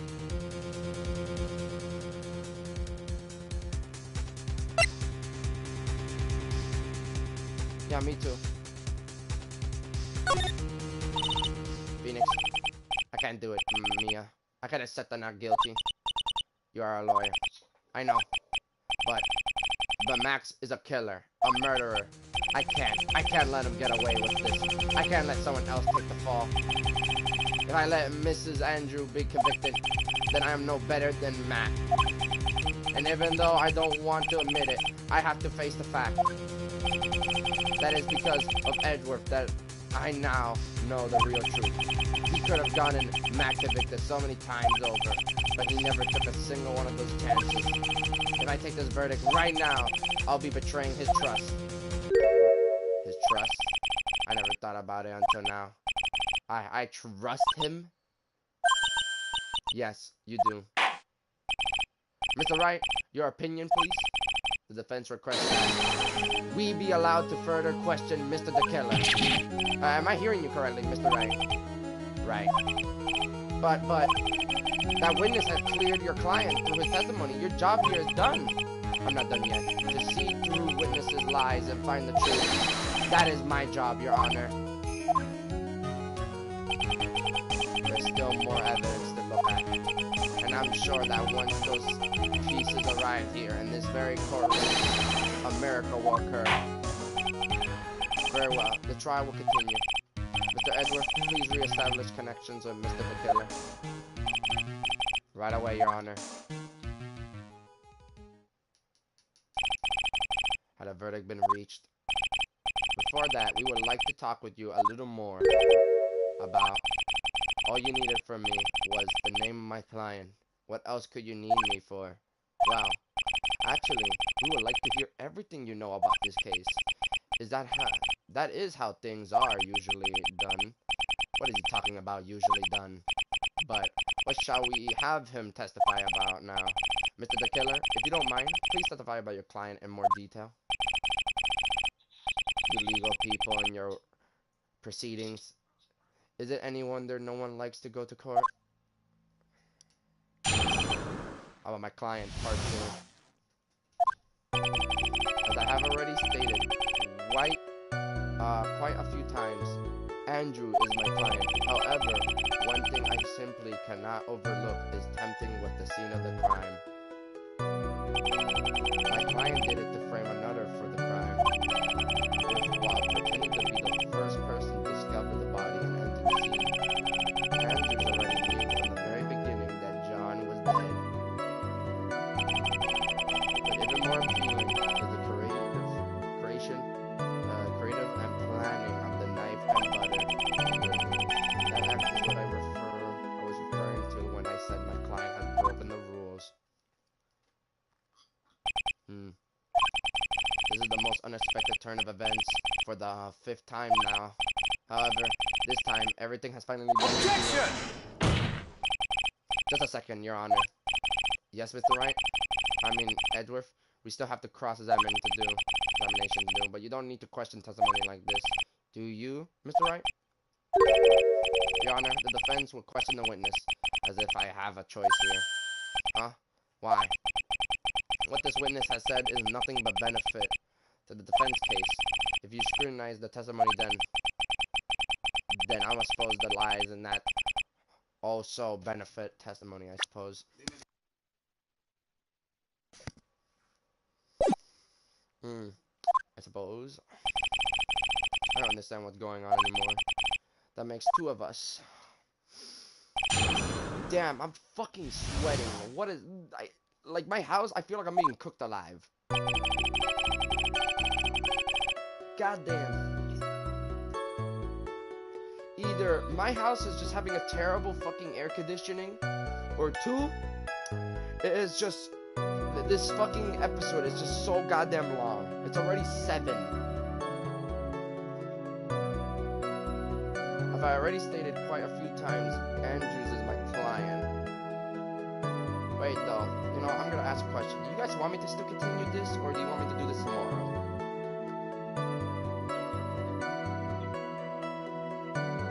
Wait, what are you guys saying?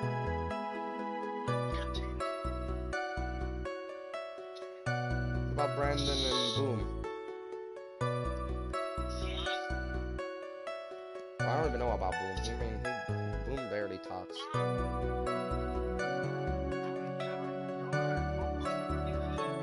I'm just saying if you want me to continue or not, Boom. Oh, okay. I've already stated quite a few times. Hold it! What is it, Mr. Wright? If I press on the wrong way, I might raise suspicion on his end. But I have to do something that will waste more time. Witness, about requesting a hit. Yes. How much is your fee? I see you are also quite a dark-hearted man, Mr. Attorney.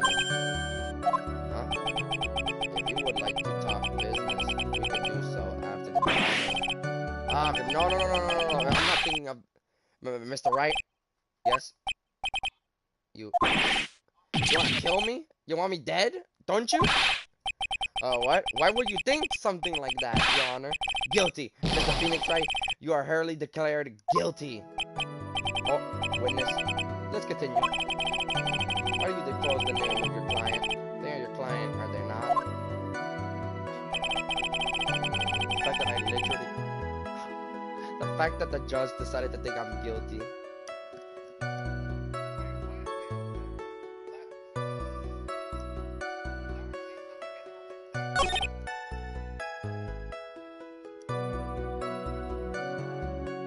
Yeah, that.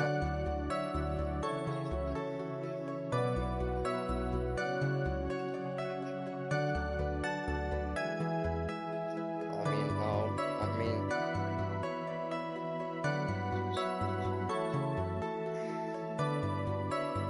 That makes no sense, though.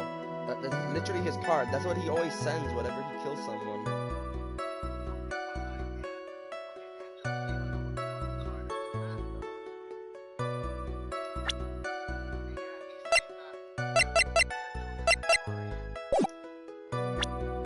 Okay, I'm gonna save this. Let's see. Oh, she could be lying, that too. Objection! Oh, it's wrong.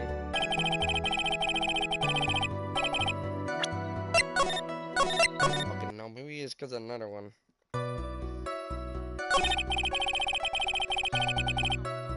Hold it! I would think that most people wouldn't be able to overlook a person hiring another to kill. If I had a problem with such a thing, I want to be very efficient at my job.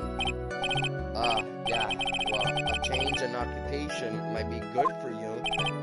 However, I will say this, even though I am the one that does the deed, my clients are always the real guilty party.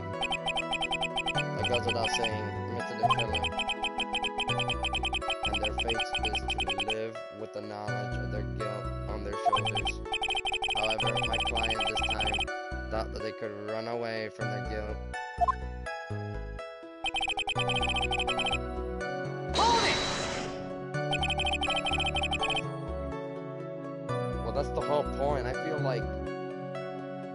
like the killer is supposed to sound like a fucking dead, emotionless person. I mean, that honestly, I feel like he doesn't really seem to care that, you know, he's killing people and shit. He's just like, oh, this is just another job or some shit. Are you talking about the button, the knife? Yes, and my business card. Oh, this card. So that no one has to waste their time, including the police. I always make it to the point to make things as easy as possible. You trying to make things easy? My business card makes it very easy to identify who carries out this service. He's pretty devoted to his work, but to disregard everything to go and to stab the deceased with a knife and even hide my card from sight. That is something I cannot overlook. It's really hard to tell if he's being truthful or not without him being there. Hold it! So you're saying that most clients won't do such a thing? That is correct. Usually, most people try to create an alibi for themselves. If you should use my services, Mr. Attorney, I would suggest you plan for your alibi too. No, I already told you. I have no intentions of using your service ever. Why does he keep looking at me like I'm the one on trial today? I mean here.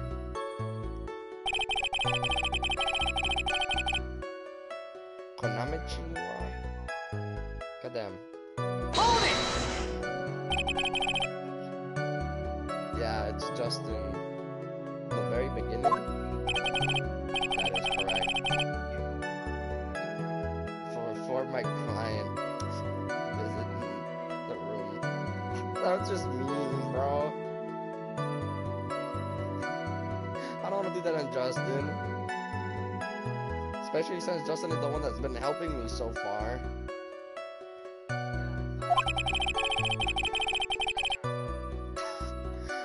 clients know precisely what the situation is at all times.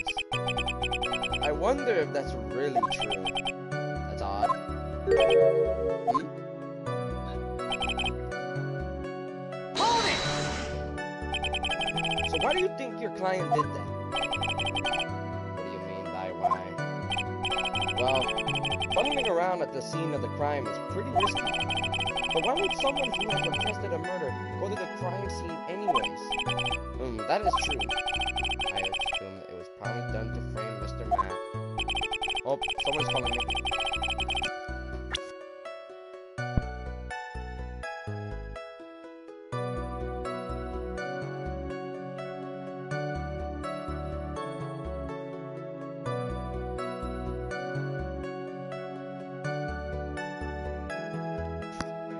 Okay, I have to go eat, guys. I'll come back.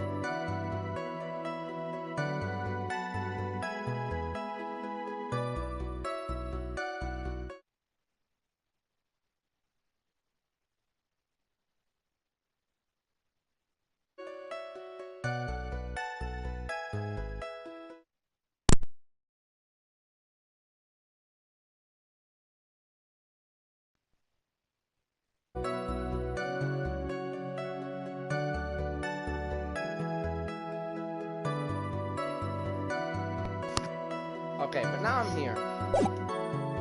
If that's the case, then why didn't the person just request that you do it? Sadly, that is not possible. Justin, shut your ass up. You shut your booty ass up, Justin.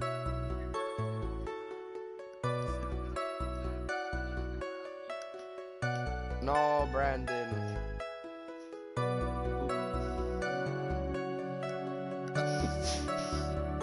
Why not? Huh? My job is to kill. That is all. And to leave. My job is to kill. That is all. And to leave my business card behind.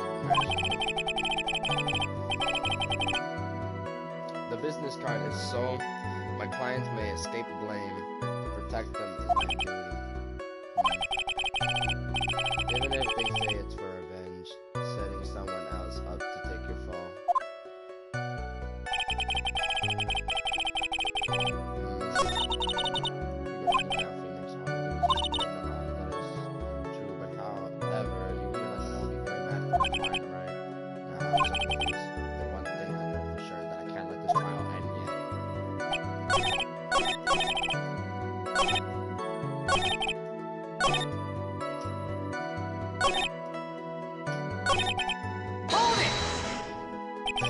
And that's all you have to testify? Yes, and I pray that I will never be called to the stand again. Again? As in, you plan to continue? I must, as I have yet to find a person to take my place and become the fourth successor. Naturally, how would you like a new life, Mr. Attorney? Excuse me? Oh, no, I'm fine. Really? Are you really now? I wonder what kind of man the judge thinks I am now. What are you gonna do now, Phoenix? I don't feel like there's any way to expose him on the... of evidence, though. Wait.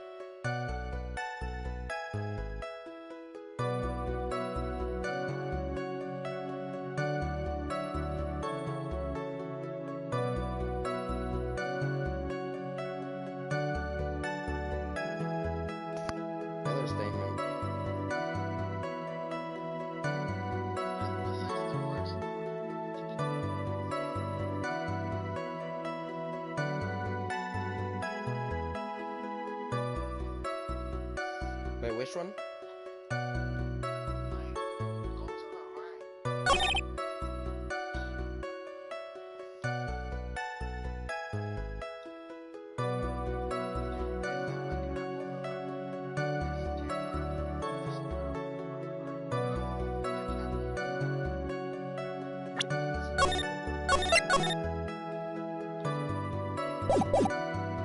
Hold it!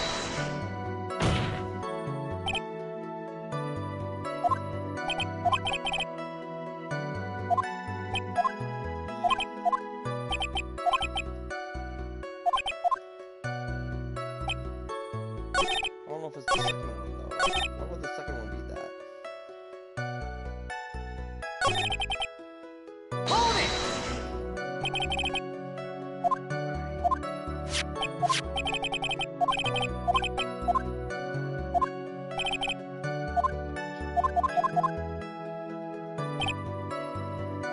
Hold it!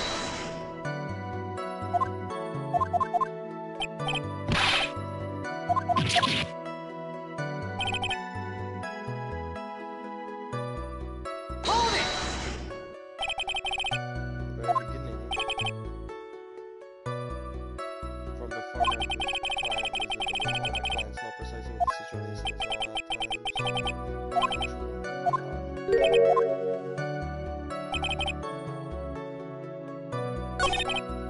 He said that...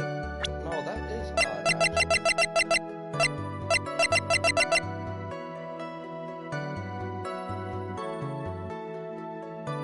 Could it be the picture card?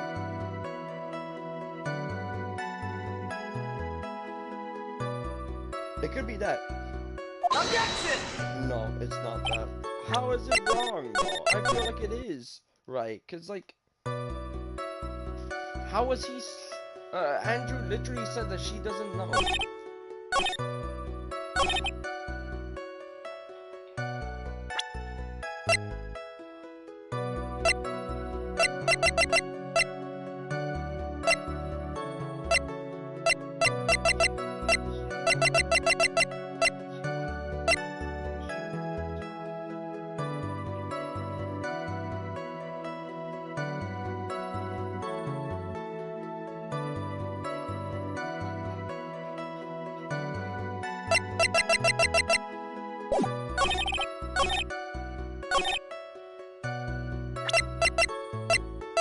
Or pick it then. Objection! It's wrong.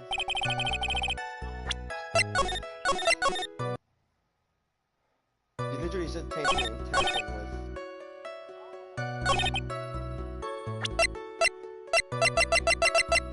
Objection! Oh, it is the tomato juice. What the fuck? Thank you so much for taking the time to testify, Mr. the Killer. What is the meaning of that attitude? When Andrews entered the victim room, your client had no idea that John had been murdered. But how? How do you know that? From this wine glass, Your Honor. The glass? Mr. the Killer's supposed client thought Mr. John had only fainted, which is why this glass of tomato juice was poured for the victim. But isn't that just a part of Andrew's collective plan? That is not possible, Your Honor. This glass bears the fingerprints of that person. Had this been planted, they would have never left the fingerprints behind. I see your point. Mr. Edward, what is your opinion? Strangely enough, I had the same exact thought just now. Witness, how do you explain this strange phenomena? Isn't it a waste of time to ask about such a minor detail? It's not a very important point anyways, correct? I'm afraid you are mistaken. If Andrew really is your client, as you claimed, then your client should have had knowledge of Mr. John's death. If not, then that can only mean that Andrew was never your client at all. How strange. Wait, what do you wanted to say, Brandon? Kind of remind me of, you know, that woman from the one that was in, well, what was that samurai from episode 1? It was like in the first game, and it was episode 2. You mean I think it's Vasquez, I think. The one that she had the mafia with her. no, that's episode 3. I was like confused because I don't remember anyone being. Yeah, it's the mafia. Yeah, it's episode 3. Mafia lady. Yeah, that mafia lady is you. Bruh. What?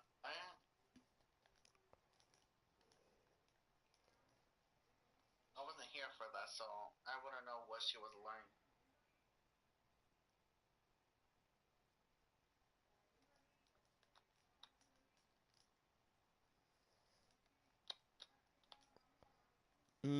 Yes.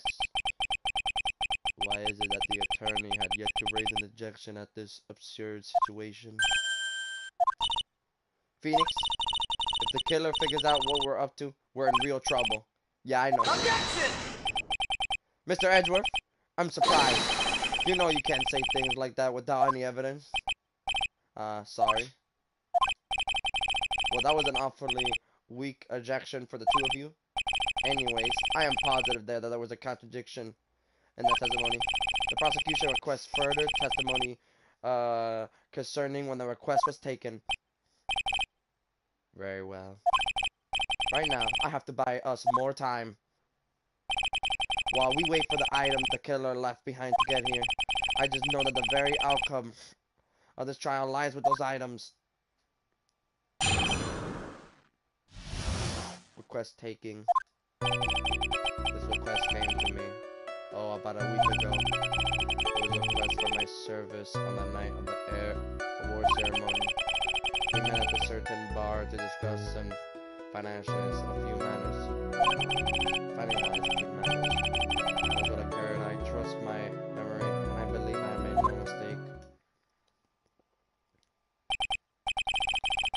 So you physically met your clients, huh? That is correct. Meeting one client is the first step to building trust, in my opinion. I see. Well, Mr. Wright, your cross-examination, please. I don't know about that. What? I like how he's saying that he physically met a client, aka Andrew, and yet she doesn't even know the fucking card. Mm-hmm.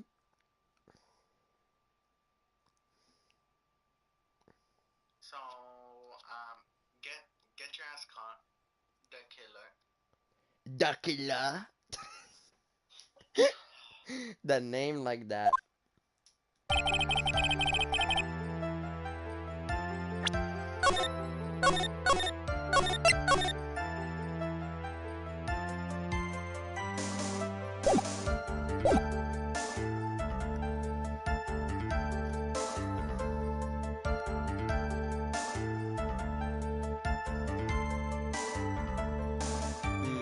Hold it!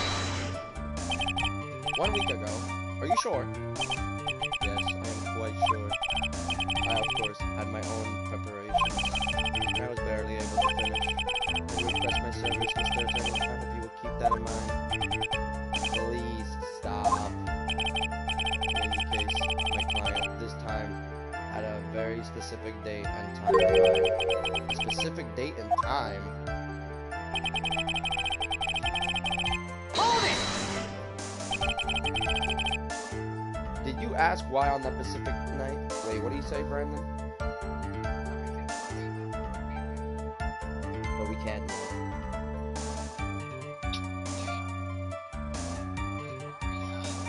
Fine. Why do you say why? Did you ask why on that specific night? No. I tried to fulfill all the conditions of my client's request. But as for why, I only had my suspicions. Your suspicions, huh? So what are these suspicions you had? Why did your client request that night? I'm sure it was all for the bear. The bear? My client spoke of it. I'm sure there will be a bear-shaped figure in John's room. I would like you to receive that item from me. He must be talking about this bear puzzle. Inside that figurine was a suicide note. Naturally, the victim brought it with him to his hotel room. He was planning to publicly disclose his contents at the press conference after all.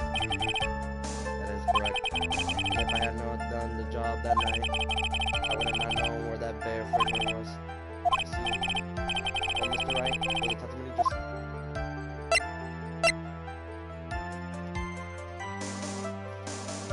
Yeah.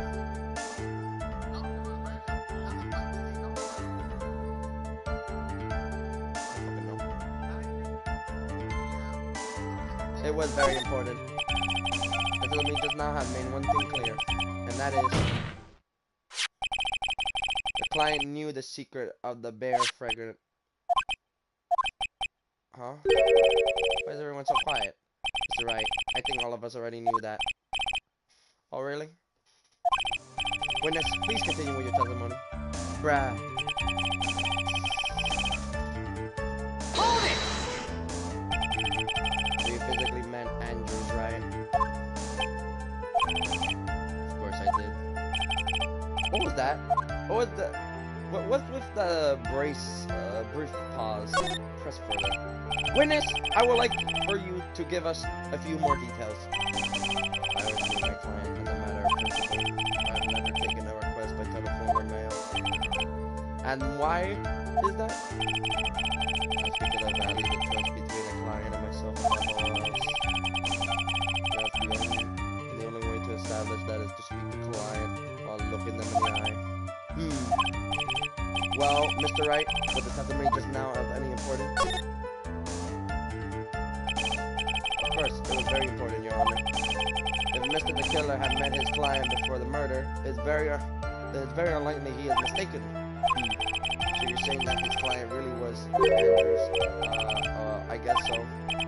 reality is just as I said. God! I'm so lost. Who the heck am I supposed to be helping here? Calm down, Phoenix. Think carefully and relax. Now then, for the witness, please continue.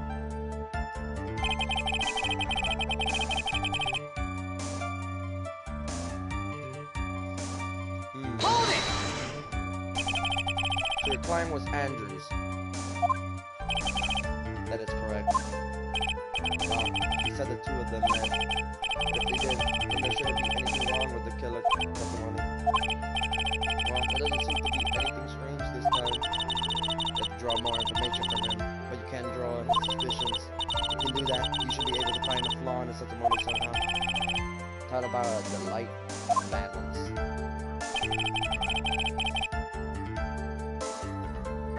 The delicate.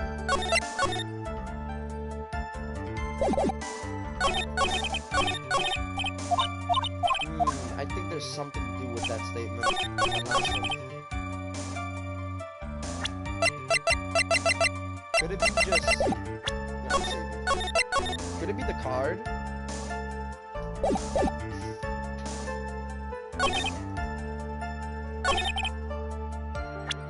It's like... He remembers, but yet...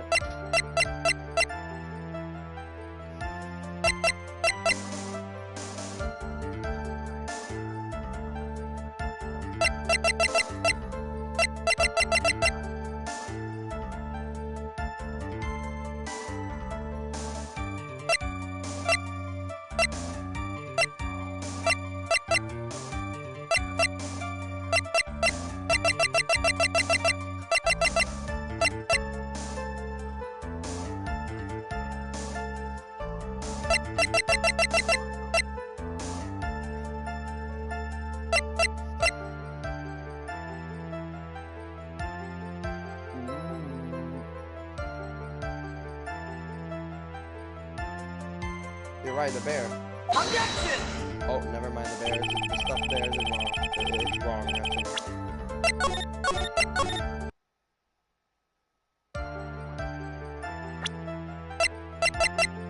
It could be just the figurine. Objection! Never mind, it's not the figurine. Then it could be the card.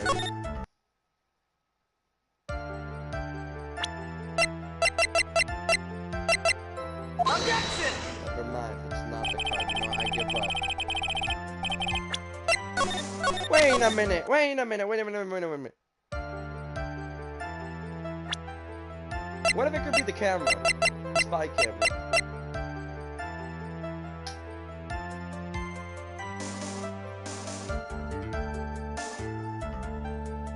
Could it be that? Because he had made a mistake, and he's shown his face and shit. Objection!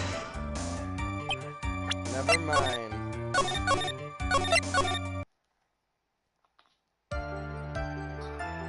Oh, Boom is here.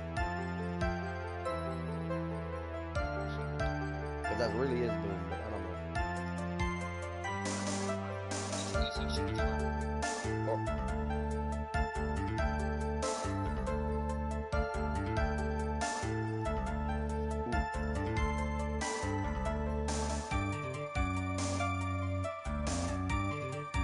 Oh. I don't really know what to do.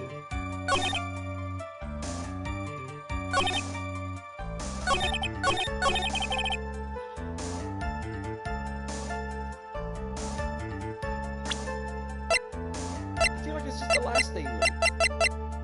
What about the radio transceiver? Oh, is that what you said? Objection! Never mind, it's wrong.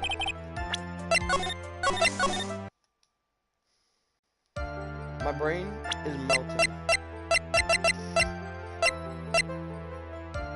Could it be the transmitter?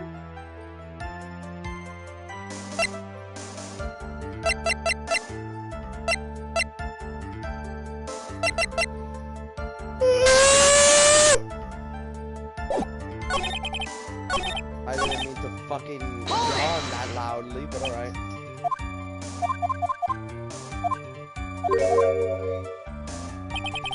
Hold it!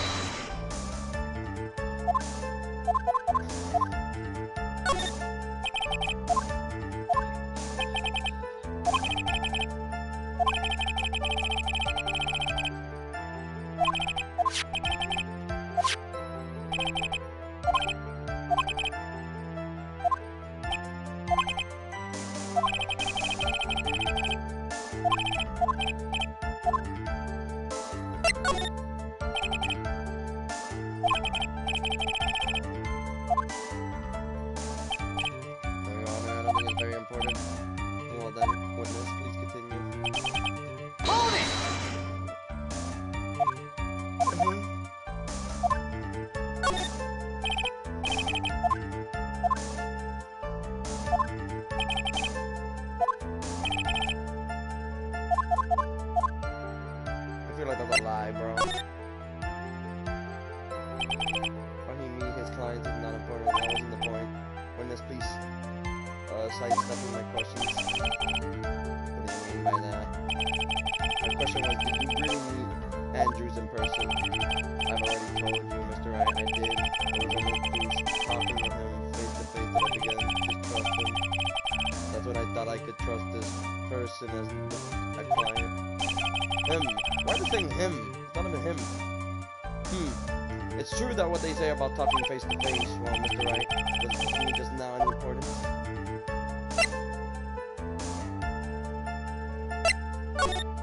I could say it's important if I heard what I think I heard just now. Then I think I've got him. Your Honor, I believe the testimony just now was the utmost important.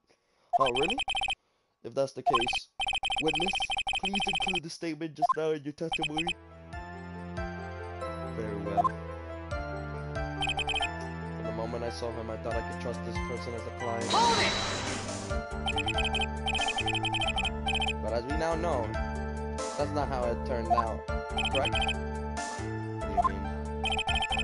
Andrews turned out to be a client who couldn't stick to the rules, right? Yes.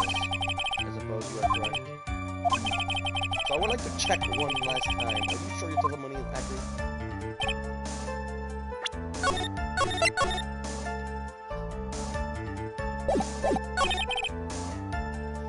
I feel like that's a goddamn lie.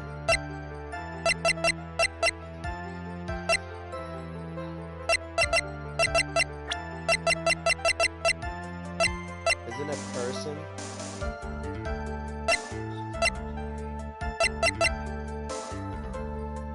Objection! Oh, it's Andrew. Yeah. Oh my God, he really fucked himself over a pronoun. I would like to go over this one more time. Yeah, I was just wondering. I was thinking to myself, wait a minute though. He says he, but yet he has talked to her in person. So why would he say he instead of she? You met Andrew at a bar and took the request at that time. Yes, that is correct. And that's when you thought he was trustworthy. How many times must I repeat myself? Yes, that is correct. I'm sorry, but that is an impossible tale. Why? Shelley the killer? You have never met the real Andrews. Why would you say that? Because you made one very big slip up about her. So what is the issue?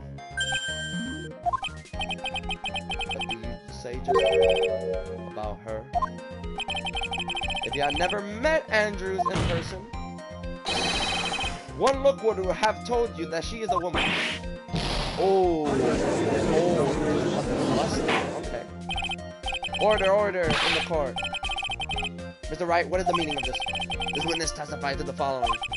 That he always meets face to face with his clients when taking their request. But he never met Andrews in person. Yes, Your Honor. That is exactly the point. That means Mr. the Killer, client, could not have been Mrs. Andrews. Oh. Mr. Edgeworth, I understand your logic on this one. However, why would the assassin make such a basic mistake? I believe it had to do with her name, Your Honor. Her name? Yes. Andrew is, without a doubt, a very academic name. Oh, yes, I see. Unluckily for Mr. the Killer, the entire time he was on the stand, no one has stated Andrew's gender. And so he simply picked the wrong gender to go with. What? What is going on?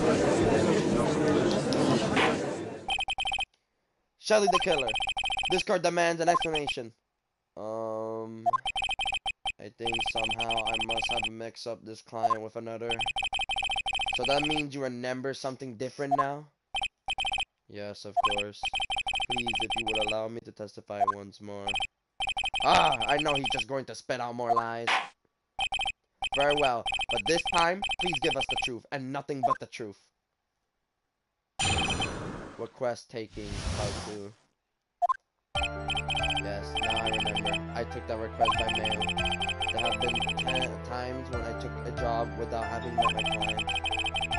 It The request was for the murder of John and 2 or 3 other things, small things. When I saw the name at the end of the letter, I thought my client to be a man. But didn't he say that he doesn't take mails?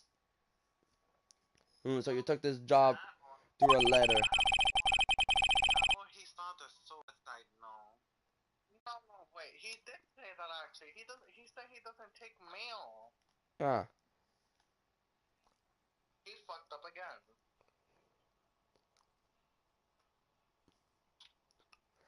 Ooh. And in his earlier testimony, which means he is definitely lying. Be careful, Phoenix. If you break the assassin testimony completely, it's over for us. I know.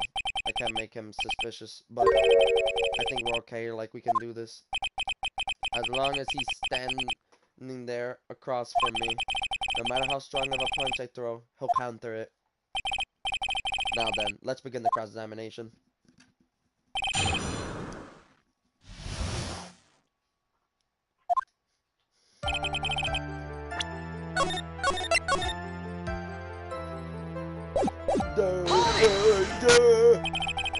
But didn't you just say that you always meet your clients?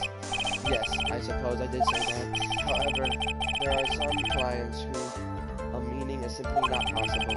So didn't you meet your client this time? No, I did not. Oh, come on.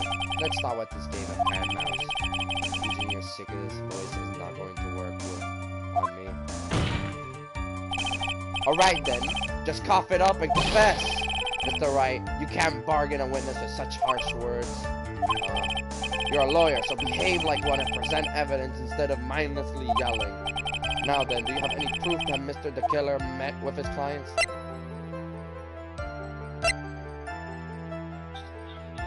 I don't even know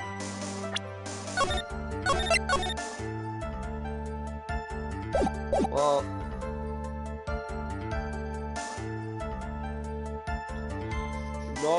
No, I don't think there is no proof to show that.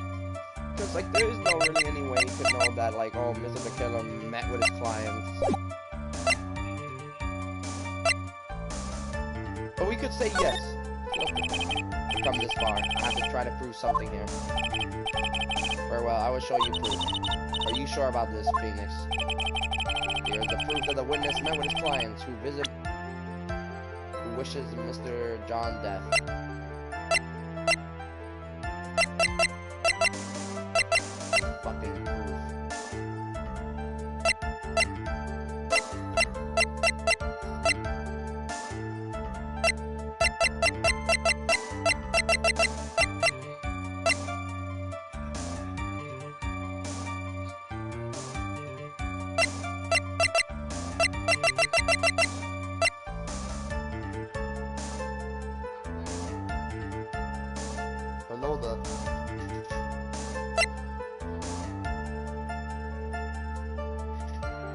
Picture? There's no way that there is a lot of picture, bro.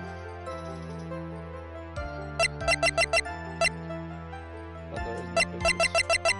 So this was wrong, bro. Take that! So what do you think? You may say, what do you think? However, I am for all intents and purposes a transceiver radio. Oh, that's right. You can't actually see the evidence.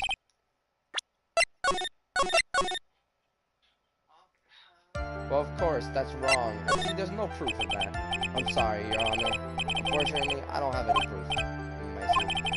And your line of questioning was just another waste of time. Sadly for us, Your Honor, that is the nature of right and wrong.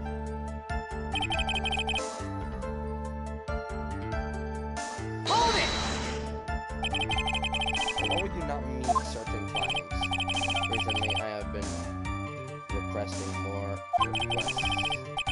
I met each and every client, I will lose some nice business opportunities. On top of which the times have changed. It's now the age of information and computers, correct? Well, I have joined the times and now take requests via electronic mail. Electronic mail. Do you have to mail that in a special envelope? I'm very sorry. I despise the shortens of words.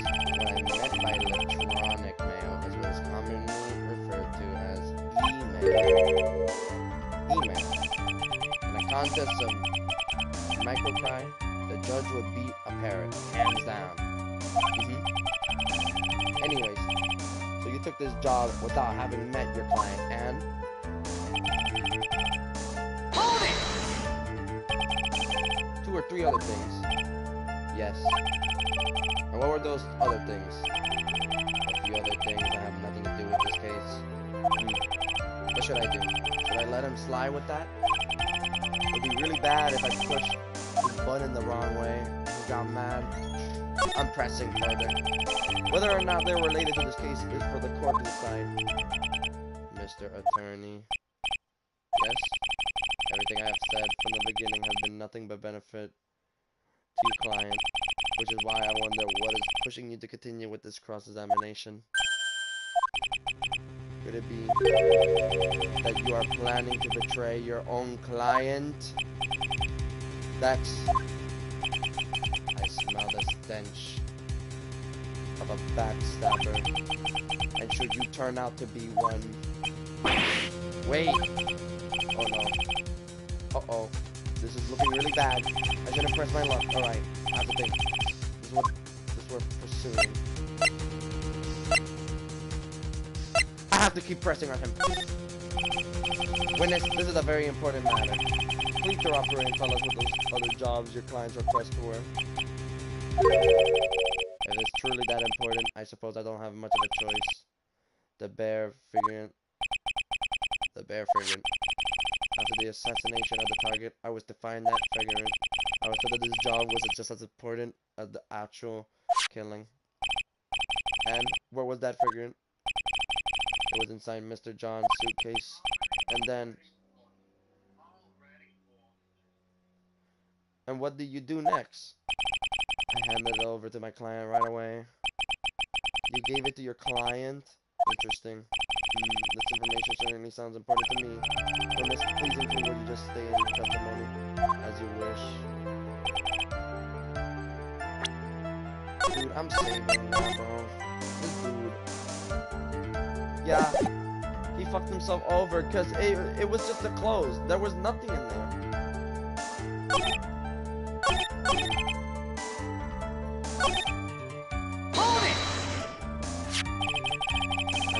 I found this figurine at Mr. Matt Mansion. If you gave it to Mrs. Andrews, then what was it doing there? I was waiting for her there. I was also part of the plan to frame Mr. Matt, I'm sure. That makes a lot of sense. Well, Mr. Wright, do you have any problem with this piece of testimony? There is a contradiction. So the killer says he gave the figurine to Mrs. Andrews.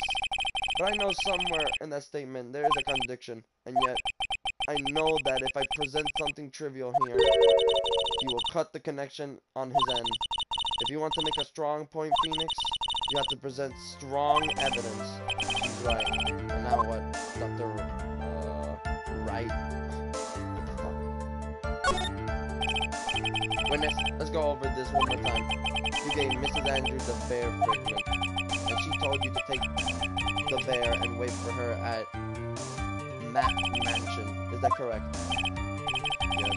Where are you going with this? Well, I think maybe you might have remembered a few things incorrectly. Or what? He's out of wits. I can't let up on him. I don't think it is possible for Mrs. Andrews to have been the receipt of this bear. Could it be just the guitar case? Just, that's it?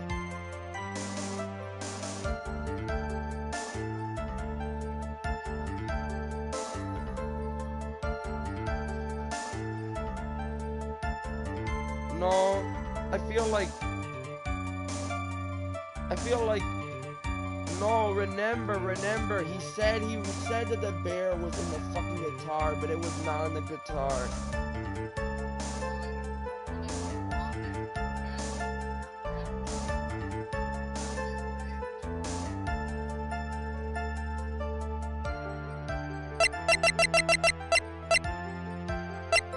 What? No, I'm confused. I'm so confused. Suitcase. What does he mean suitcase, by the way? Because, like, I'm thinking in my head that, is it the fucking guitar case?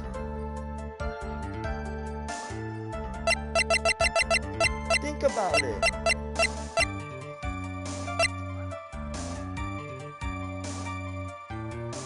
Okay, so what do you think?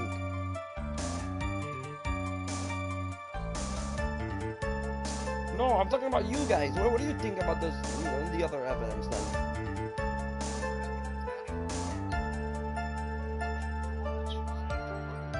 Well, why the teddy? Why the teddy?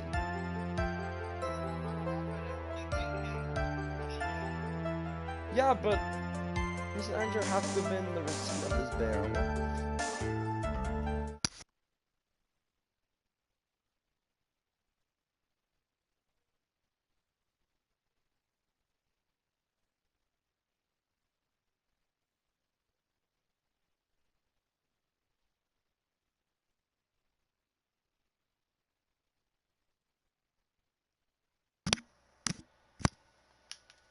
Okay, I'm back.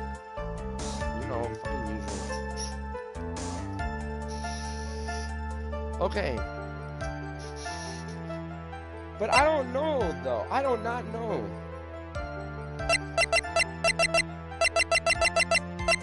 Take that! Okay, it is in the fucking guitar. Oh my fucking god. The reason I said the fucking bear thing was because of that shit. Hold it!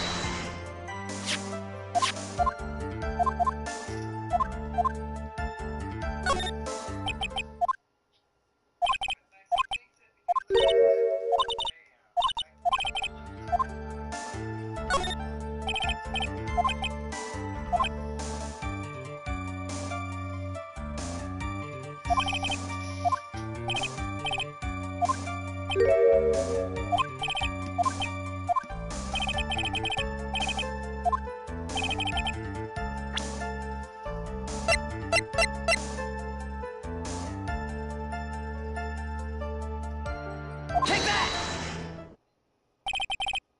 Shadley the killer? If you had really given the bear to Mrs. Andrew, then this item should have been inside. Oh, the receipt! Oh my god, it's really the fucking receipt the whole time. I didn't realize that. Sign it. This item. I see where you're going. Yep, that's where I'm going. Where's everyone going? Do I need to pack a suitcase? Your Honor, please think back to Mrs. Andrew testimony. And I was going to burn it for her sake. Even for a single minute. If it had actually been in Mrs. Andrew's hands, I'm sure she would have taken the suicide note out and burned it. Order, order, order! So that's where your two were going. So by the very fact that the suicide note was still inside the bear, it tells that your client didn't know how to disassemble the puzzle. Which means, it means, Your Honor, that it is impossible for Andrews to be the client. Oh. Order, order, order! Mr. Phoenix Wright. I'm sure I mentioned this before, how I hate traitors above all else. I think your cross-examination has clearly demonstrated something to me. You must wish to break your end of our agreement. No, that's not it. That's enough. If that is your intention, then there's only one thing for me to do. Wait, please. Gentlemen, ladies, please excuse me. I have a matter that I must attend to. Hold it! No, please. Not that. Please wait. Mr. Attorney, bring this trial to a speedy end and I may stay my hand. Otherwise... No. Ah! Damn, bro. Right, right. Yes, Your Honor. I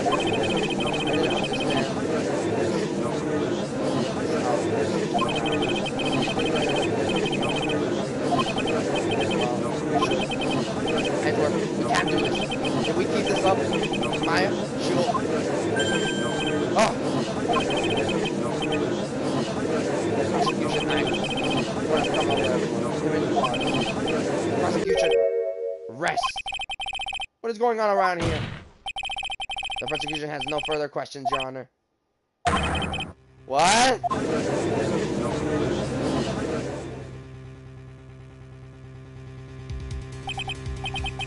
Well, I never thought I'll see the day. This is the most unusual situation. If the prosecution rests with no further questions, then the prosecution has failed to uphold its stand.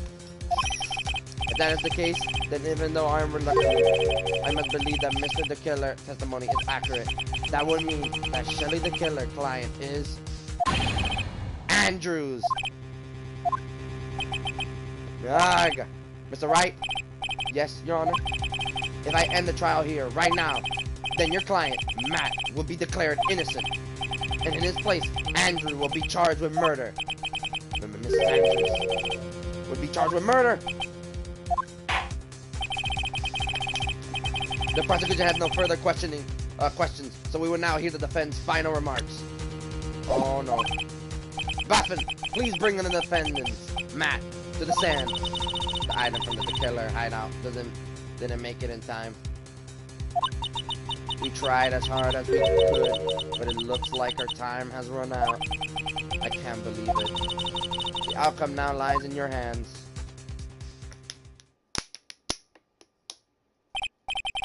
Dude, did the old guy finally decide? To be honest, I can't think of you as a truly innocent and good person. You have done enough evil to drive a woman to suicide.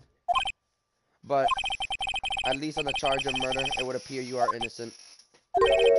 Huh. Uh-oh. So I guess even the old public duty figured me out. Mr. Matt. What an atrocious lawyer I have, giving his own client up like that, like this. And that refreshing like a spring breeze crap. It's just atrocious. Don't you agree? Anyways, get on with it and pronounce me innocent already. Right, Mr. Lawyer? Should I side with justice or should I save my life?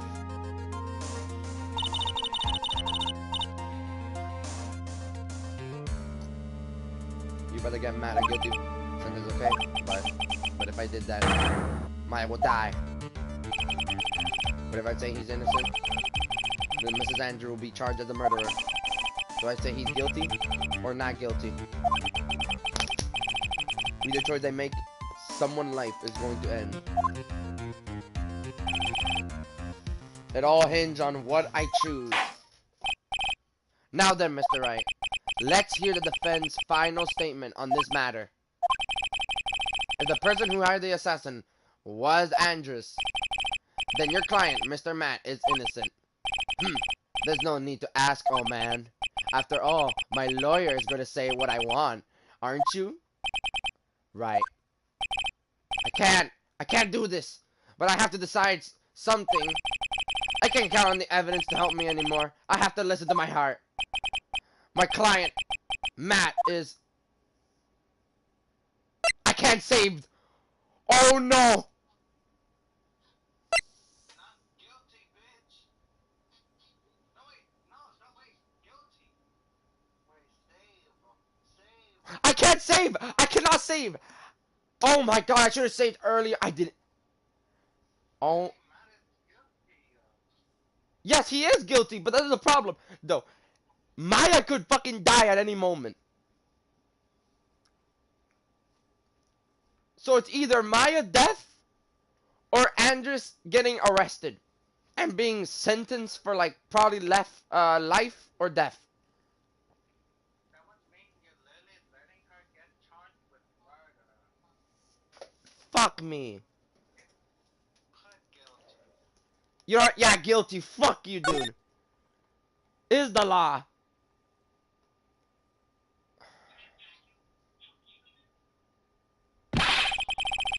We are waiting for your answer, Mr. Wright.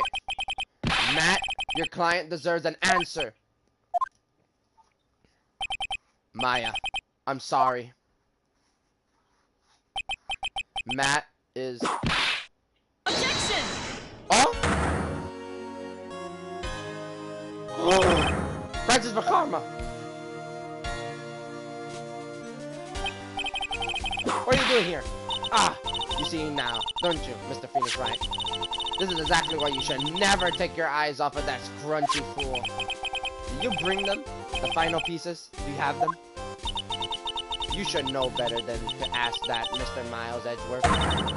Above Karma is perfect in every way. The evidence is here in perfect condition. Don't worry about Scrunchy. He's fine, and his injuries are minor. All of the items are inside this.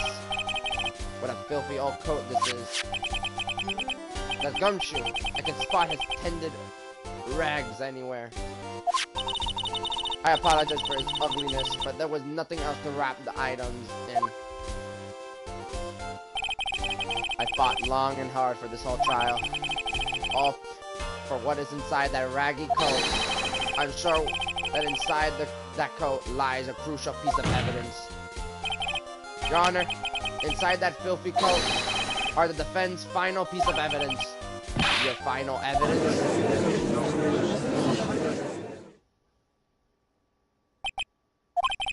This trial is already over. All that remains is for me to hand down my verdict. I do not believe that any evidence presented now would change the outcome of this trial. What? I don't know if I should save. Should I save? I don't know if I'm making the right choice.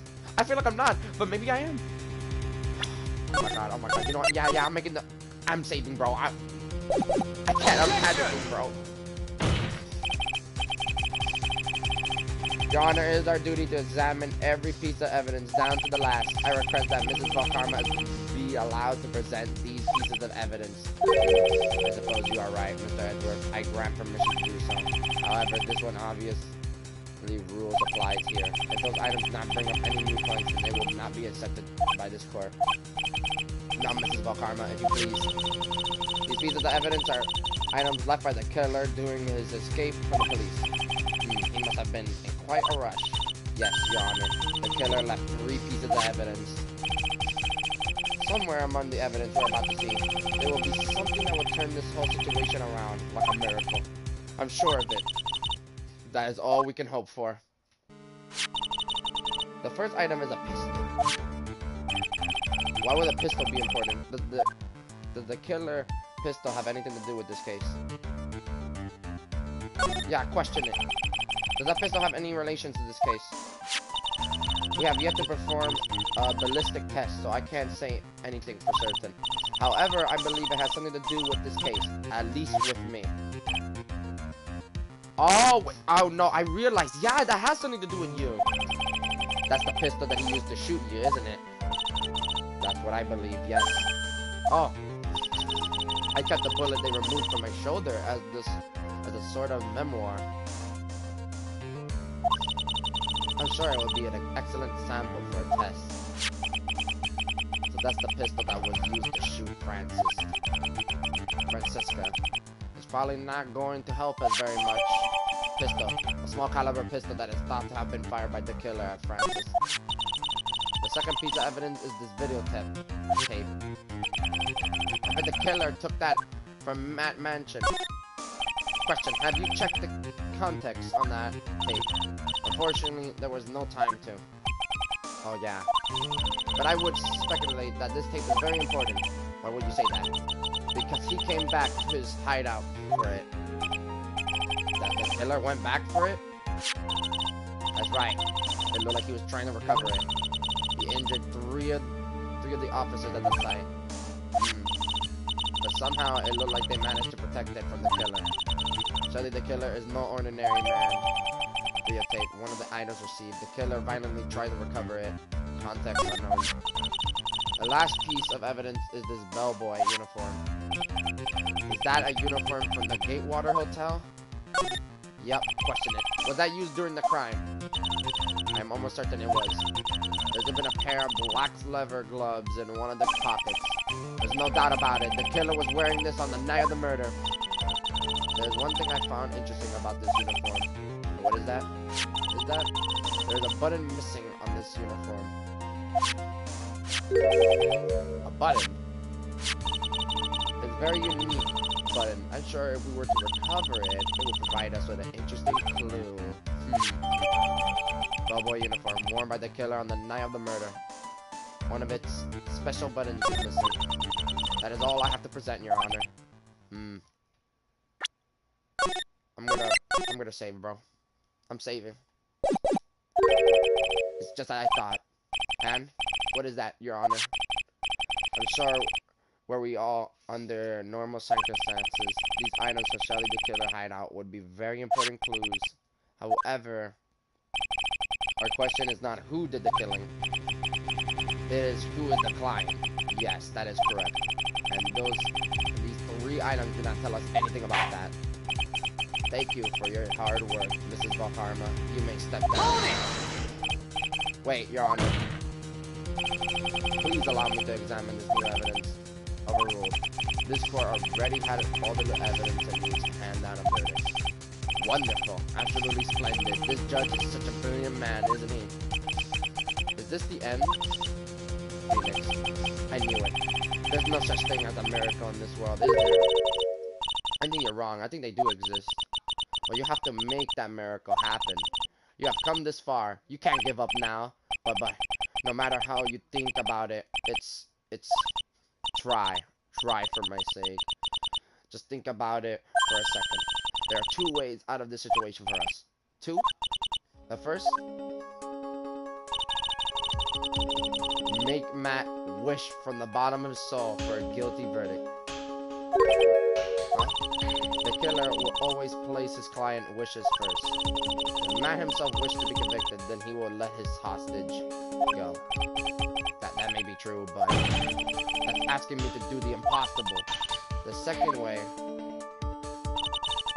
force the killer to end his contract with Matt. If the killer would no longer think of Matt as his client, then he will let Maya go. Mia, that's even more impossible. He's a man who values his duty towards his clients above all else. I know both of these seem like impossible feats at first, but if you can make either one happen, it will truly be a miracle. The bigger problem is, the judge has already said he doesn't need any more evidence. The piece he was just shown, he is not accepting them. Phoenix, think things through from the other side. Isn't that what always works for us? The other side. Wait, does she mean... You mean to turn things around? Phoenix, the judge says he doesn't need the evidence. If that's the case, then who does need it? The person who needs the evidence. The defense, prosecution, and the judge. We have seen all the piece of evidence. And that's how we have come to know the truth. But there's one person who has yet to see them all. And that person does not know the truth. The truth? It may be what will bring about the miracle in the end. There's no objections this time, correct? I'm gonna save, bro. I'm saving. So we are making the right choice. Okay. I was like really trembling. Correct? Now then, I will pronounce my verdict. Why don't we all respectfully sit back and listen, kids? Objection! Ooh. I have already told you, Mr. Wright. This court does not need any more evidence. I am not saying it is us that needs the evidence, Your Honor. Then you want to show the evidence to that person? Yes, Your Honor. Please, Your Honor, Mr. Wright, for you to ask with such passion, I will grant you one chance. One chance. Please show your evidence to who you think is the right person.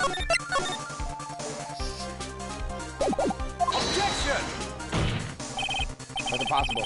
Turn the situation around in one try. One try. That is all I will commit. I have to try to remember everything that has happened up to this point. Think, Phoenix, think. There must be a way to save Maya while taking Matt down at the same time. Now then, Mr. Wright, let's not waste any more time. Who would you like to show evidence to? Show evidence? Excuse me?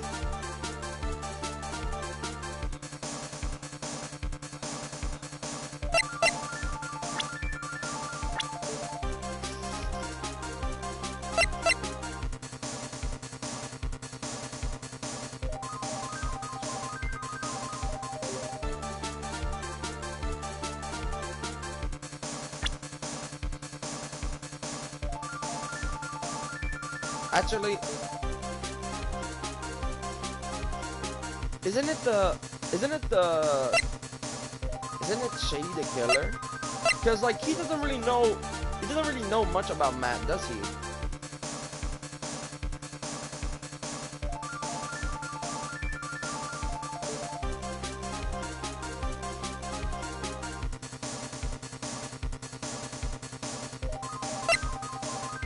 Okay, it's Matt then.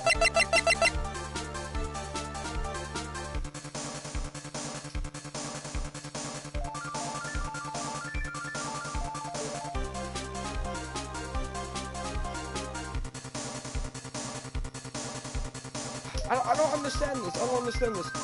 Who am I gonna pick? Who am I gonna pick?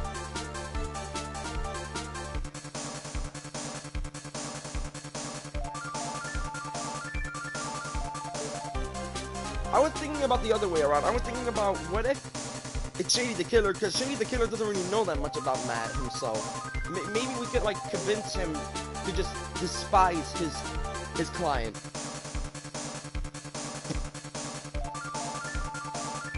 But alright, let's get Matt. Let's see. And now, tell this court what piece of evidence would you like to show this person?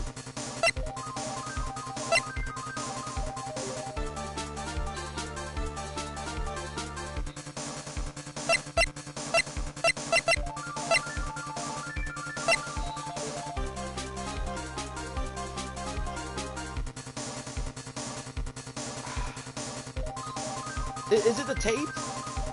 Is it the fucking...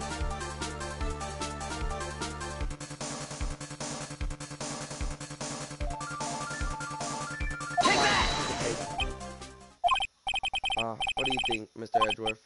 I don't have anything to say to this. How about you, Mrs. Valkarma? Well, I was just shot, so... I'm afraid I cannot allow the defense to continue. What? No! Don't understand what you're talking about anymore. Wait, please, one more check. That is enough, Mr. Wright. I will now state my verdict. This court finds the defendant, Matt.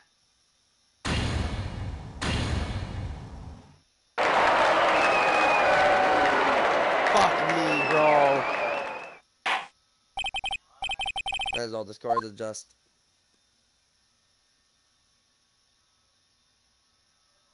And just like that, the case came to an end.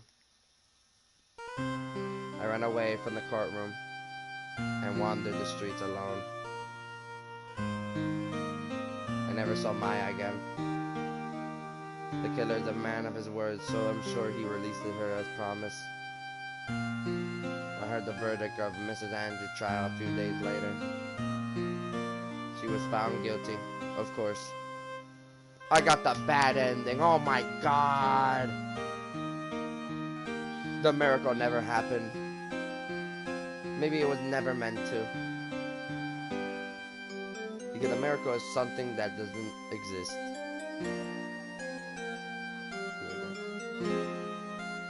Wait, I have to get something. Fuck me, man. The fact that I got the worst ending.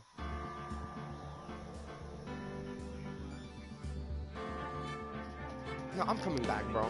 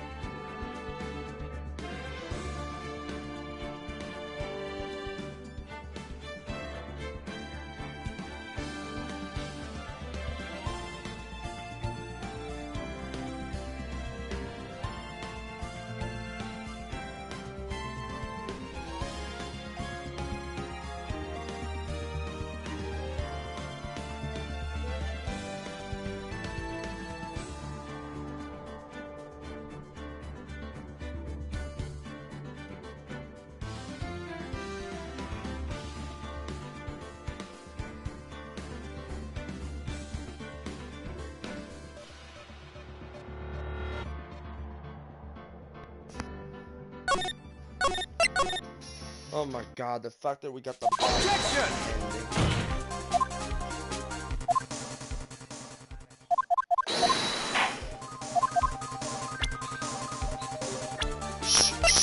Shut up, Alvaro, shut up. I'm sorry, but man, but like, I need to hear Brandon.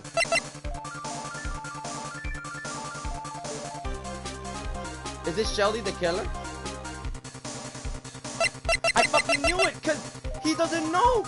He doesn't know what Matt is. Take that! See, yeah.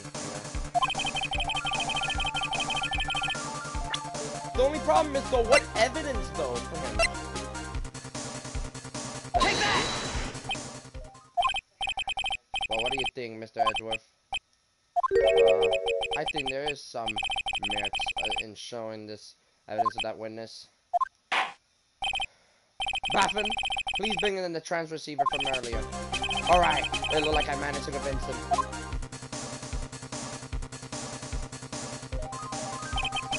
Maya, she's okay, right?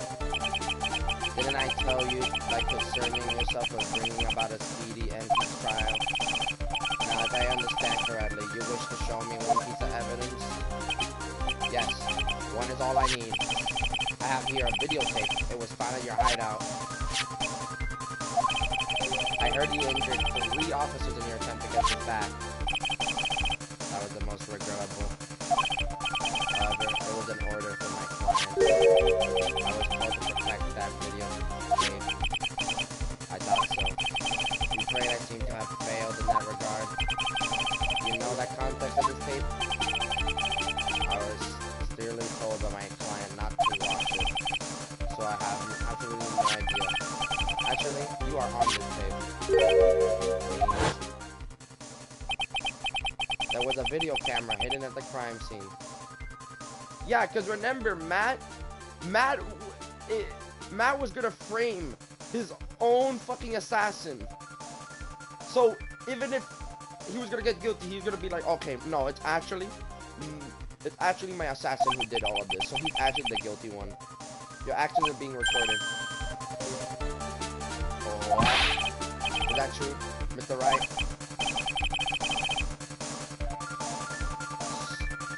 Who was the one? Who was it that planted the camera?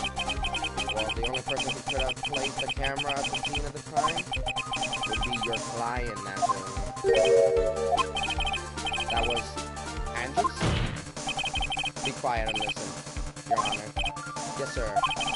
The client specifically specify a place and time for you, isn't that right? Yes. That was so they could film you. I had no idea. Mr. Wright, why would my client do such a thing? I would like to know why. Why didn't Matt film the crime scene? The reason why he did that is like to get out of this whole mess. It's because it's simple, because he wanted to frame your ass. He wanted to frame your ass if all else fails. There's only one reason why your client would secretly film the crime scene.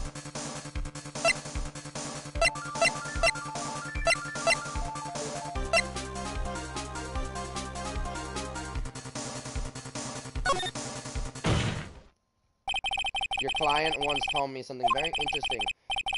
We were talking about you, and this is what he said. But I'm no weakling. I don't believe anyone. Least of all assassins. Oh, come on now. Come now, Mr. Wright. Assassins are above blackmail. Yes, that's where the video comes in. With that, I can keep him at bay and even blackmail him if I want. Oh my god, that was so obvious. Your client didn't trust you at all.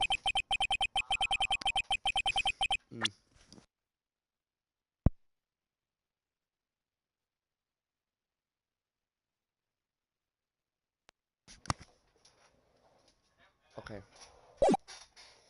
They were thinking of using this video to blackmail you. What do you have to say to that, Shelby the killer?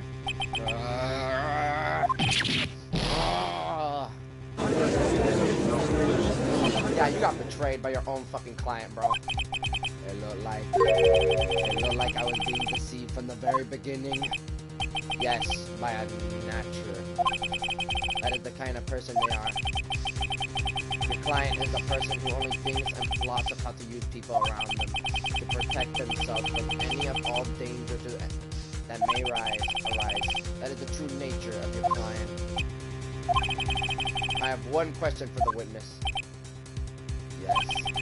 You told us one thing numerous times during your testimony. You said that you detest traitors most of all. Yes, that's right. But what if the traitor was your own client?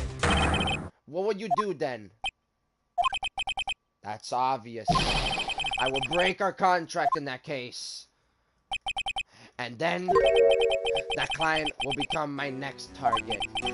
For the honor of the killer name, even if it may take an eternity, I would follow that person to the end of the earth to exact my punishment.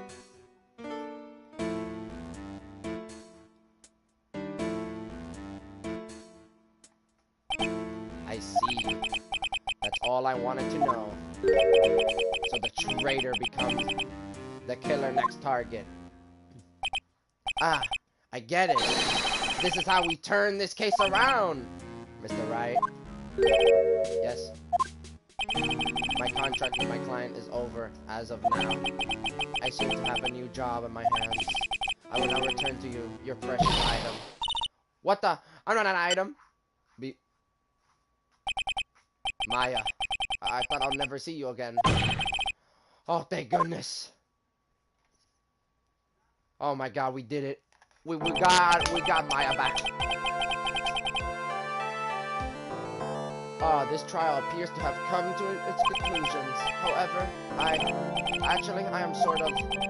quite know what just happened there with the client and the witness and and Mrs. Karma. Or where did that? She always has you in her sights. Now, I do believe it's time to finally hand down a verdict. Oh, you're sweating now, Matt. Mr. Matt, look like somehow you got what you wanted. You will finally receive the acquaintance you wanted so badly. You should be happy. But before that, I would like to make one final statement. Sometime in the near future, one very betrayed assassin may appear before you. Needless to say, that man is very good at what he does. I'm sure you will understand what I mean if you watch this video. Help me. Ooh. Now then, Your Honor, the verdict, if you please. Is this alright with you, Mr. Wright? We have finally reached the end of the very long battle. Whether he's convicted or acquitted, there is no escape for him now. Go on, Phoenix. Plead whatever way your heart tells you. Right, Chief? Plead guilty.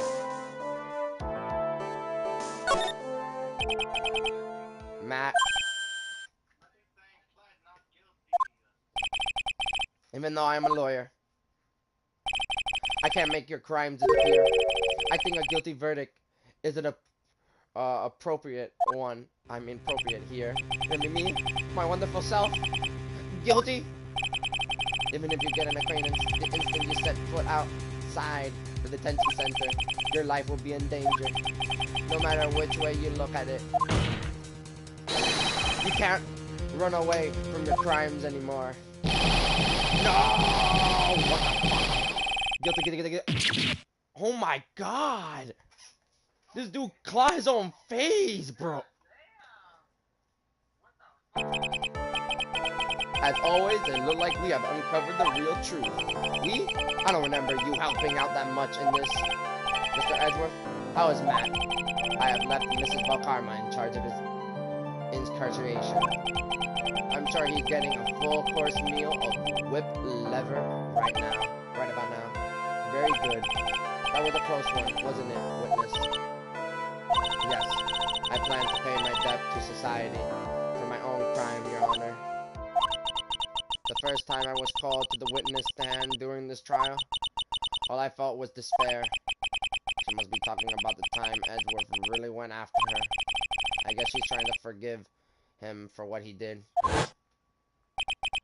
This witness, how should I put it? She has an illness.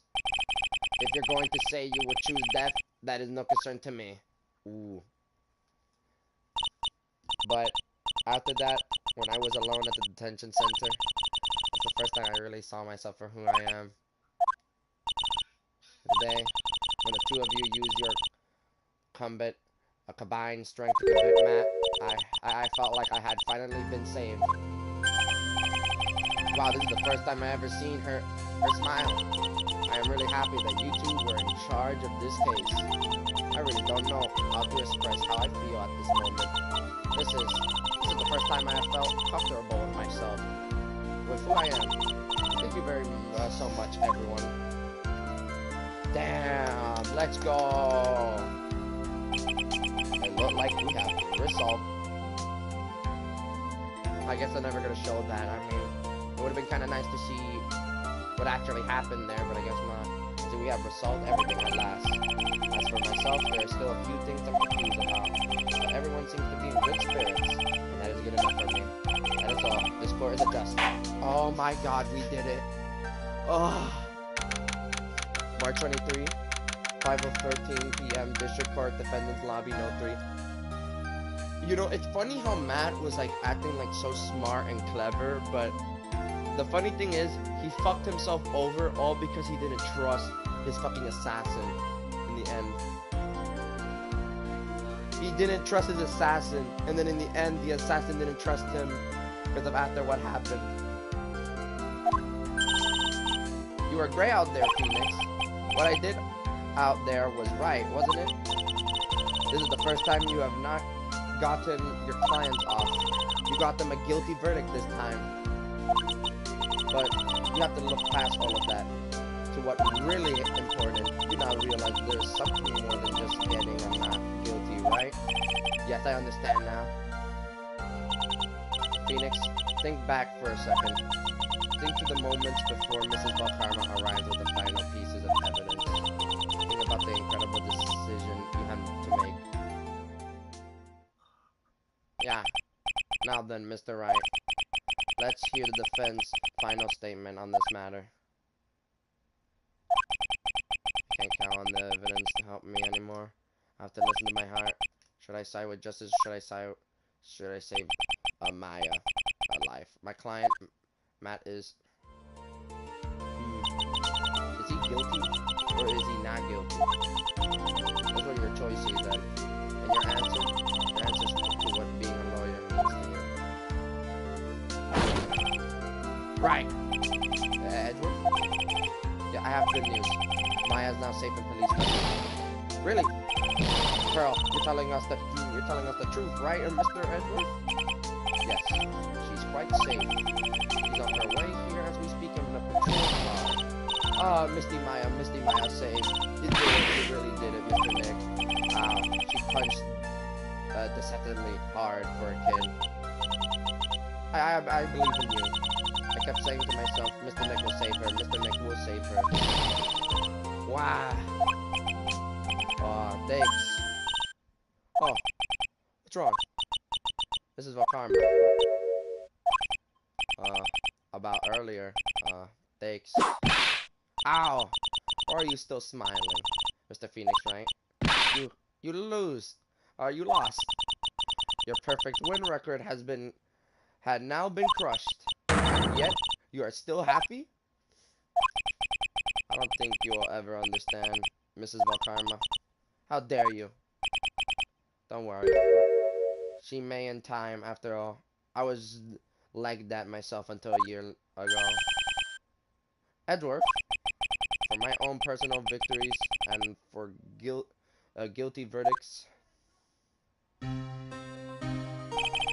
used every dirty trick in the book, and so my win record remained spotless. But a man appeared and stood fast against that silver. I fought him in my usual manner and tasted my first defeat. I felt like I had lost everything because of that. And then it was my turn to sit in the defendant's chair. was saved by that person I called my enemy. I couldn't forgive myself for all that happened. So I left the prosecution office. And I left that note. Prosecutor Miles Edgeworth chose death. As well, you should have. A prosecutor who has shamed himself with defeat should crawl into a hole and die. But that was not what happened. After I left the prosecution office, I finally came to realize something. And it was in that moment of clarity that everything began to change. What foolish nonsense. We prosecutors use anything we can to attack the defendants. But every time we did so, no matter how desperate the situation, instead of giving up like most people, the man would hold strong with his undying faith. And then, before I knew it, I began to trust in that man as well. What? You trust your enemy? It doesn't matter how many underhanded tricks a person uses. The truth will always find a way to make itself known. The only thing we can do is to fight with the knowledge we hold and everything we have. Erasing the paradox, one by one. And never easy. We crawl and scratch for every inch, but we will always eventually reach that one single truth. This, I promise you. The truth. Yes, that's the reason why prosecutor and defense attorney use this. But I'm sure you knew that already, didn't you? Alright. That's why you couldn't forgive me. This man who went into hiding. Isn't that right? This man who only had his sights set on victory. Who ran away into the night. Ah. Is Mr. Edgeworth right, Mr. Nick? You really let me down. When you disappeared, I felt betrayed. The reason I decided to become a lawyer to begin with was because I believed in the things you said to me. All those years ago. And you betrayed your own words. That's why, 1 year ago, I made up my mind. I decided that the Miles Edgeworth I knew had died. At least that's what I thought I told myself. You pathetic fool. Mrs. Valkarma? I don't want to hear the wrench whippering of a disgraced loser. A Valkarma is someone who is destined to be perfect. Miles Edgeworth, you are no longer worthy. You are no longer worthy of being a Valkarma. And neither am I. It's over. It's all over. What? Francis threw something on the ground just now. This is electromagnetic receiver. Isn't that the thing she used to track the gumshoe? I'll return this to the precinct later. There's something else. Ah, isn't that Mrs. Valkarma Witt? I'll never set foot in another courtroom again. I'm sure that's what she's saying by this action. You should keep this, right? Oh. Nick! Me. Mia! Mystic Mia! Ah, Mystic Mia. Goddamn, bro. Ah, yes. The ending that we wanted, bro. Yeah. Sadly, I don't think no one cares about Detective Gumshoe, though. Oh, Nick, I knew you would come through. You got Max convicted like I knew you would. And on top of that, you even rescued me. Well, of course I did. You know I would never desert you. But we sure pressed our luck this trial. You're really lucky to be standing here. Whatever. Look, it's over, okay? Besides, if I did crook, I would just come back and haunt you like a bad ghost through Pearly. Is it really that easy to do something like that? Thanks a lot, Nick. Don't mention it. Maya. Oh, Mr. Edgeworth. I'm relieved you're alright. Hey, it looks like you have made some real progress, Mr. Edgeworth. Well, I suppose I'm a little different from who I was a year ago. Growl? The fuck? Oh yeah, because she's hungry. Alright. I think it's time we got out of this depressing place. Huh? Where are we going? Food, Nick. Food. Rough, chomp. I'm starved. I'm so hungry. Even you look like a nice juicy burger on a bun to me, Nick. You think I look like a burger? I'm a prime rib at least. Yo! Alberto! Alberto, you're so... Oh my god, Alberto. Phoenix Wright is probably in his 30s or 20s. Well, Maya is in her... literally in her 18s. Yeah. Come with us, Mr. Edgeworth, please. If you assist. Alright, so how about we hit up our usual burger joint? Don't be silly, Nick. Huh? This case messed up that awesome evening and got in the way of my grumpness. So I decided that we have to make it up by having another feast. Another feast? Come on, Nick. Food!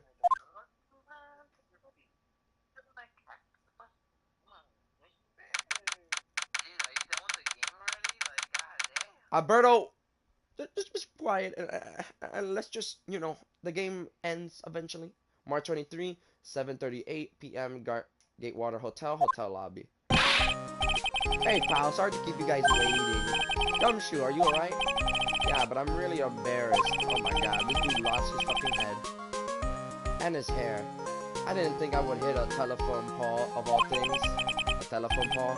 Then it wasn't a red light that got him. You did it again, city boy. I felt like my dear old heart was gonna give out on me. And I ain't joking. Yeah, it was more exciting than the very last episode of the Steel Samurai. Oh my god, finally Alberto left. Goddamn, he was like talking way too much. And also getting in the way, man. Anyways, it was more exciting than the very last episode of the Steel Samurai. Thanks. Now look at here, Mr. Snoopy's prosecutor. Don't you reckon you bully Mr. Wright too hard? If you don't start being a lot nicer to him, he might kick it tonight. I'll keep that in mind. Well, come on now. Everyone gather around. You're not gonna get your pictures taken by a genuine professional photographer. Oh my god, y'all are just talking at the same time. This is fucking ridiculous. But like Lala bought herself a new camera. Well, pal, at least we can put this messy case behind us now. Come on, tonight all about eating, so let's go chow down, pal. Amen to that, pal. Amen. You know, when you think about it, you were the one who saved the day, detective. Me? You really think so? He's right. If it wasn't for the 3 items you took, I think this trial would have had a very different ending. Oh well, you know, it's Huh? Wait. That's odd. When I ran off with the things from the killer hideout, I was sure I took 4 items in total, sure. What? 4? Yeah, I'm sure I put one of the items in my coat pocket. There was a 4th item. Ah, come on, y'all, it's over. But oh boy, I tell you, you really are something else. Between getting accused of murder and getting kidnapped, never a dull moment with you, huh? You think? Why does she look so happy about that? But being shut away for 2 whole days. Weren't you scared? Yeah, it was really scary. I felt so hopeless. So to keep my mind off of things, I drew a picture. What the fuck am I hearing? Ew. Sounds like y'all had it rough, girl. So where's this picture of yours? Yeah, I want to see it. I want to see Misty Maya picture. You know, I don't know where it went. Oh, that's too bad. Well, it's alright. It wasn't anything important anyways. Ah. It sure is nice to finally see them both smiling again. Oh my god. It's Mrs. Vokarma, isn't it? What is it, Edward? This thing is picking something up. Oh, that's it. That's a Mrs. Vokarma receiver. Thanks to her, I have to I had the most awful experience in my life, sir. I can't believe she snuck a tracking device on me. That's odd. Even though you're standing right here, the tracking device seems to be in a different location. Oh, it's probably busted or something, sir. Well, it doesn't matter. I'm afraid it's about time for me to excuse myself. I still have some work to do. But Mr. Edgeworth, you haven't even eaten anything yet. And you have eaten way too much, you glutton. I had fun tonight. Now, if you excuse me. Wait. What? I just want to say, thanks, Edgeworth. You really saved me up there. If anyone should be saying thanks, it should be me, right?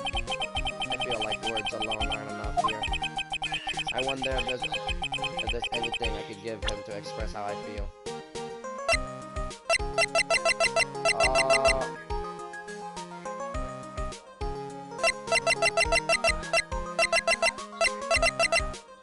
Well, actually, I could give a badge. Take that! What's this? It's my way of saying thanks. I see. Well, it's the thought that counts. I guess I'm not very good at this showing my appreciation thing. You don't need to thank me. I was only doing my job.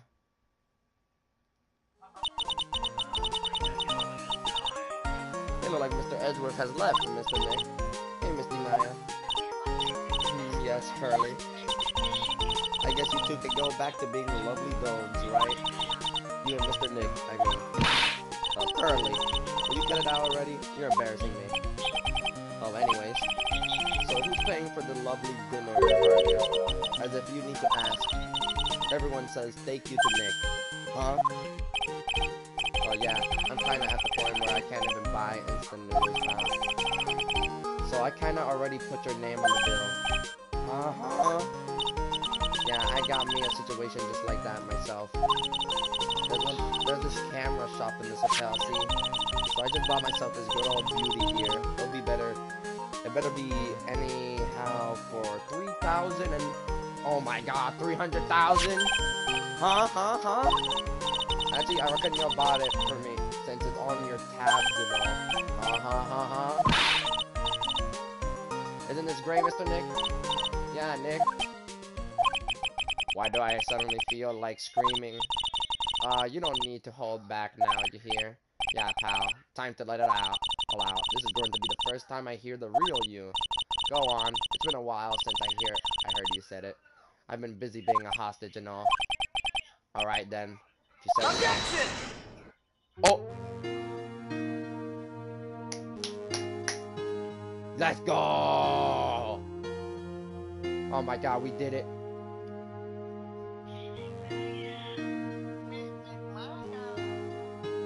I don't even wanna read anymore. I'm done reading. I'm so tired.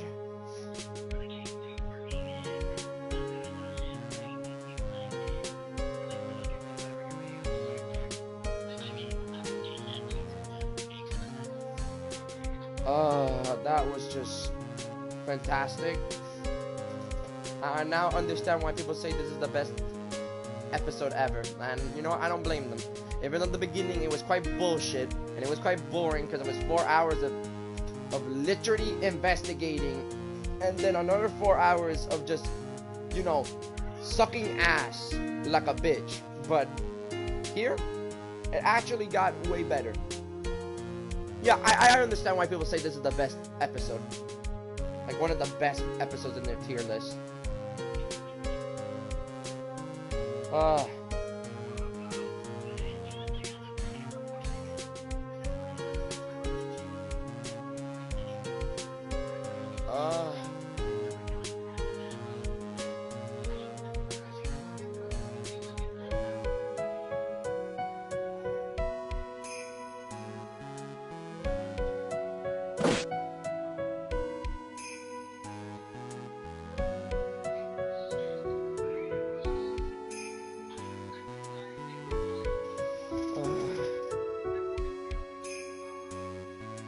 You know, I'm gonna talk.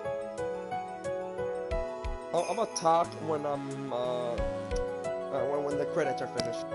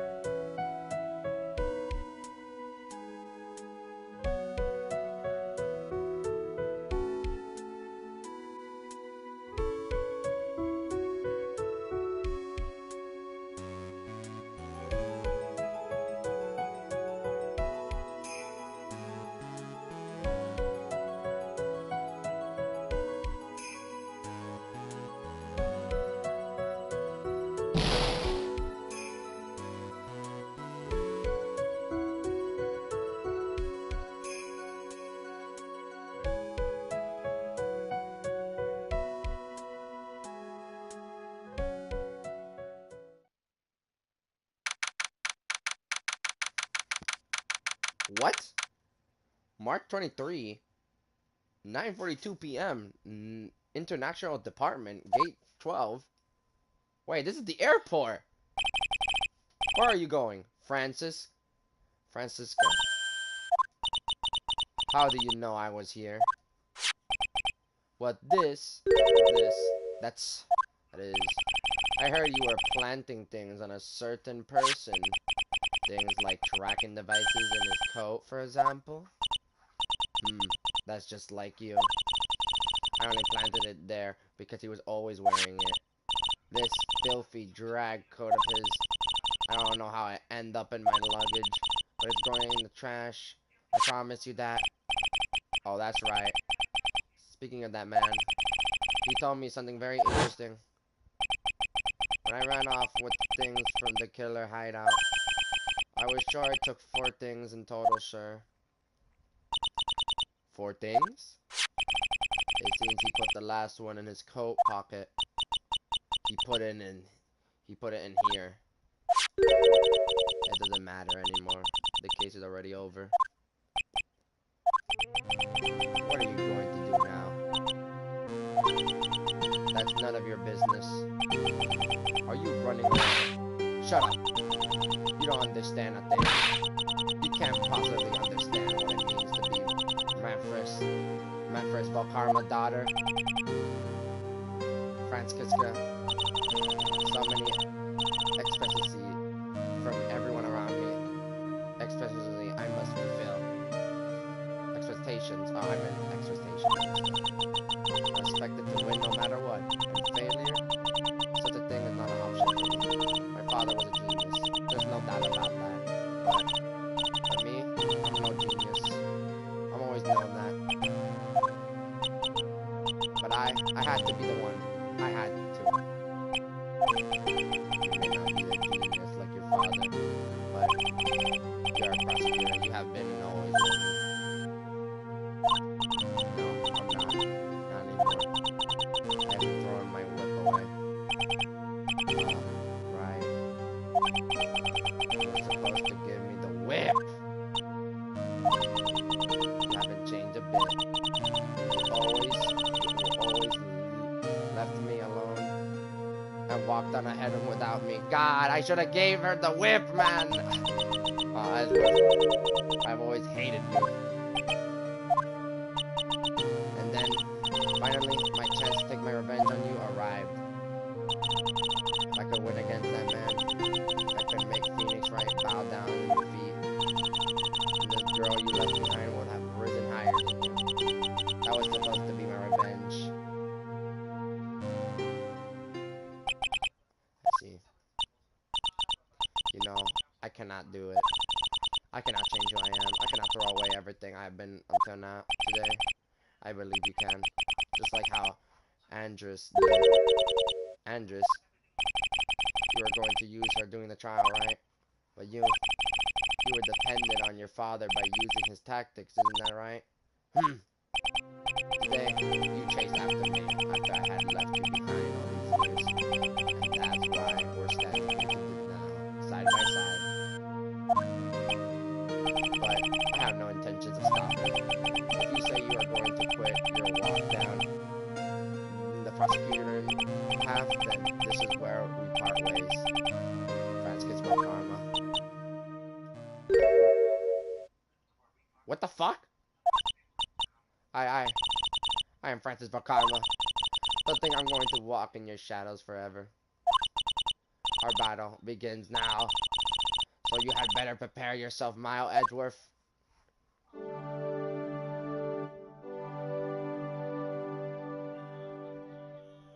What the fuck?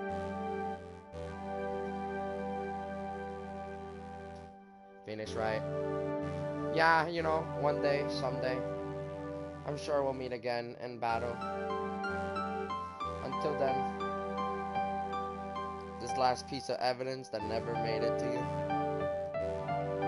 I'll take good care of this 4th piece so I can give it to you where at last we meet again.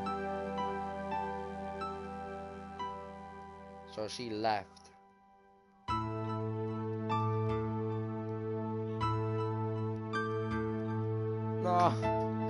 fucked up the ending over a fucking thing, bro. How?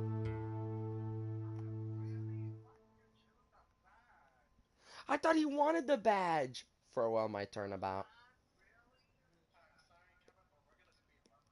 Okay, fine. We'll speed run it. We'll speed run the hell out of it. But I don't know where I saved though. Oh shit.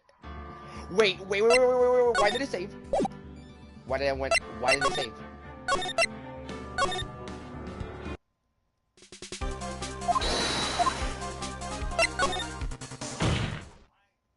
We were back here all the way again. Okay, fine. That's just... Yes, we're speedrun it. We're speedrun the shit out of it, Justin, for you. Okay, then it's you. Okay, Brad.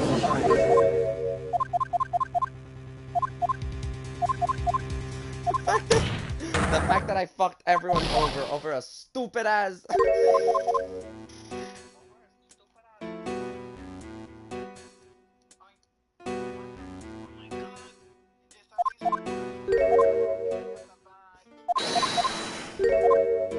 Maybe because he could be an attorney, and I don't anymore. Maybe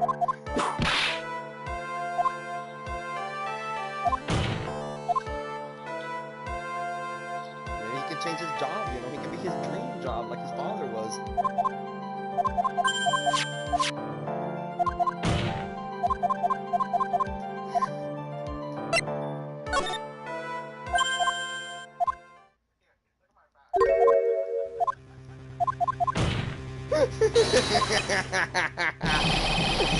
the fact that, yeah, here's my badge, but you're never gonna get it.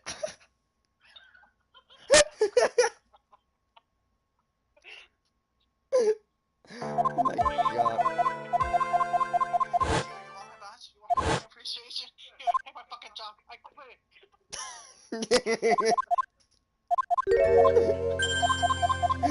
Yeah, you steal my job, bro.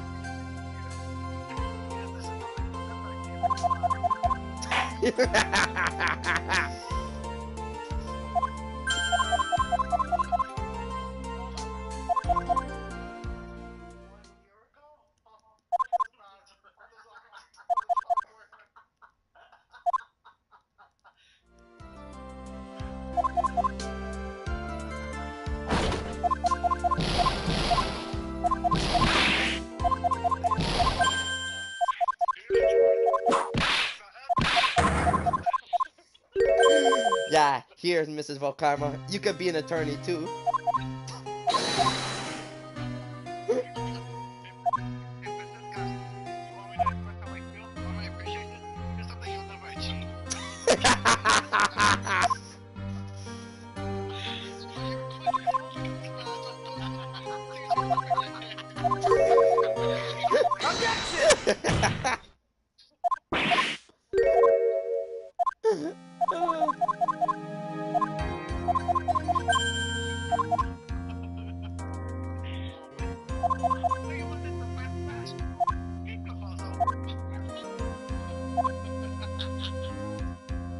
I thought he said he wanted me to keep the fucking whip. No. He's like, sorry, buddy. That whip, you're gonna keep it. So then I can whip people now.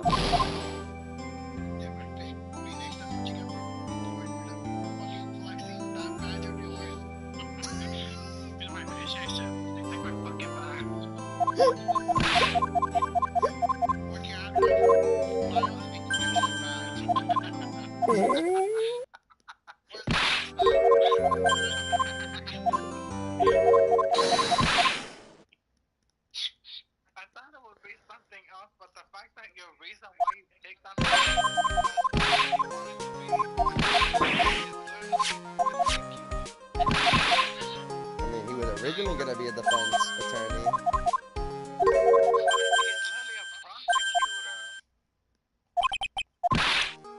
I'm gonna save, bro. I'm saving in this shit. Yes, we're going back in the game again, cause you know how my master plan was to Wait, is Boom in here? Oh yeah, Boom is here. That makes sense why I'm explaining. Yeah, the reason that is because of, my dumb ass plan. You know, what I'm supposed to give to, Edward, right? I was supposed to give him the whip.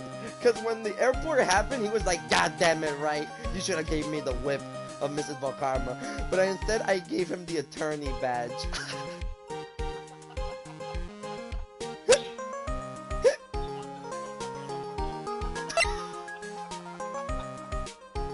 What if I accidentally press the attorney badge again, bro? Actually, you know what? No. What about you bring the gun, bro? Just go shoot her in her left shoulder.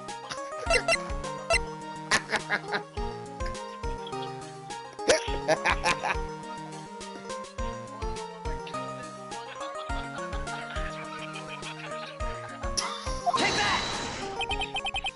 What's this? Thank you. That's all thanks to you two. You. You and her. You don't need to thank me. I was only doing my job.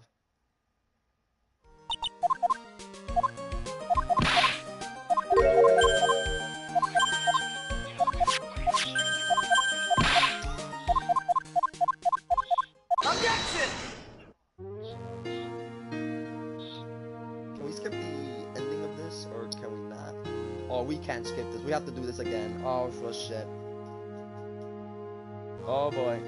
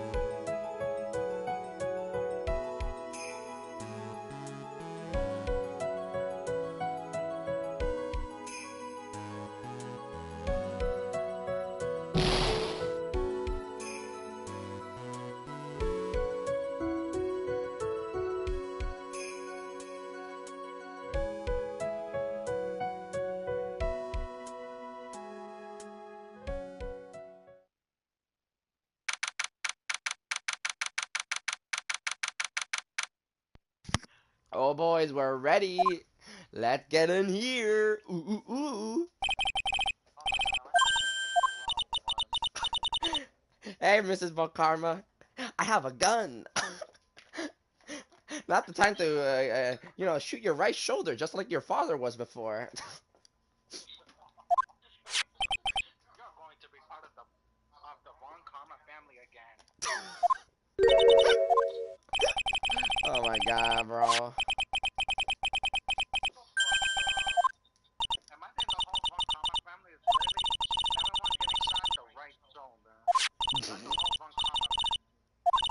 That's the Volkarma tradition. They're very perfectly, they're very perfect at getting shot in the fucking right shoulder. Yes, I promise you that. And that man, oh, yeah.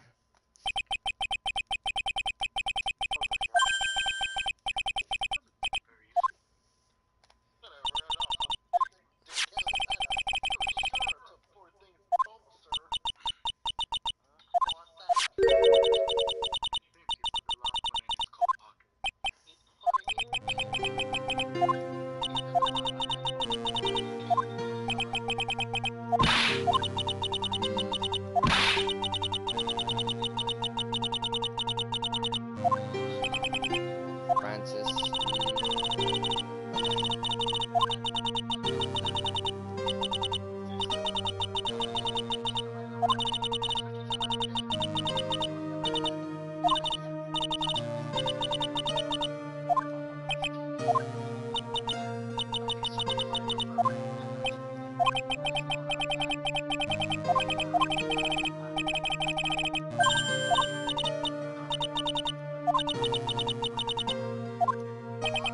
Speaking of that, Wright gave me this to hold on to. Right. You knew something like this would happen, didn't you? I'm gonna say this again. We prosecutors do not fight for personal honor or pride. I hope you will think deeply about what you should be striking down with that whip. You haven't changed a bit. You have always left me alone and walked on ahead without me. However, I've always hated you. Wait, is this the same thing? And then finally my chance to take my revenge on you arrived.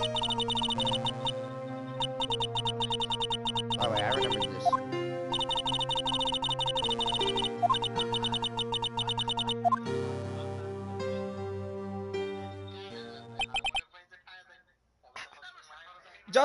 Justin, bitch, how is she British? She ain't British, she's fucking German, bro. Oop, I know I can't change who I am, I can't throw away, I believe you can, just like how you did. You were going to use her during the trial, right? But you were dependent on your father by using your tactics, isn't that, yeah. So after the years, I had left you behind all these years. That's why I'm just standing here, side by side. But I have no intention of stopping. You say you're going to quit if you say you're going to quit, you'll walk down the prosecutor path, and this is where we part ways. And then she starts crying.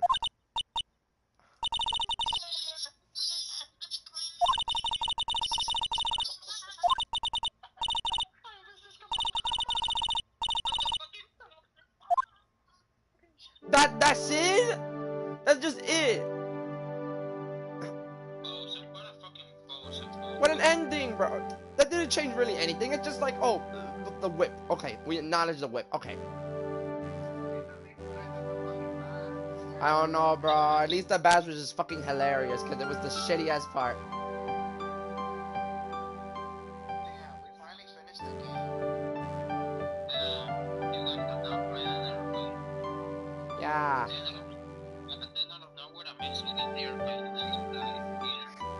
The assassin is like, oh look, this is my targets. Time to kill them all.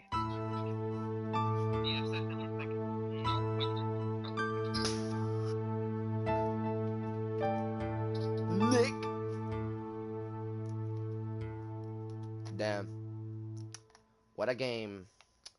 Wow.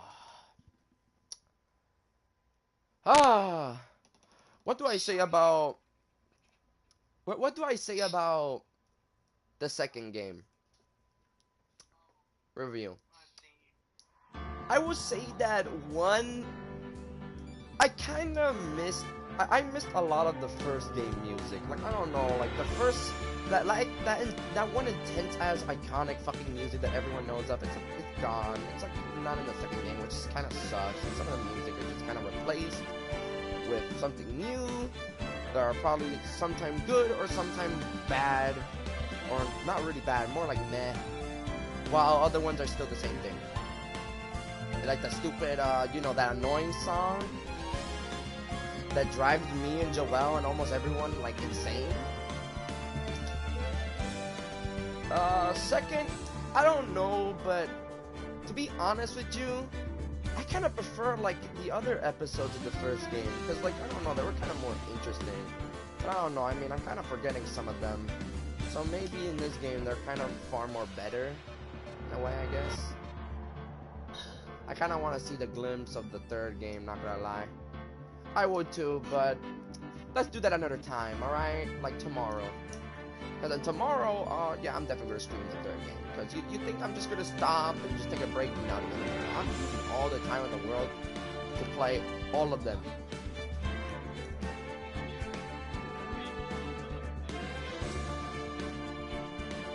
Boom. When I'm ever gonna stop? When I actually beat all of them. And as for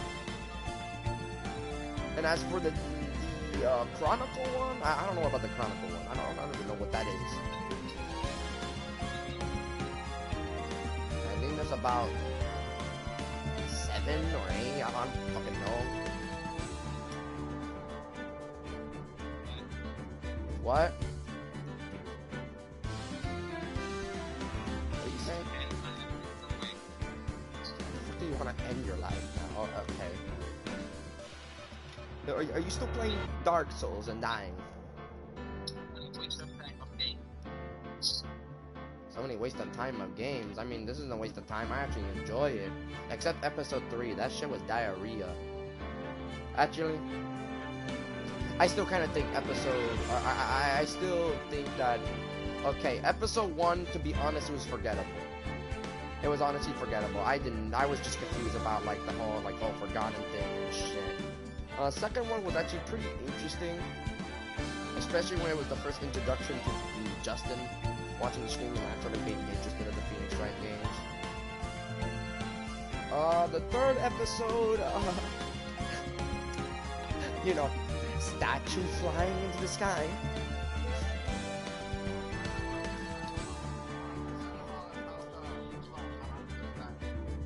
Oh, by magic.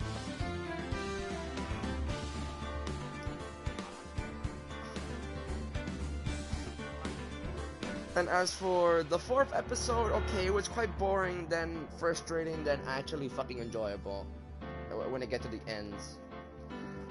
So yeah, I hope you guys enjoyed that. I definitely did. To me, I think the first game was better than the second one, but the second one isn't really the worst. I just find it not as better as the first one. But goodbye, I suppose.